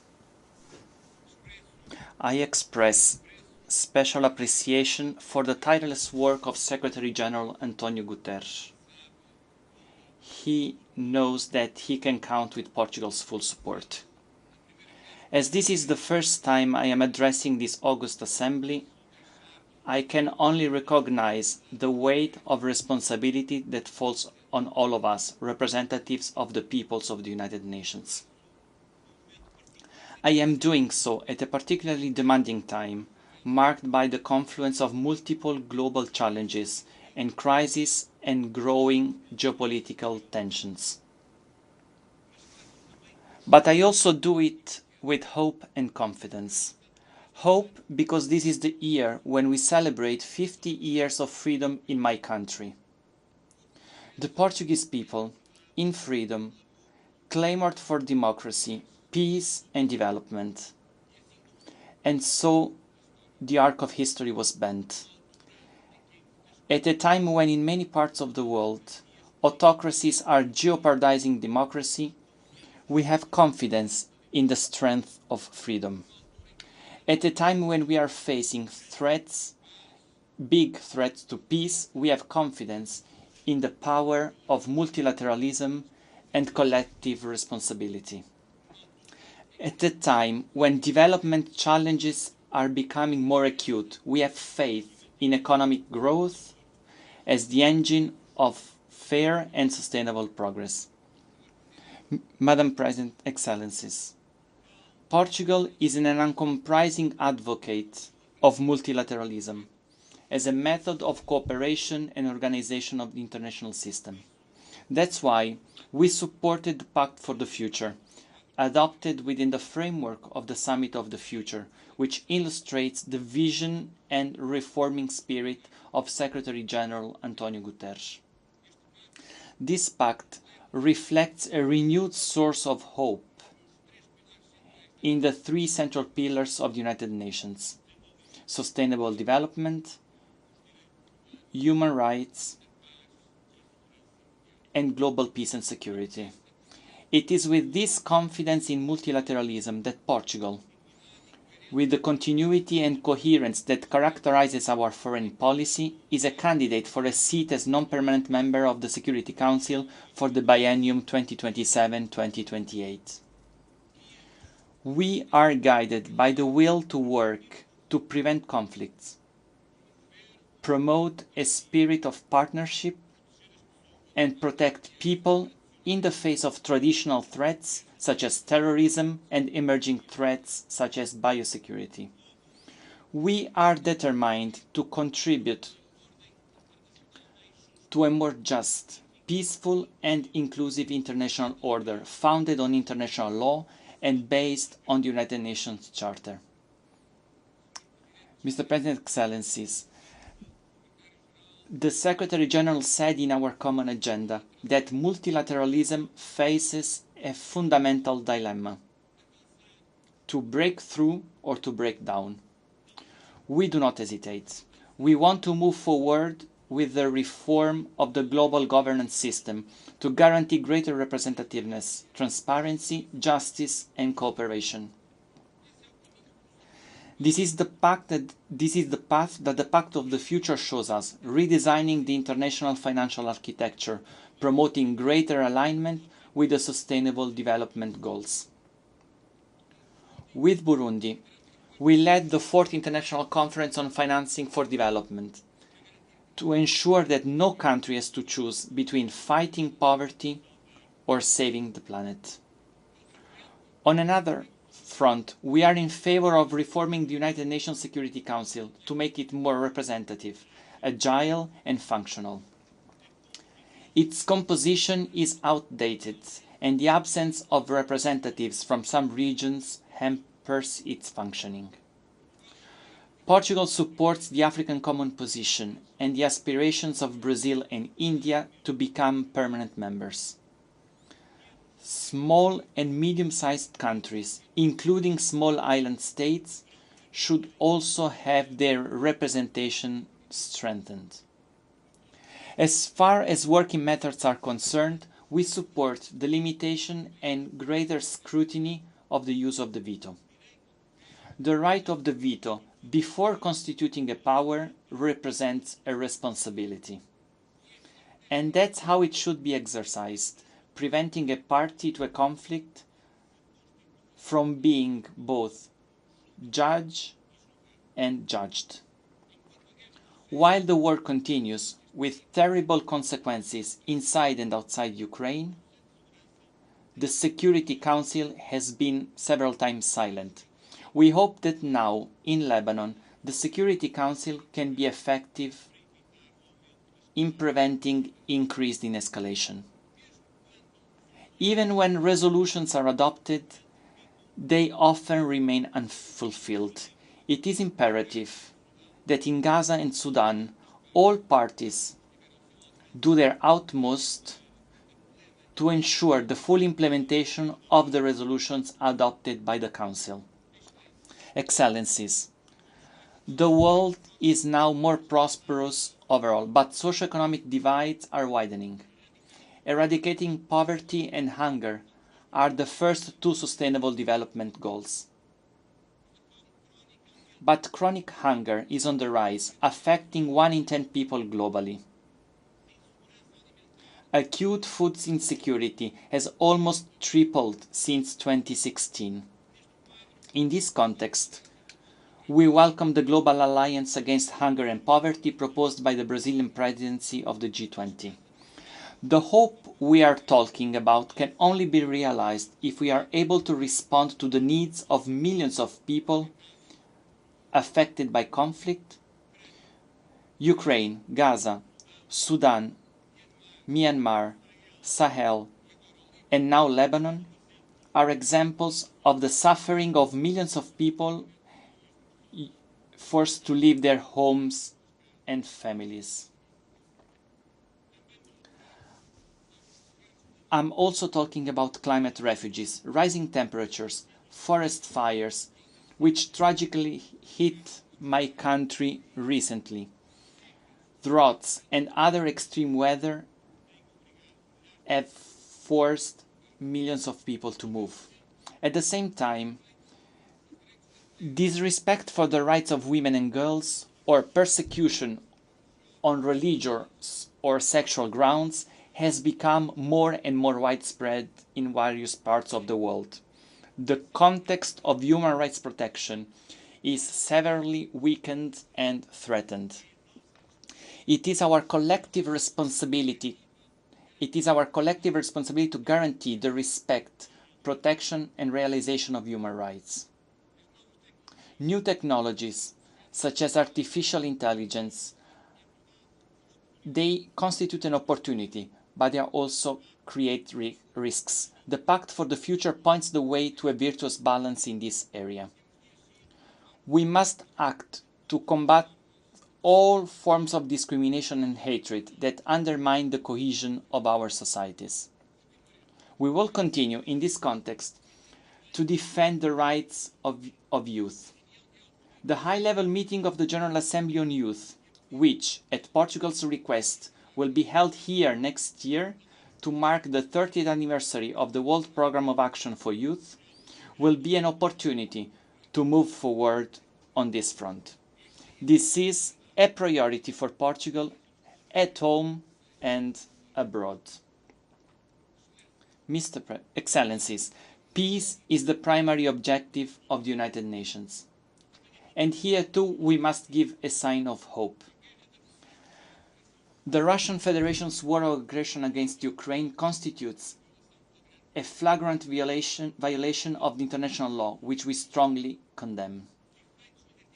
The negative effects of this war, the food, energy and inflation crisis, are echoing around the world with the greatest impact on the most fragile regions.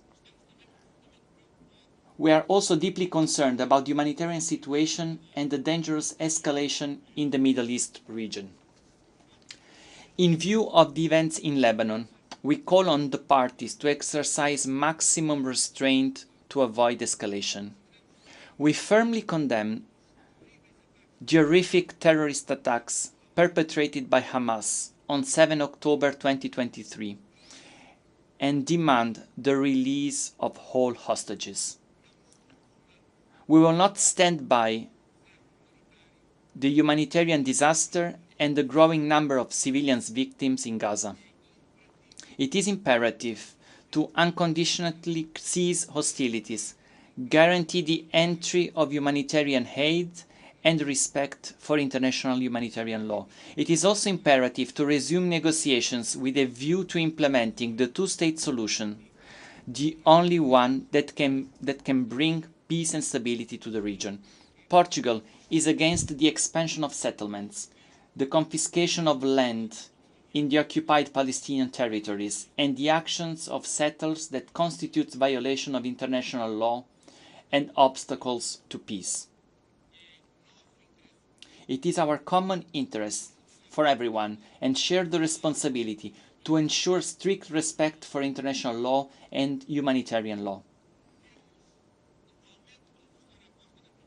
We also need to put an emphasis on prevention and mediation, particularly in Africa. I would highlight Portugal's consistent presence in United Nations peacekeeping operations and missions of the European Union, with national forces deployed in Mozambique, Somalia, South Sudan, Central African Republic, and the Gulf of Guinea. I would also emphasize the contribution of ECOWAS and the African Union to the efforts to promote stability in the region. Portugal supported the resolution that allowed for the establishment of regular UN contributions to the financing of African Union peace operations mandated by the Security Council. We also support the Secretary General's proposals to establish regular contribution to the Peacebuilding Fund. Excellencies, Portugal is a maritime country. 97% of our territory is ocean. We understand the vital role of the ocean in the global economy and also in combating climate change. We strongly support the sustainable management and governance of the oceans and the development of a new sustainable blue economy in line with the 2030 agenda.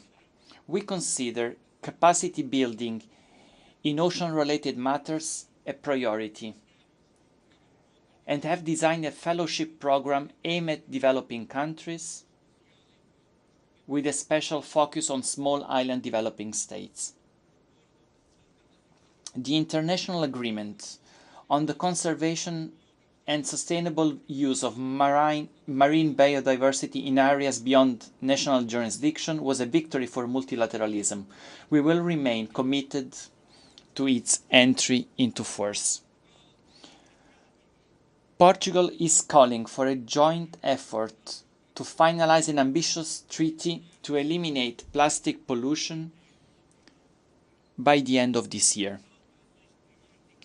Climate change is the existential threat of our time. Portugal keeps engaged in investing in renewable energies and in phasing down fossil fuels. We want to incorporate 47% of renewable energies into final energy consumption by 2030. We have also favored the introduction of innovative financial mechanisms, including with SIDS. An example of this is the agreements signed in Portugal and by Portugal with Cabo Verde and São Tomé and Príncipe to transform debt of that these countries have with Portugal into climate investment, thus supporting the energy transition. Mr. President, Excellencies, the success of the 2030 Agenda is mainly in favor of the most vulnerable groups. We cannot leave anyone behind. The digital transition and emerging technologies represent a renewed opportunity to facilitate a more prosperous, fair, inclusive, and sustainable future. Connectivity is a cornerstone. The path seems clear. We should conceive technological development through a human-centered lens and based on international law. Excellencies, and to conclude, I'm very proud to speak to you in Portuguese. As well as being the fourth most spoken language in the world as a mother tongue, today uniting more than 260 million people on all continents, Portuguese is an official and working language in 33 international organizations, including the community of Portuguese-speaking countries. And that's why the CPLP's ambition to see the Portuguese language recognized as an official language of the United Nations is therefore legitimate. Just yesterday, I agreed with President Lula da Silva of Brazil that we are committed and willing to work together with all the Portuguese-speaking countries to achieve this goal. The legitimacy of the United Nations, its convening power and its global normative authority, combined with its multidisciplinary expertise, are some of its unique assets, which must be harnessed in favor of our common causes and a shared vision of the future. The road ahead, we all know, it's arduous and uncertain, but the goal has been set. We will walk it with hope and confidence. And in this trajectory, the United Nations and the international community and the peoples of the world can count on Portugal. Thank you very much. Muito obrigada. En nombre. On behalf of the General Assembly, I would like to thank His Excellency the Prime Minister of the Portuguese Republic. Ladies and gentlemen, we have heard the last speaker in the general debate for this meeting. The 12th plenary meeting, to continue with the general debate, will be held at 3 p.m. The meeting is adjourned.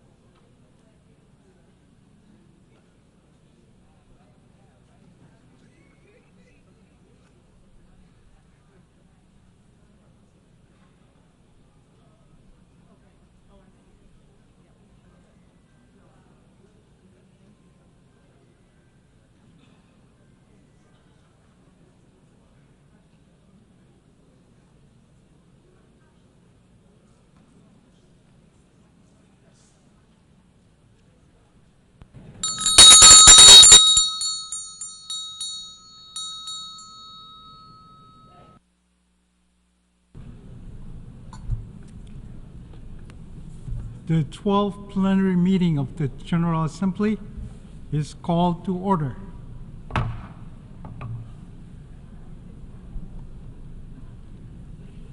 The Assembly will hear an address by His Excellency Wesley W. Simina, President and Head of Government of the Federated States of Micronesia. I request protocol to escort His Excellency and invite him to address the Assembly.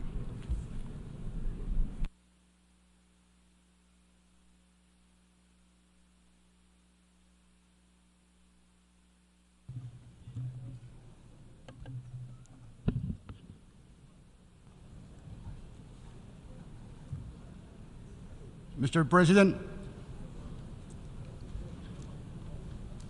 Temporary President Mr. Libwe, Mr. Secretary General, Excellencies, ladies and gentlemen, on behalf of the people and government of Micronesia, I extend a warm Kamorale.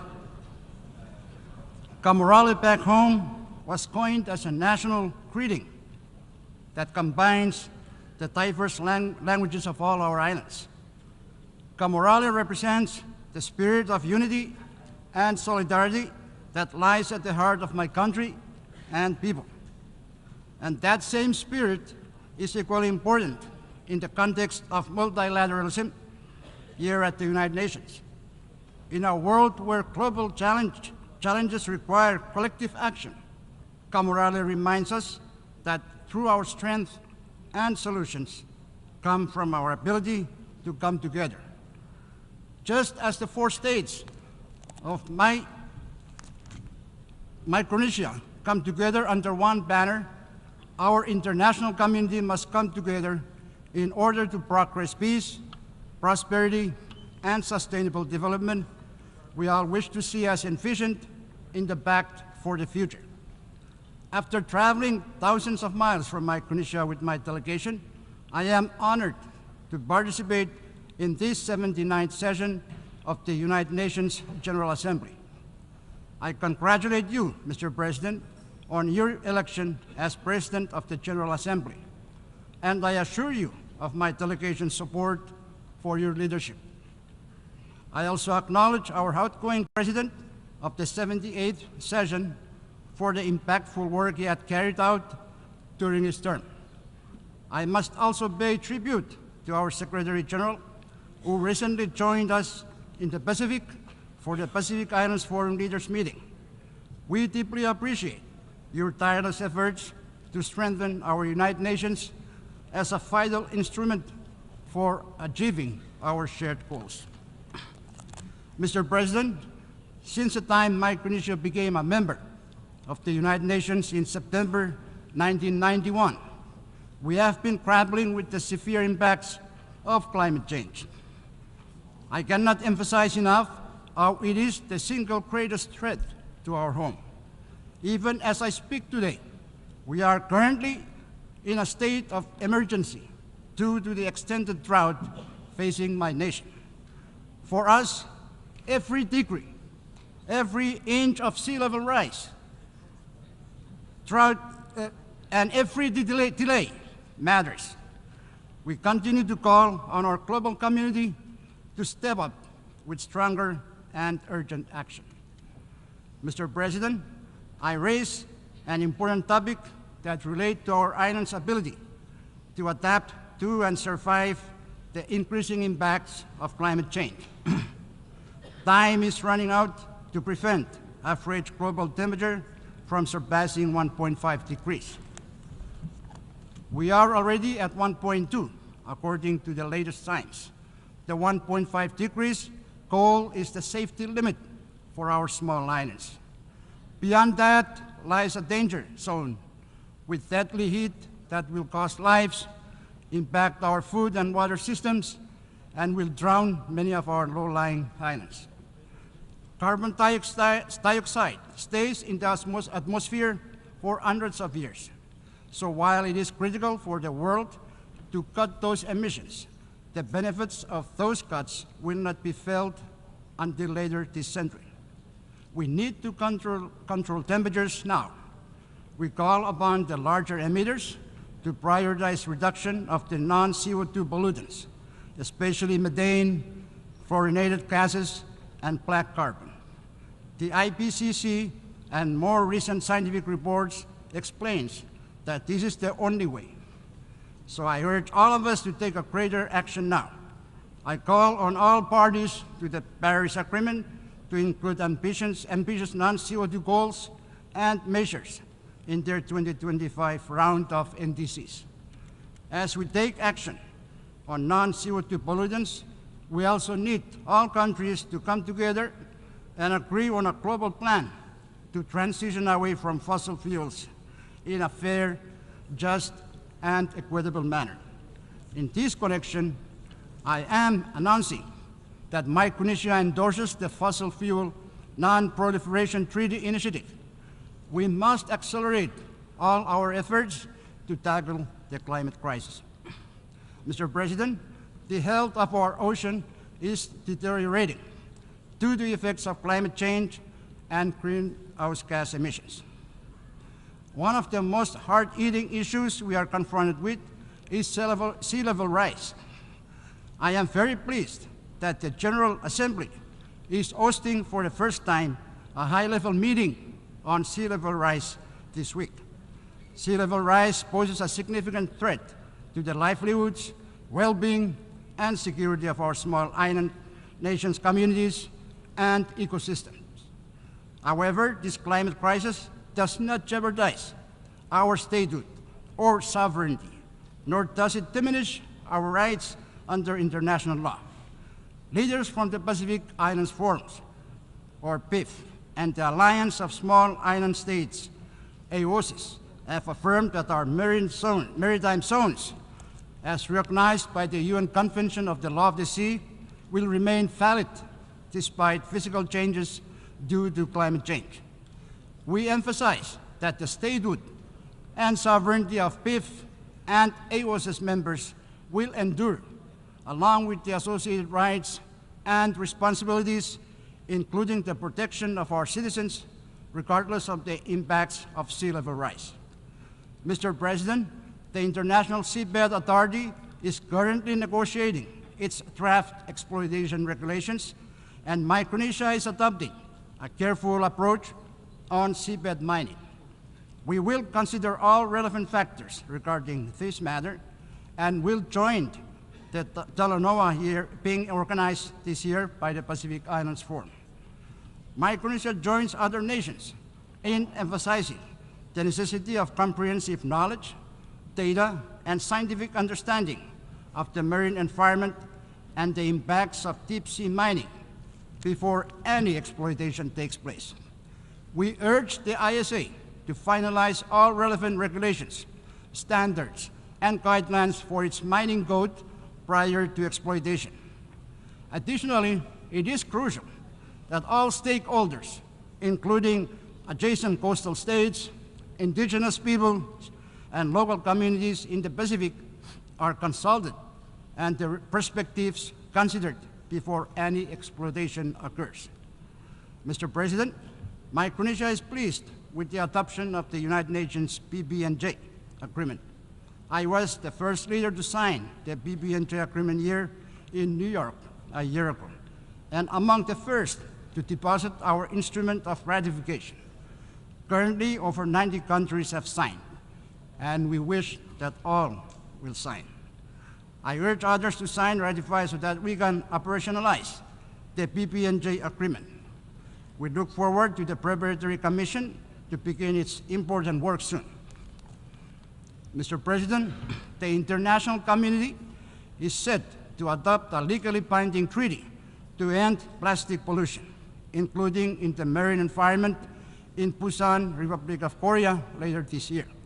This treaty must address plastic pollution at its source, plastic production, particularly primary plastic polymers derived from fossil fuels. Micronesia's bridge to Busan Declaration, launched earlier this year, calls for international support to regulate plastics production in the treaty. As negotiations near completion, We urge global backing for the declaration to ensure the treaty includes strong measures to curb plastic production and tackle both pollution and climate change. If we do not address the unsustainable production of primary plastic polymers, then the global goal of ending plastic pollution by 2040 and limiting the average temperature rise to less than 1.5 degrees Celsius cannot be achieved. Mr. President, Micronesia plays a vital role in the Pacific Islands Forum 2050 strategy for the Blue Pacific continent. As part of the large oceanic countries and territories, we are custodians of nearly 20% of the Earth's surface, placing immense cultural and spiritual value on our ocean and land as a shared heritage.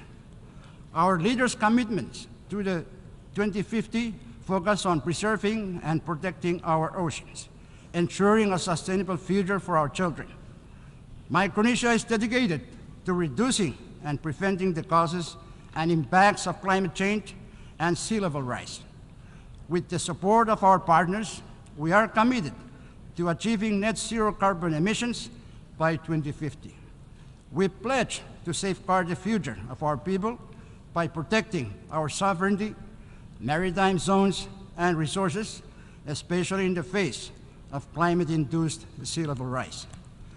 Mr. President, the health of our people is crucial to Micronesia's nation's building. Non-communicable diseases, NCDs, significantly undermine our nation's well-being. NCDs hinder workforce productivity and contribute to poverty. Unfortunately, the Pacific has some of the highest rates of these diseases, with Micronesia ranking among the top countries. In 2016, NCDs accounted for 75% of all deaths in Micronesia. Recognizing this national health emergency, Micronesia has taken decisive action. Since 1995, we have participated in WHO's Healthy Islands Initiative, focusing on health protection, risk reduction, and promoting healthy lifestyles. We developed a national NCD action plan in 2006, and the Pacific NCD Roadmap has guided our efforts since 2014. In 2022, we reaffirm our commitment to securing the well-being of our people through the 2050 strategy for the Blue Pacific continent. Our fight against NCDs is key to building a healthier, stronger future for Micronesia. However, despite decades of effort under the Healthy Islands Initiative, NCDs continue to pose a serious challenge in Micronesia. The persistence of this disease warrants the need for renewed support and stronger partnerships. There is an opportunity here to reevaluate both the Healthy Islands Initiative and the Pacific NCD Roadmap, exploring ways to enhance their effectiveness. By working together, we can confront this crisis more robustly and ensure that we move forward towards a healthier and more resilient future. Mr. President, as we gather today, we are reminded of the importance of global peace and security, particularly in light of the ongoing conflicts in Ukraine between Israel and Palestine.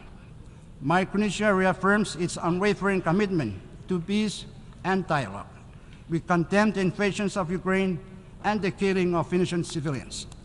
We also condemn the attack by Hamas on Israeli citizens on October 7th, and we believe that every nation has the right to defend its people and territory.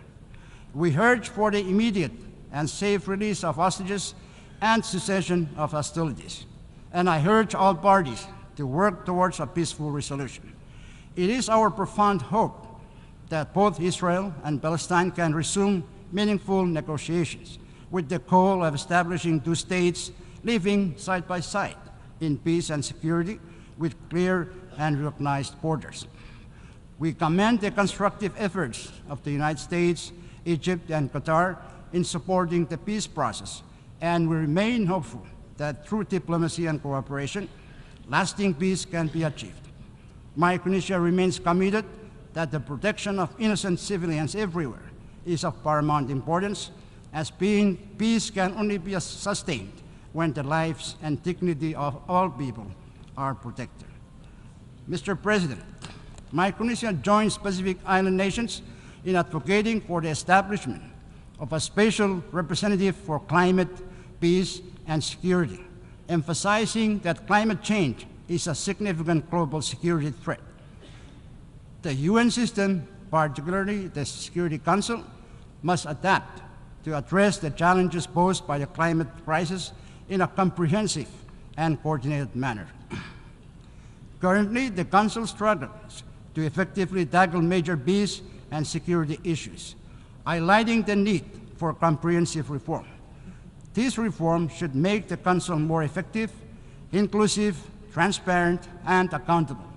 It must reflect the realities of today rather than those of 1945. It is time for permanent membership of the Security Council to be expanded to include Japan, India, Germany, Brazil, and representation from the African continent.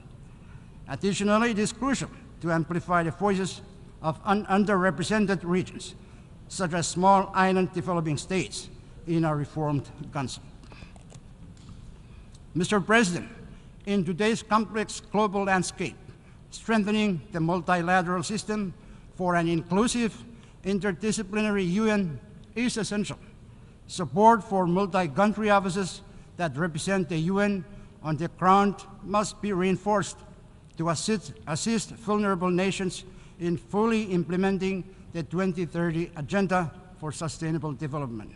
Additionally, the coordination role of resident coordinators should be supported and strengthened. For small island developing states, our reliance on stable international assistance for development cannot be overstated. We need sustainable assistance for development we need sustainable financing from donor partners and international financial institutions. It is no surprise that SIDS have led the charge for a more inclusive global financial architecture. The recently adopted Multi-Vulnerability Index, or MVI, is a crucial tool, providing a comprehensive understanding of the unique challenges faced by SIDS.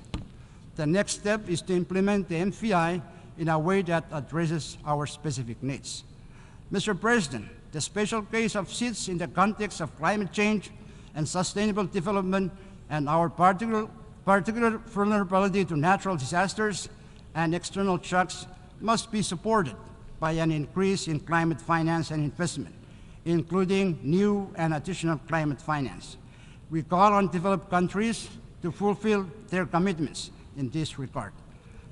Mr. President, gender equality is vital for national building and effective governance. By acceding to the Convention on the Elimination of All Forms of Discrimination Against Women, or CEDAW, Micronesia is committed to achieving gender parity.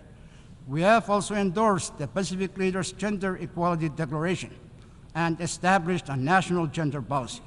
Strengthening gender equality is a priority within my administration, and I have nominated more women to key roles, including my cabinet, to address the imbalance in government. In a historic achievement, 3 women were recently elected to our 14-member Congress, marking a significant milestone for representation. With these steps, Micronesia is moving towards a stronger and more inclusive future. Mr. President, today we stand at a critical crossroads where the future of our planet rests in the hands of our youth. It is not enough to speak of change. We must empower the next generation to lead it. Our young people are innovators, the visionaries, and the problem solvers who will carry the torch of climate action and global justice. But they cannot do it alone. We must invest in their education and well-being, nurture their leadership and character. We must give them the tools to build a resilient, sustainable world. As leaders, we must ensure that our youth are not the inheritors of a dying planet, but are the co-architects of its transformation. In closing, Mr. President, The challenges we face, from climate change to conflict, from the health of our oceans to the well-being of our people, demand urgent and unified action. Let us not be discouraged by the magnitude of the tasks before us, but instead be inspired by the opportunity we have to reshape our world for the better. The spirit of camaraderie teaches us that strength lies in unity, and in that spirit, I call on every nation represented here to act decisively with courage and compassion. Let us work together with resolve and prioritize the protection of our planet, our people, and our future. The time for action is now. Let this assembly be remembered not for words spoken, but for deeds done, for promises kept, and for the lasting legacy we leave for our generations to come. As we were so rightly reminded of at the opening of the Summit of the Future by the youth representative from South Sudan, the future is for the youth to forge, not for us to cling on to. Micronesia is ready to play its part, and I urge all of you to join us in this collective effort so that together we can build a world where peace, prosperity, and sustainability are not just aspirations, but realities for all of us. As enshrined in the preamble of our FSM Constitution, and I quote, "Our ancestors who made their homes on these islands displaced no other people. We who remain wish no other home than this. Having known war, we hope for peace. Having been divided, we wish unity. Having been ruled, we seek freedom. We extend to all nations what we seek from each: peace, friendship, cooperation, and love in our common humanity." I thank you, and I leave you with Gamarali. Thank you very much.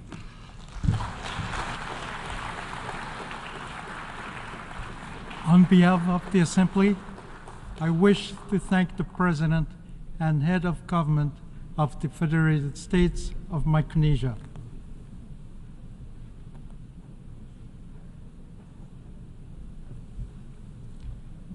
The Assembly will hear an address by His Excellency Prithvi Raj Singh Rompun, President of the Republic of Mauritius.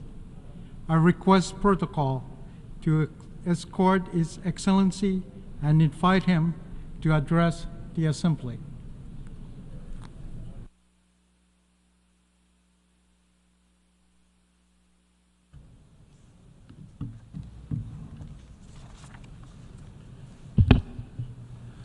Your Excellency, Mr. Philemon Yang, President of the General Assembly, Your Excellency, Mr. Antonio Guterres, Secretary General of the United Nations, Excellencies, distinguished delegates, good afternoon. Mr. President, I also warmly congratulate you. Mauritius is proud to see a son of Africa assume the high office of President of the 79th session of the General Assembly. I assure you of the full support of Mauritius. We remain committed to the universal values and noble aspirations of the United Nations. Our appreciation also goes to His Excellency Denis Francis, who throughout the 78th session championed solidarity and unity during challenging times. Secretary General Antonio Guterres also deserves our special recognition for his inspiring and commendable initiatives in furthering the objectives of our organization. Mr. President, the theme being addressed in this August Assembly is in consonance and resonates deeply with the very essence of our organization. The UN emerged out of the ashes of war and untold sufferings. we have a moral obligation to ensure that the ultimate sacrifice of millions of women and men was not in vain. Our organization has since embodied the universal values of peace, justice, equity, respect for the rule of law, and human dignity. It is appalling that we are lately witnessing an erosion of these same values. Unfortunately, might is taking over and impunity still prevails. The dignity of the weakest is being shamelessly flouted on a scale never seen before. Behind protracted conflicts around the world lies inestimable human costs. Mr. President, the devastation and sufferings in Gaza are heart-wrenching. Thousands of innocent lives have been lost. We urge the international community to find a solution for a de-escalation in the region, for a just and lasting peace. And we are convinced that the two-state solution based on relevant UN resolutions and international law will uphold human dignity and equality for all. We welcome the advisory opinion on the legal consequences arising from the policies and practices of Israel in the occupied Palestinian territory, including East Jerusalem. There is an urgent need for a renewed commitment to diplomacy and constructive dialogue, as in many parts of the world, conflicts, instability, and challenges to security are still unabated. Mr. President, the world has witnessed an unprecedented technological revolution in a short span of time. For humanity to benefit from its transformative power, AI governance should be anchored in international law.